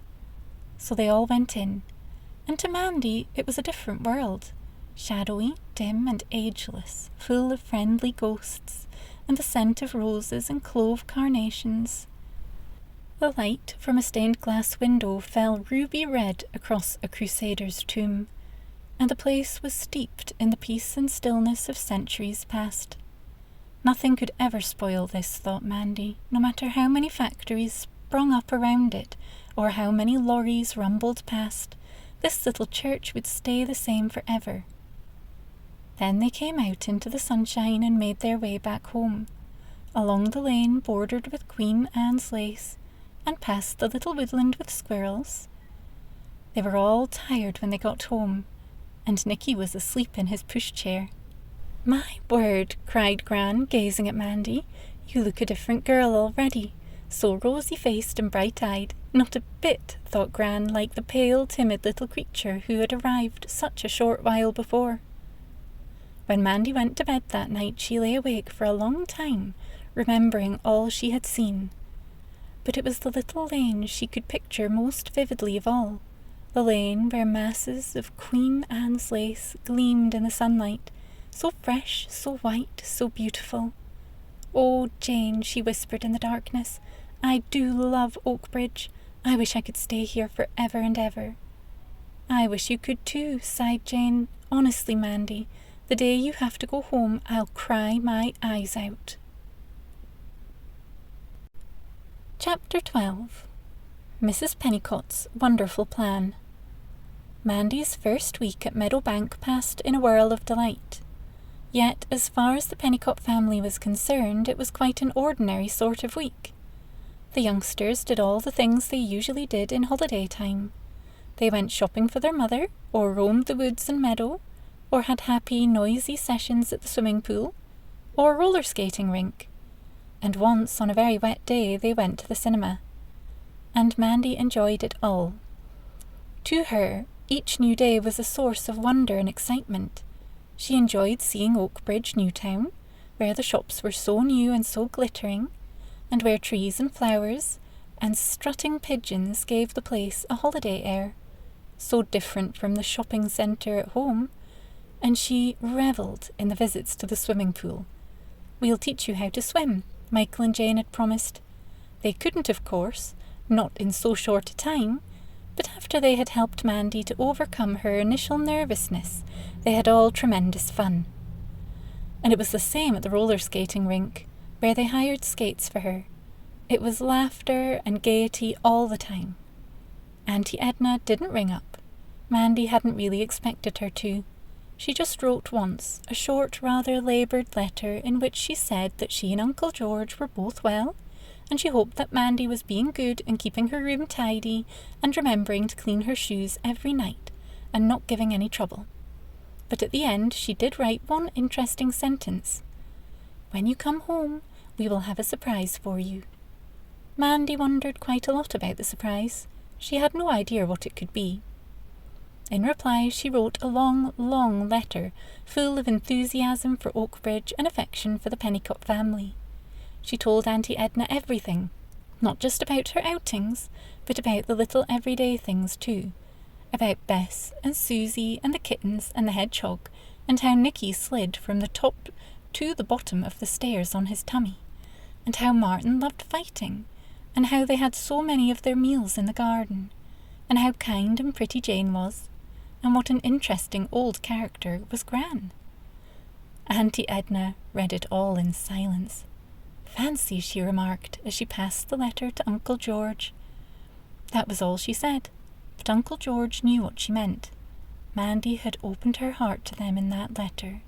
She had found more to say to them than in all the months she had lived with them at Somerset Road. Sunday was the best day of all. On Sunday they all got up early and went to church, and afterwards spent a gloriously long day at the sea. Mandy had never been to Sussex coast before. She enjoyed every minute of the ride down, although they were rather squashed in the car. After a while she sat Nicky on her knee. It was far more comfortable, and anyway, he was such a cuddly little boy. When they reached the beach, she couldn't wait to help the others lift the things out of the boot. She was too excited to think of anything but the sea. She took Nicky's hand and they ran together over the sand, right down to the water's edge. How sparkling it was, how unbelievably beautiful. She picked up Nicky and hugged him, pointing out to him the seagulls swooping overhead, the steamer in the distance, and little boats rocking gently off the shore. Then, remembering the others, they ran back to where Mrs. Pennicott was spreading out a tartan rug for everyone to sit on. The other children looked at Mandy curiously. "Have you ever had a seaside holiday, Mandy?" asked Mr. Pennicott. Mandy shook her head. "No, but Gran took me to Southend once, and Auntie Edna took me to Clacton just for the day, of course. It wasn't like this, though. It kept on raining. Auntie Edna isn't all that keen on the sea anyway. She says you take too much sand home, and it gets all over the house." "We come here nearly every Sunday in the summer," said Jane, "and when Daddy gets his holiday we go camping." Then, as Mandy looked so interested, she told her all about it. "We'll be going away next week after you go back home, and we'll be away for a fortnight. We go to a camping site in Cornwall, right beside the sea. It's a very nice site, with a little shop and everything, and lovely country all around." "But do you all go?" asked Mandy in surprise. "What about the pets?" "Oh, I stay at home and mind the pets," put in Gran. "And a lovely restful time I have too," she chuckled. "The truth is, Mandy, I'm a bit too set in my ways to go camping. I prefer home comforts." "You don't know what you're missing, Gran," said Michael. "Honestly, Mandy, there's nothing like it. It's the best sort of holiday you can have. It was me who persuaded Mum and Dad to save up and buy the tent, after I'd been camping with the Scouts." Mandy listened entranced. "We've always liked sleeping out of doors," Jane told her. "Sometimes Mum lets us sleep in the back garden in our own little tent. Do you think we can sleep out tonight or tomorrow, Mum? So that Mandy can see what it's like." Mrs. Pennicott looked up at the sky. "I don't see why not," she said simply. "Mandy can borrow my sleeping bag." When they arrived home that evening, they were too tired to set up the tent, but they did so the very next day, and Mandy had her first taste of camping. The weather was still warm and settled, so the grown-ups raised no objection, but Mrs. Pennicott put Nicky to bed in his cot at his usual time, to Mandy's secret disappointment. He might have proved rather a handful, said his mother. To make it more realistic, they were allowed to light a bonfire in the back garden and cook their own supper on it. Michael had the fire going in no time, and they fried eggs and bacon over it and heated milk for Coco. To Mandy it was the most novel experience. She felt positively daring when she snuggled down in her sleeping bag close to Jane. It was very quiet, apart from the faint hooting of owls, but she wasn't the least bit scared, not with Michael close at hand. Anyway, it would be silly to be scared, she told herself, when even little Martin showed no concern. Long after they had all said good night, she lay awake, watching the stars peep through the tent flap. She was thinking of Auntie Edna, poor Auntie Edna, who missed so much. Why, she didn't know what it was to be really happy. All that everlasting dusting and polishing and trying to keep up with the Joneses. It was all so wrong, thought Mandy. If only her aunt could come here for a week or two, the Pennicotts would show her how to really live. And yet, life in the Pennicott home wasn't always blissful. There were times when things went wrong and tempers became frayed, just as there were in the very best of households. The Pennicotts were wonderful people, but they were still human. One morning, all the grown-ups overslept, and in consequence, breakfast was late. The bacon was burnt, and Mr. Pennicott went off to work in a terrible huff, slamming the front door angrily behind him. 2 women in the house, he called over his shoulder, yet you can't manage to have a decent meal ready on time. In his hurry, he had cut himself while shaving, and had a piece of sticky plaster on his chin. When he had gone, Mandy looked at Mrs. Pennicott quite aghast. "What's the matter?" asked Mrs. Pennicott, smiling. It's just that Mr. Pennicott was so cross," stammered Mandy unhappily. "He's always so jolly as a rule." "Goodness me," came Gran's voice from the sink. "You mustn't take it to heart, child. Everybody is cross sometimes. He'll be back to normal by this evening." "Doesn't your uncle ever lose his temper?" "Oh, no." Mandy looked shocked at the suggestion. "He wouldn't dare." "What I mean is," she amended hastily, "he just isn't the sort. He never gets worked up over anything. Auntie Edna told me once that he's never spoken a cross word to her, not all the years they've been married." "Sounds a bit dull to me," laughed Gran. "No offence to your aunt and uncle, mind you, but you must admit it's a bit unnatural. Now, my dear," she said, changing the subject, "what are you youngsters going to do today?" Gran was quite right, of course. When Mr. Pennicott came home that evening, he had quite forgotten his morning outburst. Yet somehow that outburst only made Mandy like him all the more. It was so easy to like him, faults and all. He was such a real person, not just a shape like Uncle George. He was so square-shouldered and twinkly-eyed, so sure of himself, that he made one feel safe, thought Mandy. On another occasion it was Martin who disrupted the peace, when he had a fight with Robert Butler, an ancient enemy who lived a few doors away. Hearing the commotion, Mandy ran to the front window, and there were Martin and Robert rolling in the dust, screaming insults at each other.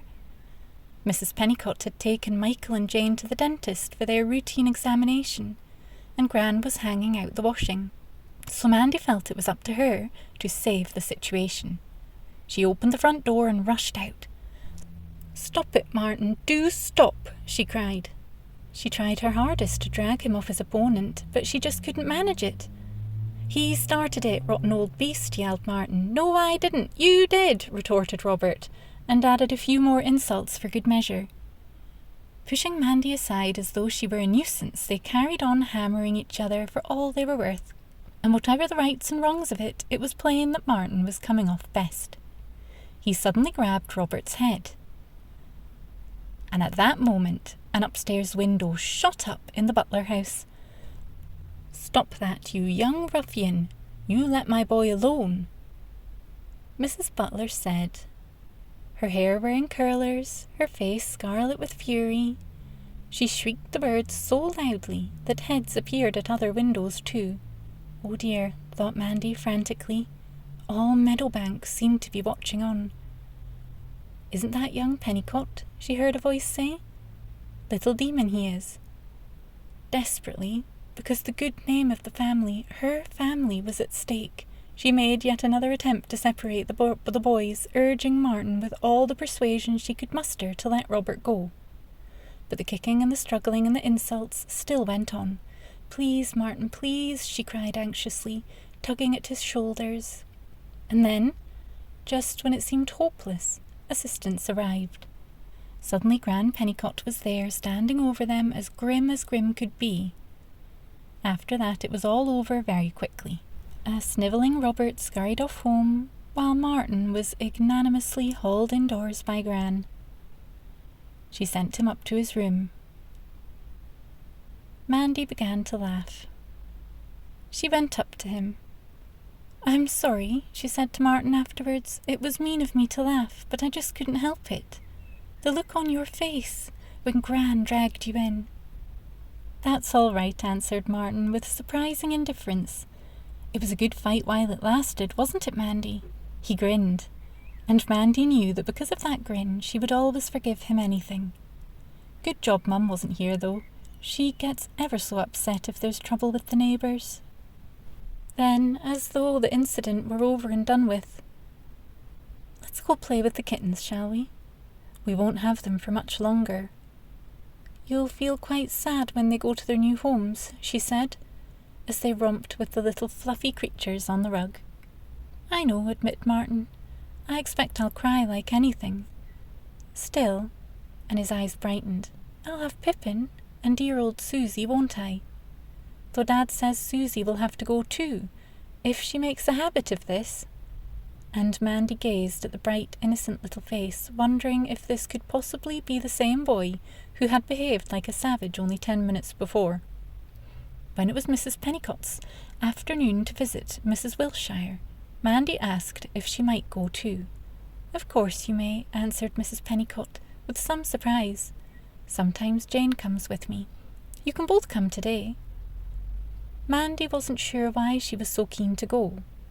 Partly, perhaps, because it would be interesting to see the splendid new hospital of which Oakbridge was so proud, and partly because Mrs. Pennicott had mentioned that Mrs. Wilshire was one of the old inhabitants of the town, a real Sussex person. But it was also, and maybe this was the strongest reason of all, because she felt she wanted to share in everything to do with the Pennicott family, of whom she had come to feel such a part. Mrs. Wilshire was quite different from what Mandy had expected. She had pictured a frail little lady wrapped in shawls. But Mrs. Wilshire wasn't like that at all. She was large and rosy and smiling, with a warm, rich personality, and which evidently a favourite with the nurses. She had a bed in the corner of the ward near the window, so that she could feel the sun on her face, even if she couldn't see it. "Hello, my dear," she said to Mandy in her pleasant Sussex accent, when Mrs. Pennicott had introduced them to each other. "I'm one of the oldest inhabitants, you know. I've lived here all my life, and I'd still be in my cottage in old Oakbridge, only I took this illness. First, my legs got bad, then my eyes, and after I fell downstairs the doctor said I wasn't safe on my own any more. Still," and she laughed contentedly, "here I am now, happy as a lark, waited on hand and foot and treated just like a lady." It seemed that she was past most of her time knitting squares for blankets, which the women's guide at the church sent to refugee camps. Mrs. Pennicott and her friends collected the wool. Jane was rather shy, and didn't find much to say, but Mandy was burning to ask Mrs. Wilshire a question. Then the trolley came along loaded with sweets and combs and stationery and odds and ends for the patients to buy, and Mrs. Wilshire asked Mrs. Pennicott to choose a birthday card for her. "It's for my niece up in Yorkshire," she said. "Find me a nice one with flowers on, please. Roses, if you can." "Mrs. Wilshire," said Mandy, while Mrs. Pennicott was talking to the WVS lady in charge of the trolley, "don't you mind terribly? When they changed Oakbridge, I mean." The old lady nodded thoughtfully. Her voice dropped. "Yes, I did," she admitted. "I was heartbroken, you see. I had to watch them spoil nearly all the places I had known and loved as a child. The fields where I'd gone primrosing, The little woods where I used to play, the quiet lanes, the pretty old cottages, they all disappeared. It seemed so wicked, so dreadfully wicked. I even wrote letters to the paper about it, and to our Member of Parliament. Not that it made any difference. And now, asked Mandy, how do you feel now? Now, said Mrs. Wilshire slowly, I'm not quite so sure. You see, dear, if this new town hadn't been built, I wouldn't be here now in this lovely modern hospital. Do you know they even let you choose what you have for your dinner? And I wouldn't have Mrs. Pennycock coming to visit me every week, just like a daughter she is. I never had a daughter. Mandy thought for a moment, then... And Oakbridge is still a lovely place, she said comfortingly. It isn't all spoilt. She went on to tell the old lady about the picnic they had had, and how pretty the lane had looked with the Queen Anne's lace shining white in the sun.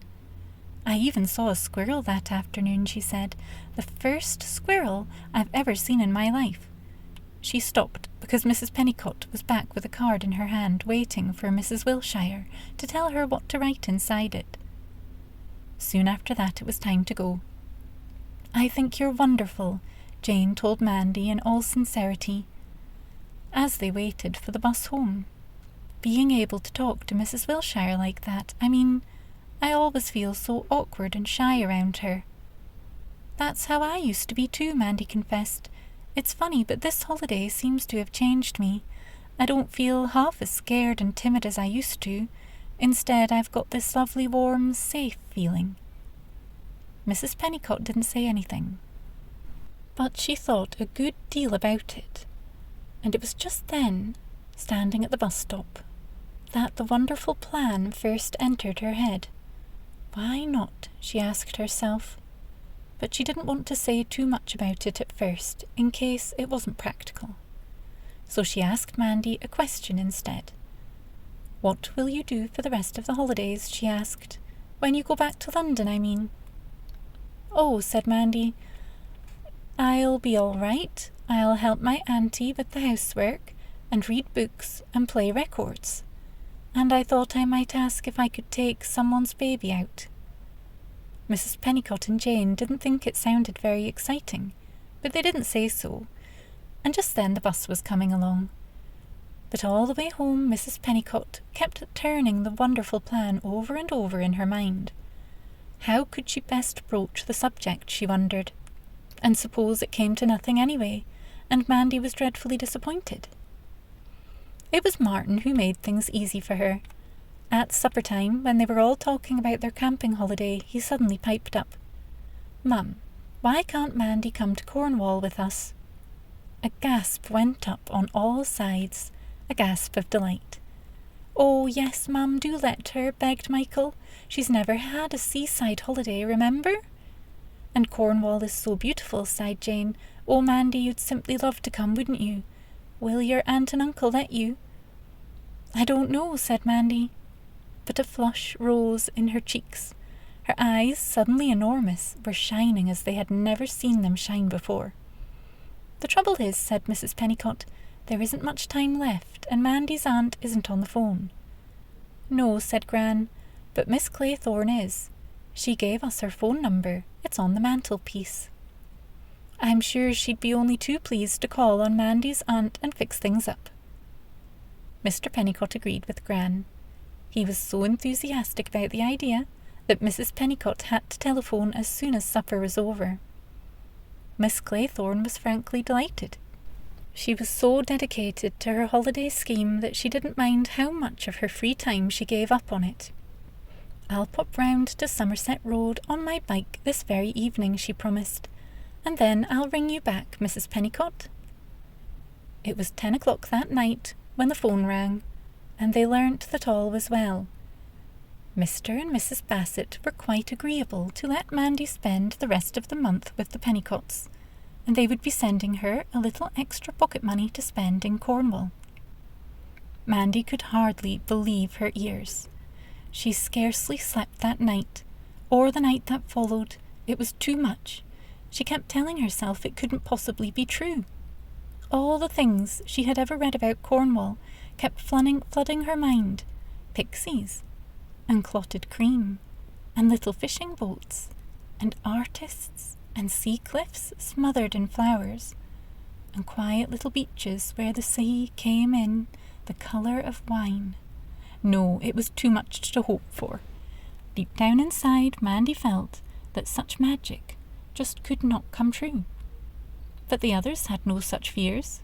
The house fairly buzzed with excitement as they went ahead with the preparations. Camping equipment was brought out and aired, tinned food was bought, clothes were packed, the car was polished, and by Friday afternoon all was ready. They were going to leave early on Saturday morning, when the roads were still quiet, and on Friday evening Uncle George rang up. "Auntie Edna has fallen and broken her leg," he told Mandy, "so you must come home and look after her. I'm at the station now, on my way to Oakbridge, to bring you back." Chapter 13. Somerset Road Again. Jane and Martin both cried when Mandy said goodbye to them. Even Mrs. Pennicott had tears in her eyes, and Michael's face wore a queer, strained look, which was somehow worse than crying. The wonderful plan had failed after all. Failed miserably, and the house, which had rocked with excitement, was now clouded with gloom, all because Mandy, whom they had known for only a fortnight, but whom they had all come to love, was being whisked away from them. Mandy herself didn't shed a tear. She seemed quite numb. "I knew it couldn't be true," she kept telling herself quietly. "I knew it couldn't be true. It was just too much. But I've had a simply lovely time here, thank you, and I'll never, never forget it as long as I live." And then she was gone. Uncle George too, and the house seemed strangely and horribly empty, all because one little girl had left it. Such a quiet little thing, Gran kept saying, and no trouble at all. Who would believe she could leave such a gap? "Never mind," Mr. Pennicott tried to comfort them. "We must just concentrate on our holiday now. You never know. Mandy may be able to come again another time." Now the dream was broken. It had been an impossible dream anyway. Mandy knew that she might just as well face reality and make the best of it. So she stopped thinking about herself and thought about Auntie Edna. "Poor Auntie Edna," she said, in the train going home. "Does her leg hurt her very much?" "Not now," answered Uncle George. "The doctor has made her quite comfortable, but you can imagine how she's fretting about the house and everything. That's why I had to fetch you. I'm sure you'll be a wonderful help, Mandy." "I'll try," promised Mandy, but her heart sank at the prospect. All too soon they were back home again in Somerset Road, and it was as though the wonderful holiday in Oakbridge had never been. It was a dream, surely, because Auntie Edna didn't even want to hear about it, not then. She lay in bed, pale and pathetic and quite unlike her usual brisk self, filled with a sort of quiet fury against fate. Mandy was filled with pity for her. "I'm awfully sorry, Auntie Edna," she said, shaken by the sight of the still figure. "I'll do everything I can to help, so please don't worry about anything. Shall I make you some cocoa? I make much nicer cocoa than Uncle George." "If you like," said Auntie Edna, without much pleasure. Then she added rather grudgingly, "It's nice to have you back, Mandy, though I don't suppose you'll get through a half nor a quarter of the work I usually do. I suppose I'll just have to lie here helpless and watch the house going to rack and ruin." She wasn't a very good invalid. She was every bit as trying as Mandy had feared.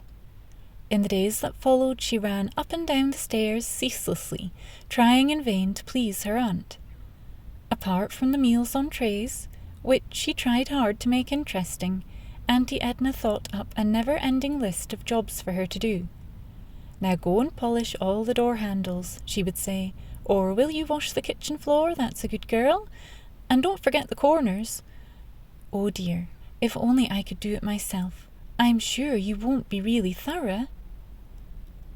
Even Uncle George, stolid though he was, felt bound to protest in the end. You know, Edna, he said one evening, you're running that poor child off her feet. She looked so tired. All right, tell her to have an early night, said Auntie Edna. You can bring my cocoa up, but no lumps in it, mind. During the day, Mandy had very little time to think about the Pennicotts, but at night she would lay awake, overtired and restless, and her pillow would be damp with tears. She would picture them down in Cornwall, in their big green tent close to the sea, doing all the wonderful things they had described to her, and she would fairly ache to be there too. How she missed them all! And what wouldn't she give to once again be part of that happy, noisy, loving family? She had been lonely before, but never as lonely as this. One morning the postman brought a lovely surprise, a big jar of Cornish cream which Mrs. Pennicott had sent. Mandy rushed upstairs with it to show Auntie Edna. I'm not sure if it will agree with me, said Auntie Edna, without much enthusiasm, but I dare say George and you will enjoy it a great deal. Then, in an aggrieved tone, I noticed you've never said anything about my little surprise. Your little surprise? Mandy looked puzzled. Of course, Auntie Edna had mentioned it to her in the letter. I'm sorry, Auntie, she said, but I just haven't seen it yet. Where is it? Go and have a good look in your bedroom, said Auntie Edna, still looking upset. To think, after all the trouble I went to, you never even noticed. So Mandy went into her bedroom, and for the first time she saw the new curtains. Pretty pink ones, sprigged with pastel flowers. So Auntie Edna had been busy making them for her while she was enjoying herself at Meadowbank. And she hadn't even noticed. And touched too, because it meant that Auntie Edna, cold though she seemed, must have missed her and thought about her. Perhaps, in her own fashion, she really did love her niece. Filled with a genuine desire to show her appreciation, Mandy ran back to her aunt's room. Oh, Auntie Edna, she cried, going up to the bed. They're lovely, they really are. Thank you so much. And she would have kissed the cold, pale face warmly, impulsively, only Auntie Edna turned her head away and looked at the wall. It doesn't matter, she said stiffly. I know you don't care two hoots about me. Those Pennicotts are the only ones who count now, aren't they? They mean far more to you than your own flesh and blood. Feeling as if her aunt had slapped her, Mandy drew back. The dreadful thing, it was quite true. She had to admit that. She loved the Pennicotts. Although she had known them only a short time, she loved them in a way she could never love Auntie Edna and Uncle George. Even if she never saw them again, they would always be dear to her. Every morning she rushed downstairs to see if there was a letter from them. They all wrote to her, even Martin, who covered several pages with big, horrible, wobbly lettering, and always finished up with a picture of himself. Me having a fight, or me lighting a bonfire, or me up the top of a big tree. How Mandy treasured those little letters. The affectionate ones from Mrs. Pennicott, the gay, interesting ones from Jane and Michael, and the dear, clumsily written ones from Martin. She read them over and over again, and then replied to them at great length the very same day. Auntie Edna grew better. She had her bed pushed up near the window so that she could watch the comings and goings of the neighbours while she did her knitting, and she began to enjoy herself. There's that dreadful Mrs. Delaney going out with her hair in curlers, she would call out to Mandy. Or, would you believe it, that Mrs. Hobson has just been to the shops for the 3rd time today. What a shocking housekeeper. And nearly all tinned stuff too, so extravagant. But one day something happened which quite upset her. The Fishers, a few doors up on the opposite side of the road, had a fine new shed delivered, a really expensive shed, and brand new. When Auntie Edna saw it, her eyes nearly popped out. She could hardly wait to tell Uncle George when he came home. It makes our old shed look worse than ever, she said fiercely. Not that it ever was much, but this one, why, it's as neat and nice as a little summer house. You could put little curtains up on that window. What I want to know is, how can they afford it? After all, Joe Fisher is nothing special. He's only a semi-skilled factory worker, the same as you."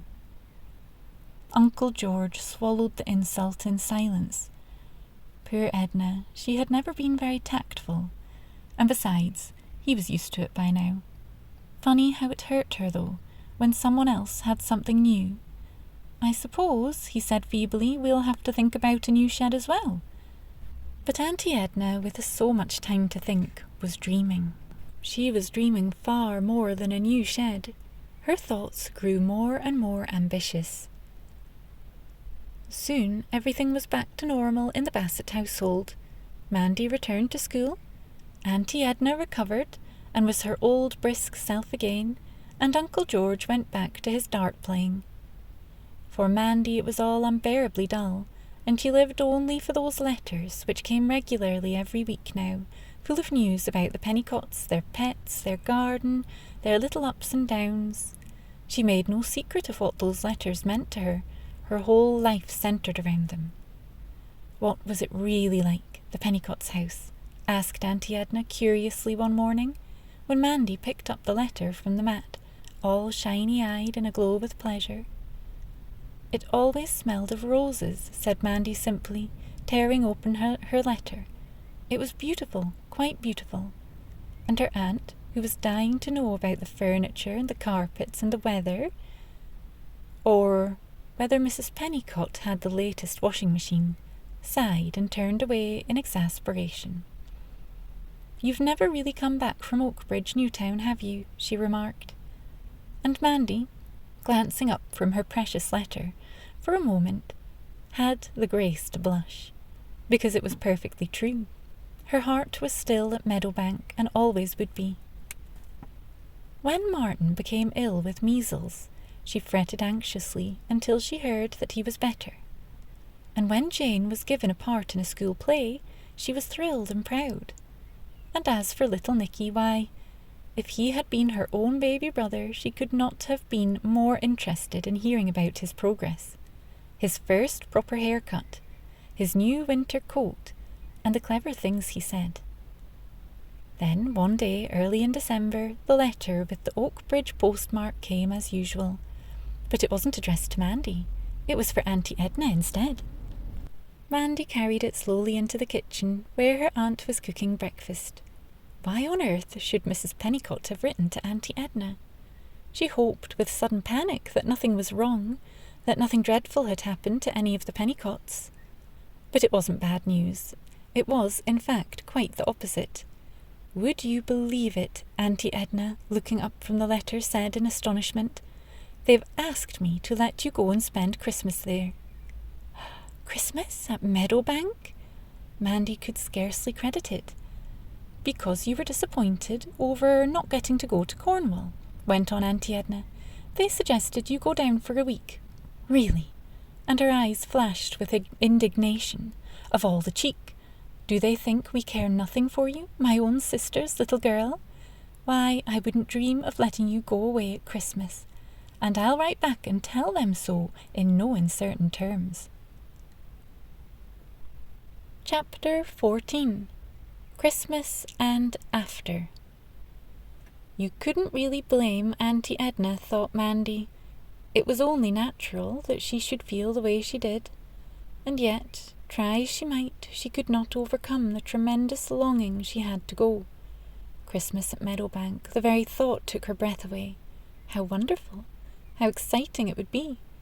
Far more fun than Christmas at Somerset Road, with Uncle George sleeping off his turkey dinner and Auntie Edna knitting in front of the television. There would be laughter and games and paper hats and balloons and a sparkling tree and all the light-hearted nonsense Mandy had heard and read about but never actually experienced. Even with dear old Gran at Wood Street, Christmas had been very quiet. She had only been able to afford a tiny tree to put in the window. But Mandy voiced none of these thoughts to Auntie Edna. It wouldn't have done any good. Her aunt would be more indignant than ever, and hurt into the bargain. And then, quite unexpectedly, Auntie Edna changed her mind. Mandy was rather puzzled by this sudden decision, a little scared too. There was something odd about it, something that didn't make sense. It filled her with a queer sort of uneasiness. Uncle George had a lot to do with it. Mandy heard him and Auntie Edna whispering together on several occasions, and from stray words here and there, it seemed they were plotting something. After all, it will be the last time, she heard Uncle George say once. What could be going on? She didn't know what that could mean at all. Could it mean that they were going to put her into a home after all? Or, and the thought was too dreadful to be borne, were the Pennicotts themselves going to move right away? But no, that just wasn't possible. The Pennicotts liked Oakbridge far too much to do that. When her aunt told her she really could go to Meadowbank, Mandy managed to push these fears to the back of her mind. She didn't even ask any questions. She was suddenly so happy, so carefree, that she refused to believe that anything unpleasant was ever likely to happen. Why, it was just a lot of nonsense. Her imagination had built up a few chance remarks into something frightening. "You need a new dress," said Auntie Edna. And she bought her a little grey tartan one with a swinging skirt and a scarlet belt. Let nobody say her niece was neglected or unloved, thought Edna Bassett, as she handed over the money for it. "Mind you, it's a Christmas present," she told Mandy. "I can't afford anything else besides." "Oh, Auntie, you're so kind," breathed Mandy, twirling round and round in front of the mirror. "It's the prettiest dress I've ever had." The day before she went, she plucked up the courage to go along to the Sea Fresh Fish Bar to have a look at Peterkin. Now that she had a share in the Pennicott pets, the thought of Peterkin didn't hurt any more, and she felt she would like to see how he had grown. And when she saw him, perched on a stool by the counter, washing his face with his paw, it was all she could do not to gasp aloud. What a magnificent cat he was now! A great, big, handsome tabby, with the white ring around his tail more pronounced than ever, and a gorgeous, shining coat. But he wasn't her little Peterkin any more, the tiny, frightened scrap she had carried home when the storm was raging. Never mind, thought Mandy, as she crept silently away. I'll be seeing Susie and Pippin tomorrow. Dear old Bess, too. Mandy travelled down to Oakbridge alone this time. Auntie Edna saw her off at Victoria Station, and the Pennicotts met her at the other end, so Mandy didn't mind a bit. If need be, she would have walked it every step of the way rather than miss the chance of going. But why should it be the last time she visited the Pennicotts? That was the thought that persisted all the way down in the train. She listened to every chug of the wheels, so impatient was she to reach Oakbridge and see them all. And then, her heart thumping wildly with excitement, she was suddenly with them all again. Mrs. Pennicott was kissing her warmly, and the children were crowding round, all saying how lovely it was to have her back, all talking at once about Christmas, and what they were going to do and have. It was almost as though the separation had never been. But Michael had grown even taller, Jane even prettier, Martin even cheekier, and as for Nicky, Mandy took him from his father and hugged him tight, exclaiming how nice he looked in his new green coat and hood. The lonely weeks might never have been. She was back again where she felt she belonged, with the people she loved best in the world. "Shall I tell you a secret?" said Jane in bed that night. "When you're staying here, I pretend you're my sister. I've always wanted a sister, and you're exactly the sort I would have chosen. A little bit older, but not at all bossy. That's why I danced for joy when Mum said you were coming for Christmas after all." "That's the nicest thing anyone's ever said to me," declared Mandy. Then, just as she was going to snuggle down under the bedclothes, "Jane, it's snowing.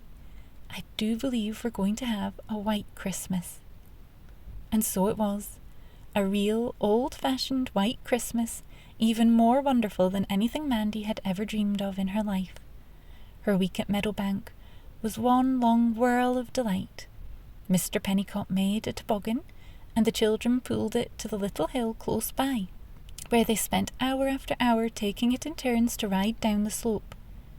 Mandy, entirely new to the sport, enjoyed it as much as the rest, and they all went home to meals with crimson cheeks and eyes that shone like Christmas lanterns.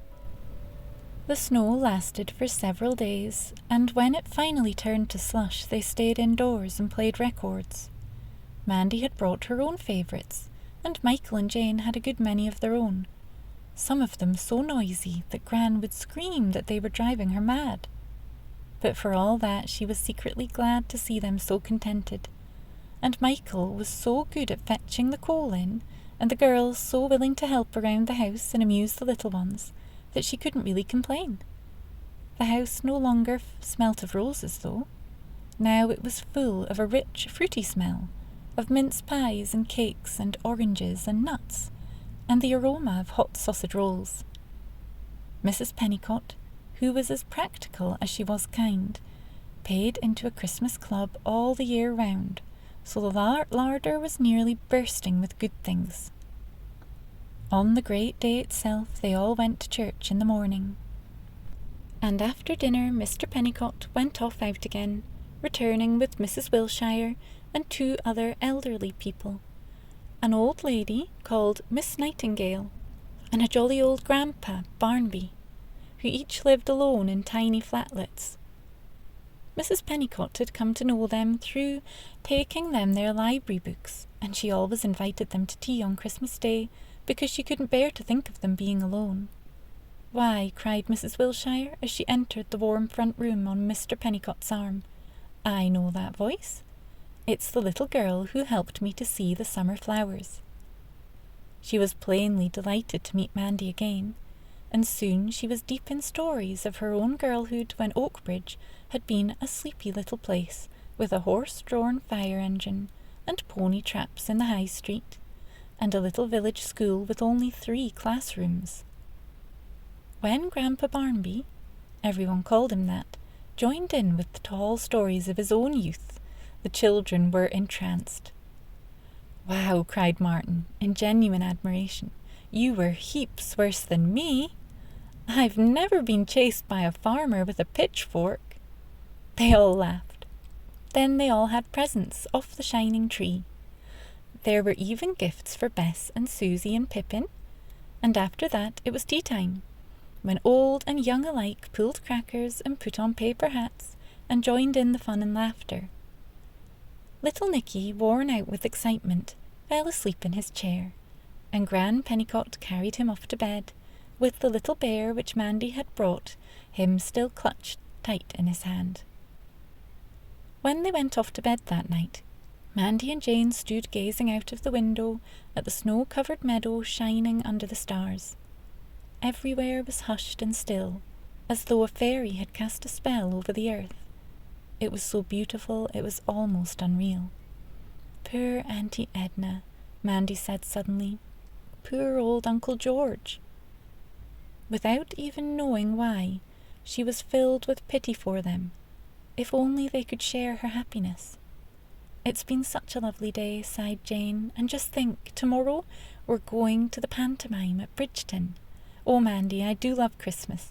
I only hope they'll let you come again next year." But the days of delight came to an end at last. One cold grey morning, Mandy found herself on the train back to London. She had cried when she left Meadowbank this time. Jane and Martin had cried too, despite Mrs. Pennicott's assurance that she would soon come back. But would she go back? Mandy wondered.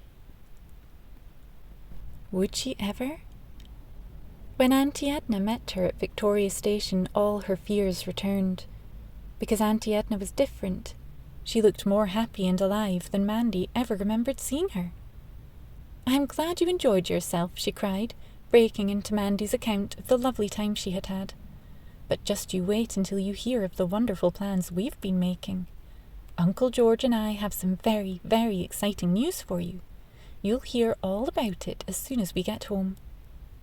And Mandy shivered in the damp, raw air. Plans? What kind of plans? And how would they affect her? But her aunt refused to say another word until they reached home, Then, with Uncle George standing beside her, as though to back her up, she made her important announcement. "We've decided," said Auntie Edna, "to start a new life. We're going to emigrate again, but this time to Australia." Mandy stared. In all her wildest flights of fancy, she had never thought of anything quite so dreadful as this. "But what about me?" she asked in a small, shaky voice. "You? Why, you're coming with us." Auntie Edna laughed at her niece's apprehension. "As though I'd dream of leaving you behind, my own sister Lily's little girl. Why, I'd never be able to look her in the face when I got to heaven. No, you needn't worry, Mandy. It's all being taken care of. Your Uncle George and I have applied to adopt you, so there will be no bother on that score. As soon as the legal side is completed, there are passages available on a ship. Off we'll go."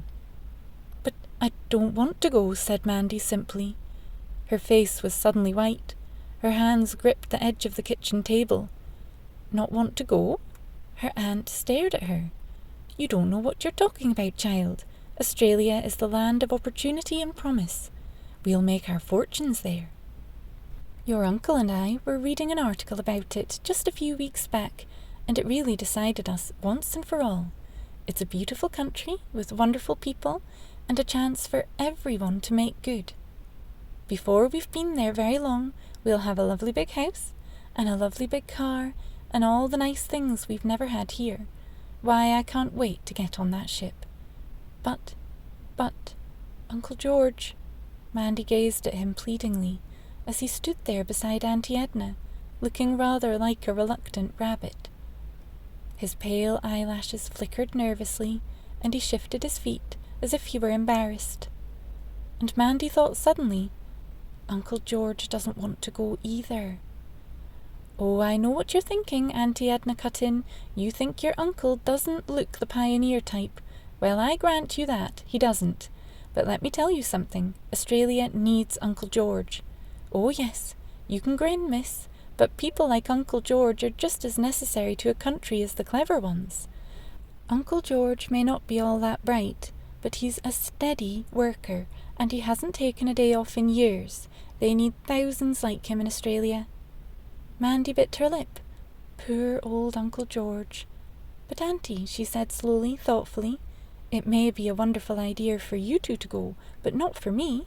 I just don't want to go. I can't help it.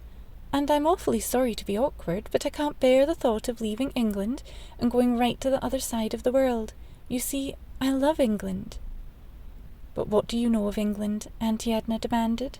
She herself would not feel a single pang when she left the shores herself. So why should Mandy?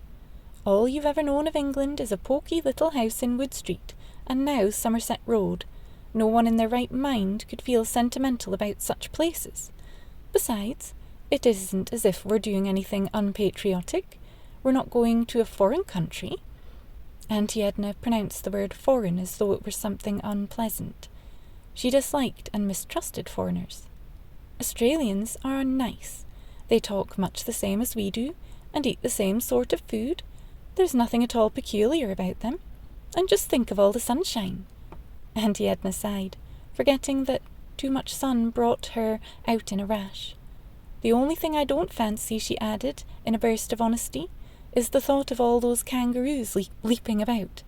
As you know, I've never been very keen on animals." And then Uncle George made his first and last contribution to the conversation.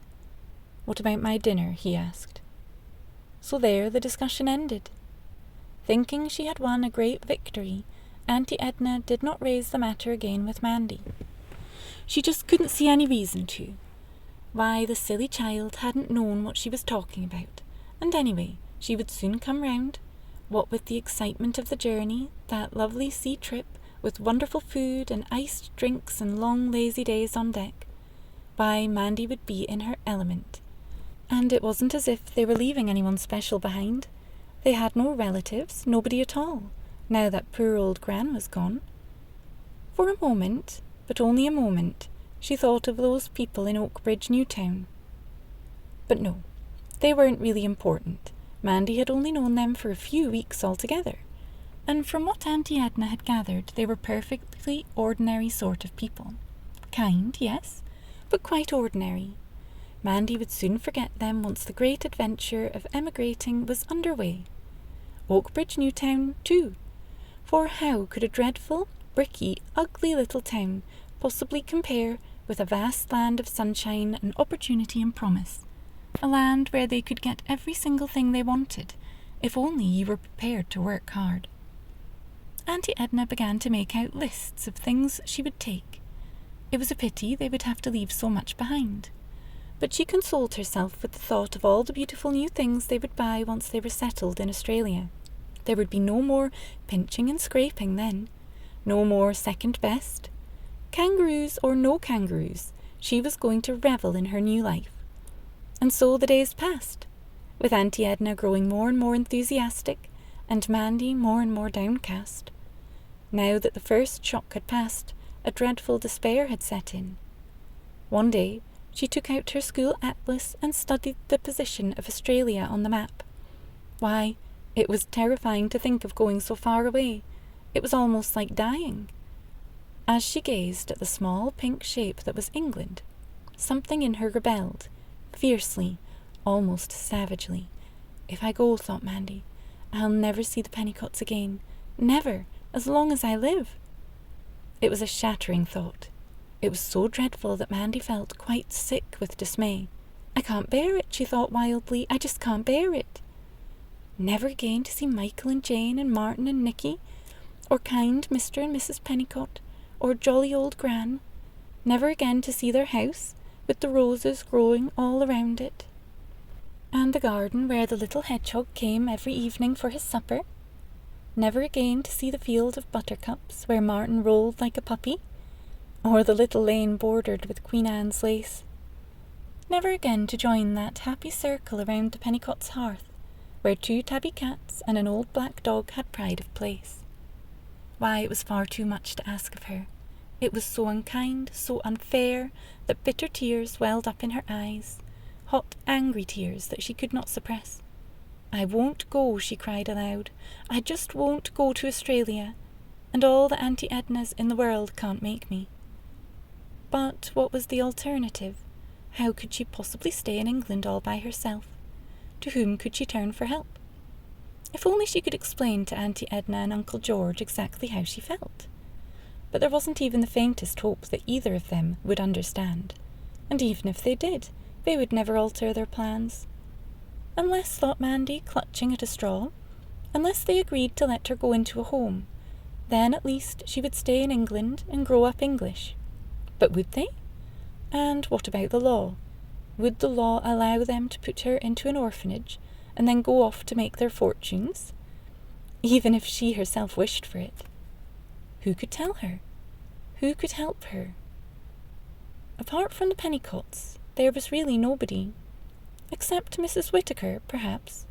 But school didn't reopen until the following week, and anyway, she wasn't in Mrs. Whittaker's class anymore. She had moved up. She was now in Mrs. Finch's. Besides, Mrs. Whittaker had done so much for Mandy already that it was hardly fair to burden her with a problem like this. No, there was only one person really, and that was Mr. Pennicott. Suddenly Mandy seemed to see him standing there before her, tall, square-shouldered, practical, with his twinkly eyes and calm smile. Mr. Pennicott would know what to do. He was so kind and wise and tactful that just to think of him made her feel safe. I must go and see him, thought Mandy desperately. It's my only chance. It was a big decision to make, especially in the middle of winter, but she set off the following morning. Uncle George and Auntie Edna were both at work, so there was no one to stop her. It's not as if I'm running away, she told herself, trying to stifle her feelings of guilt as she prepared to leave. I'm just going to see a friend, that's all.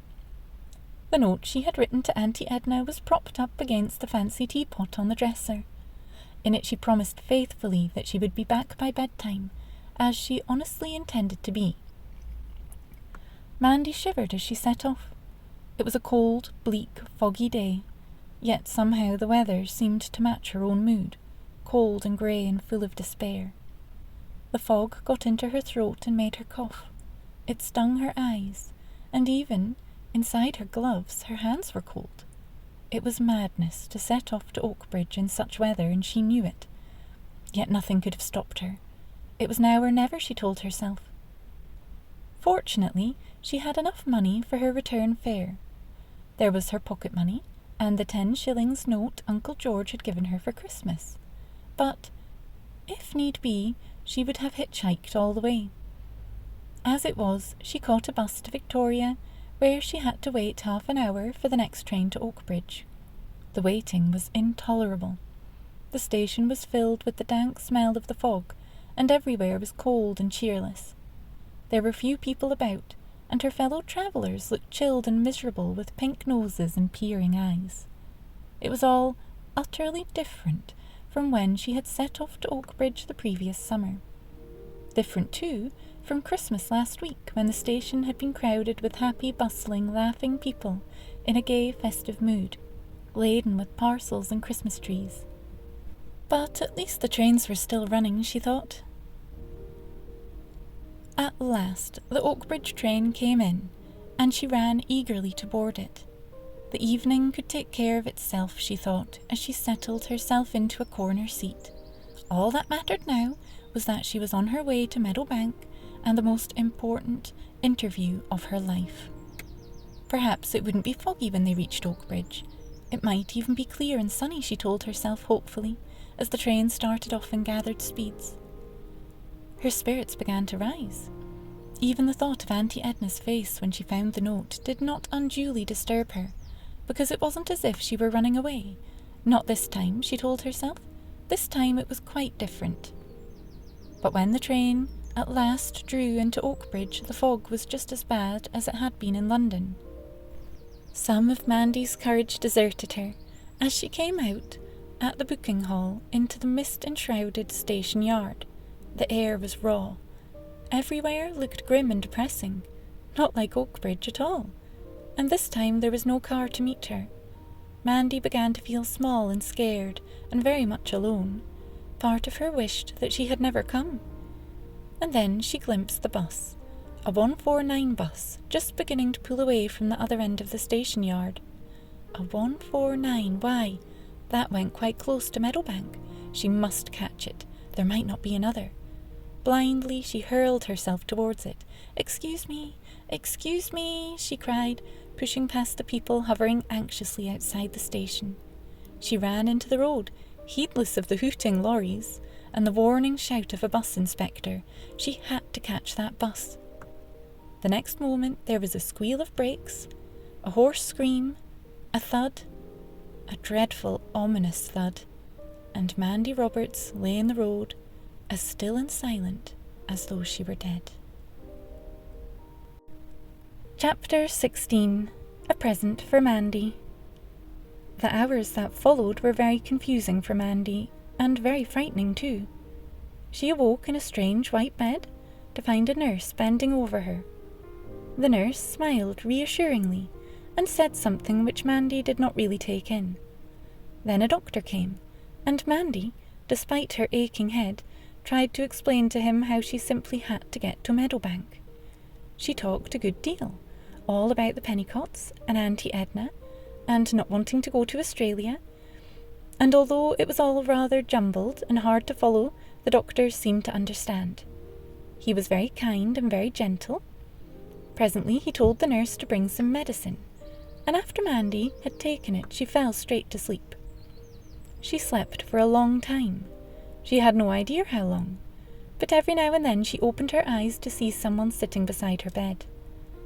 At first it was Mrs. Pennicott, then it was Auntie Edna, and after that it was her aunt and uncle seated side by side. She tried to talk to them, but they discouraged her. Everyone discouraged her. You must rest, they kept saying, rest and not worry about anything. And then, one morning, one bright January morning, Mandy awoke with a clear head, feeling hungry. Sunlight poured through the large window. The screen had been taken away from her bed, and she found herself in the normal, noisy workday hospital ward. A trolley clattered past. Nurses ran to and fro with charts and thermometers and bottles of tablets. Ward maids were busy with buckets and mops. There was a smell of breakfast in the air, and from the corridor came the cheerful chink of cups and saucers. And Mandy Roberts was well on her way to recovering. After breakfast, she felt better still. She sat up, smiling at the little girls in the adjoining beds, and watched a pleasant WVS lady do the flowers. Then a nurse came and told her she had a visitor. "Is it Mrs. Pennicott?" asked Mandy eagerly. "No, it's your auntie," said the nurse. Mandy didn't want to see Auntie Edna. She felt much too guilty, and her conscience pricked even more when Auntie Edna came into the ward, loaded with grapes and chocolates and jigsaw puzzles. She found herself trying to explain why she had come to Oakbridge, but Auntie Edna didn't seem to want to know. There was something odd about her. She was kind and gentle, unusually so, and there wasn't a single word of reproach, yet to Mandy she seemed rather away, far away. To Mandy, this was very puzzling, and she felt a little uneasy. Aren't you even angry at me?" she asked. "No, dear," said Auntie Edna. Her voice was flat and colourless. "I'm just glad you're better, that's all." Then, as though anxious to change the subject, "I'm staying with Mrs. Pennicott, you know, up at Meadowbank." "Really?" Mandy's face lit up. Her voice rang with enthusiasm. "Oh, Auntie, aren't they the loveliest people? Don't you think that Mrs. Pennicott is the kindest and nicest person you've ever met? And Gran, dear old Gran, and Mr. Pennicott too." Her voice trailed away as she saw that queer little smile on Auntie Edna's face. It was oddly disturbing.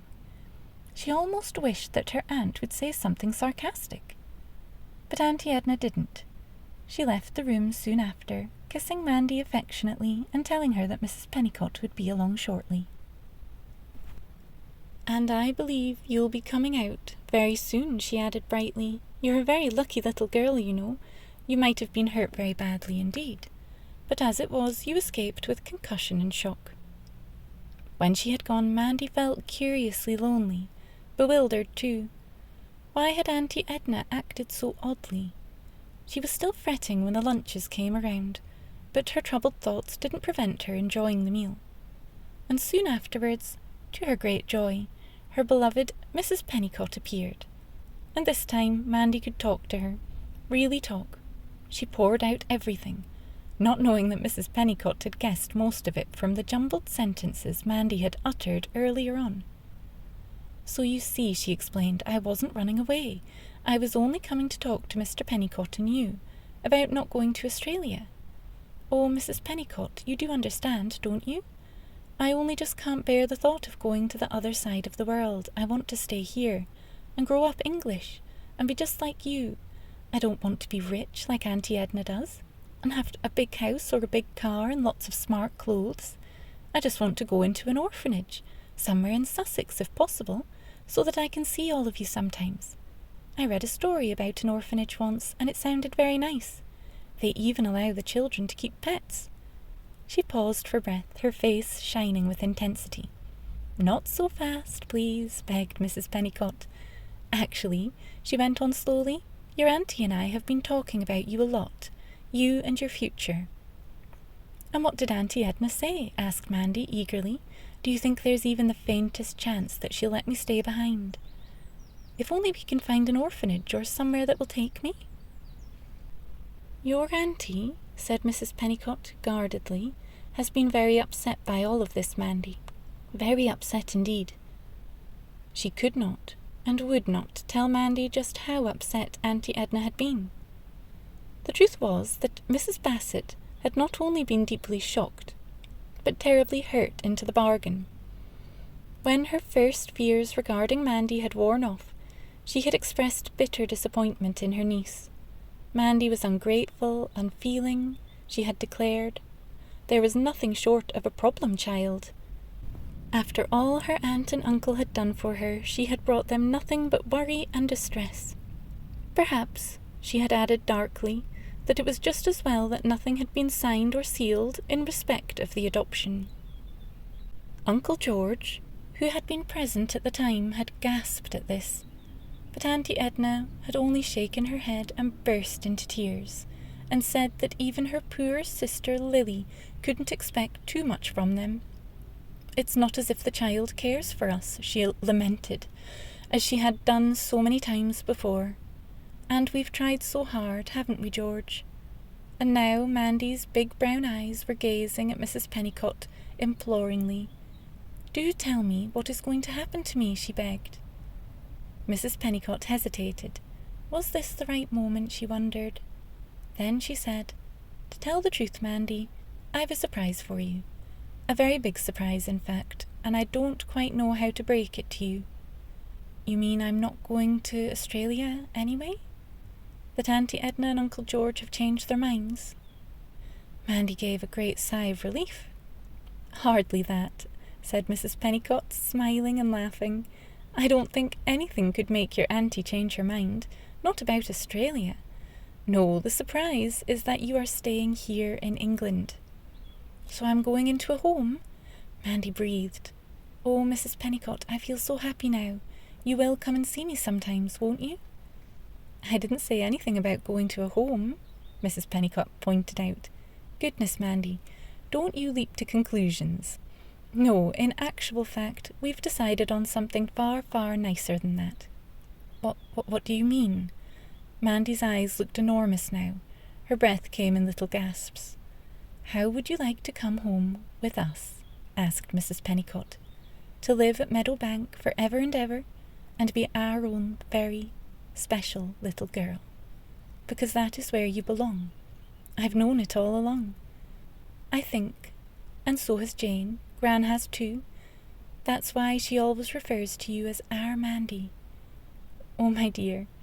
And suddenly Mrs. Pennicott's arms were holding her tight, as though she would never let go. "Oh, Mandy, my dear little girl, you'll never be lonely or unhappy again. I promise you that. But you mustn't cry." "I can't help it," sobbed Mandy, her tears flowing down her cheeks, down her hospital nightie. "I just can't help it. Oh, Mrs. Pennicott." "You'll have to stop calling me that," Mrs. Pennicott gently said. "You'll have to get used to saying Mum and Dad, just as the other children do."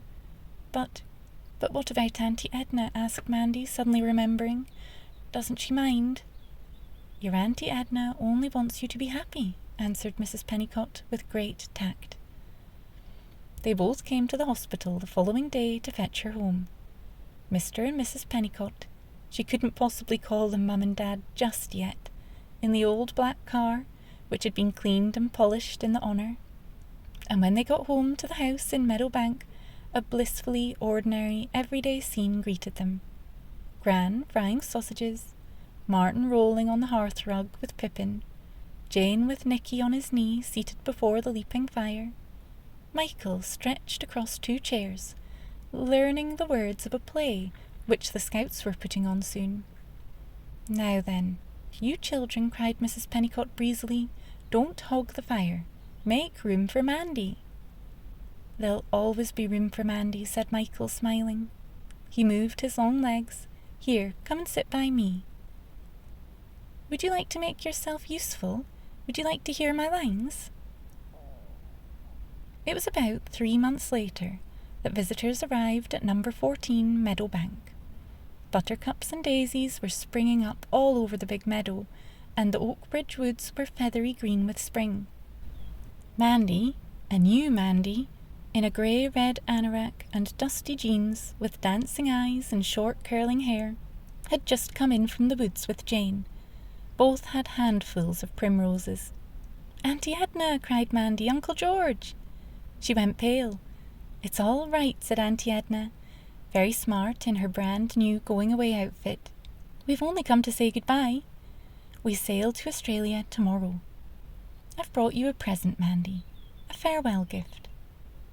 Then she opened the wicker basket she was holding and took out something small and wriggling, and thrust it into Mandy's arms. It was a puppy, a little brown and white puppy, with great big saucy eyes, a rough, wiry coat, and a tail that wagged for dear life. Mandy was so surprised that at first she was speechless. Then, "Auntie Edna," she gasped. "Why, it was utterly fabulous. It was just about the most wonderful present anyone could ever hope to receive. And Auntie Edna had thought of it. Auntie Edna of all people. It was almost unbelievable. I did so want for us to part good friends," said Auntie Edna, "if only because of poor Lily. It's quite all right," she added, as she saw Mandy glance questioningly at Mrs. Pennicott. "I did ask permission before I bought him, didn't I, Mary?" "Only when Mandy wrote and told me that old Bess had passed away, I thought a puppy might help fill the gap, you know. Not that I care for dogs myself," she added, in a burst of honesty. Mandy looked down for a moment at the little, squirming, mischievous Scrap cuddled tight in her arms. Oh, what a darling he was! Then she looked at Auntie Edna, standing there a little awkwardly, looking just a bit too smart and towny, with her new suit and hat and her stiffly waved hair. Poor Auntie Edna. And in that instant, something strange happened to Mandy. Something very strange indeed. It was as though a lump of ice that had been inside her for a very long time, as long ago as the episode of Peterkin, suddenly melted. She began to remember all the nice things about Auntie Edna, the pretty curtains for her bedroom, the lovely new dress at Christmas, the many small kindnesses that she had never really appreciated before. True, they hadn't been happy together, but had it always been Auntie Edna's fault? On a sudden impulse, Mandy dropped the puppy into Jane's willing arms. Then she went over to her aunt and kissed her. "Thank you, Auntie Edna," she whispered. "Oh, Auntie Edna, I do love you. I really do. And I'm sorry about everything. I hope you and Uncle George will be very happy in Australia." Then, with her aunt and uncle comfortably seated and chatting happily to Gran, Mandy ran off to help Mum get the tea.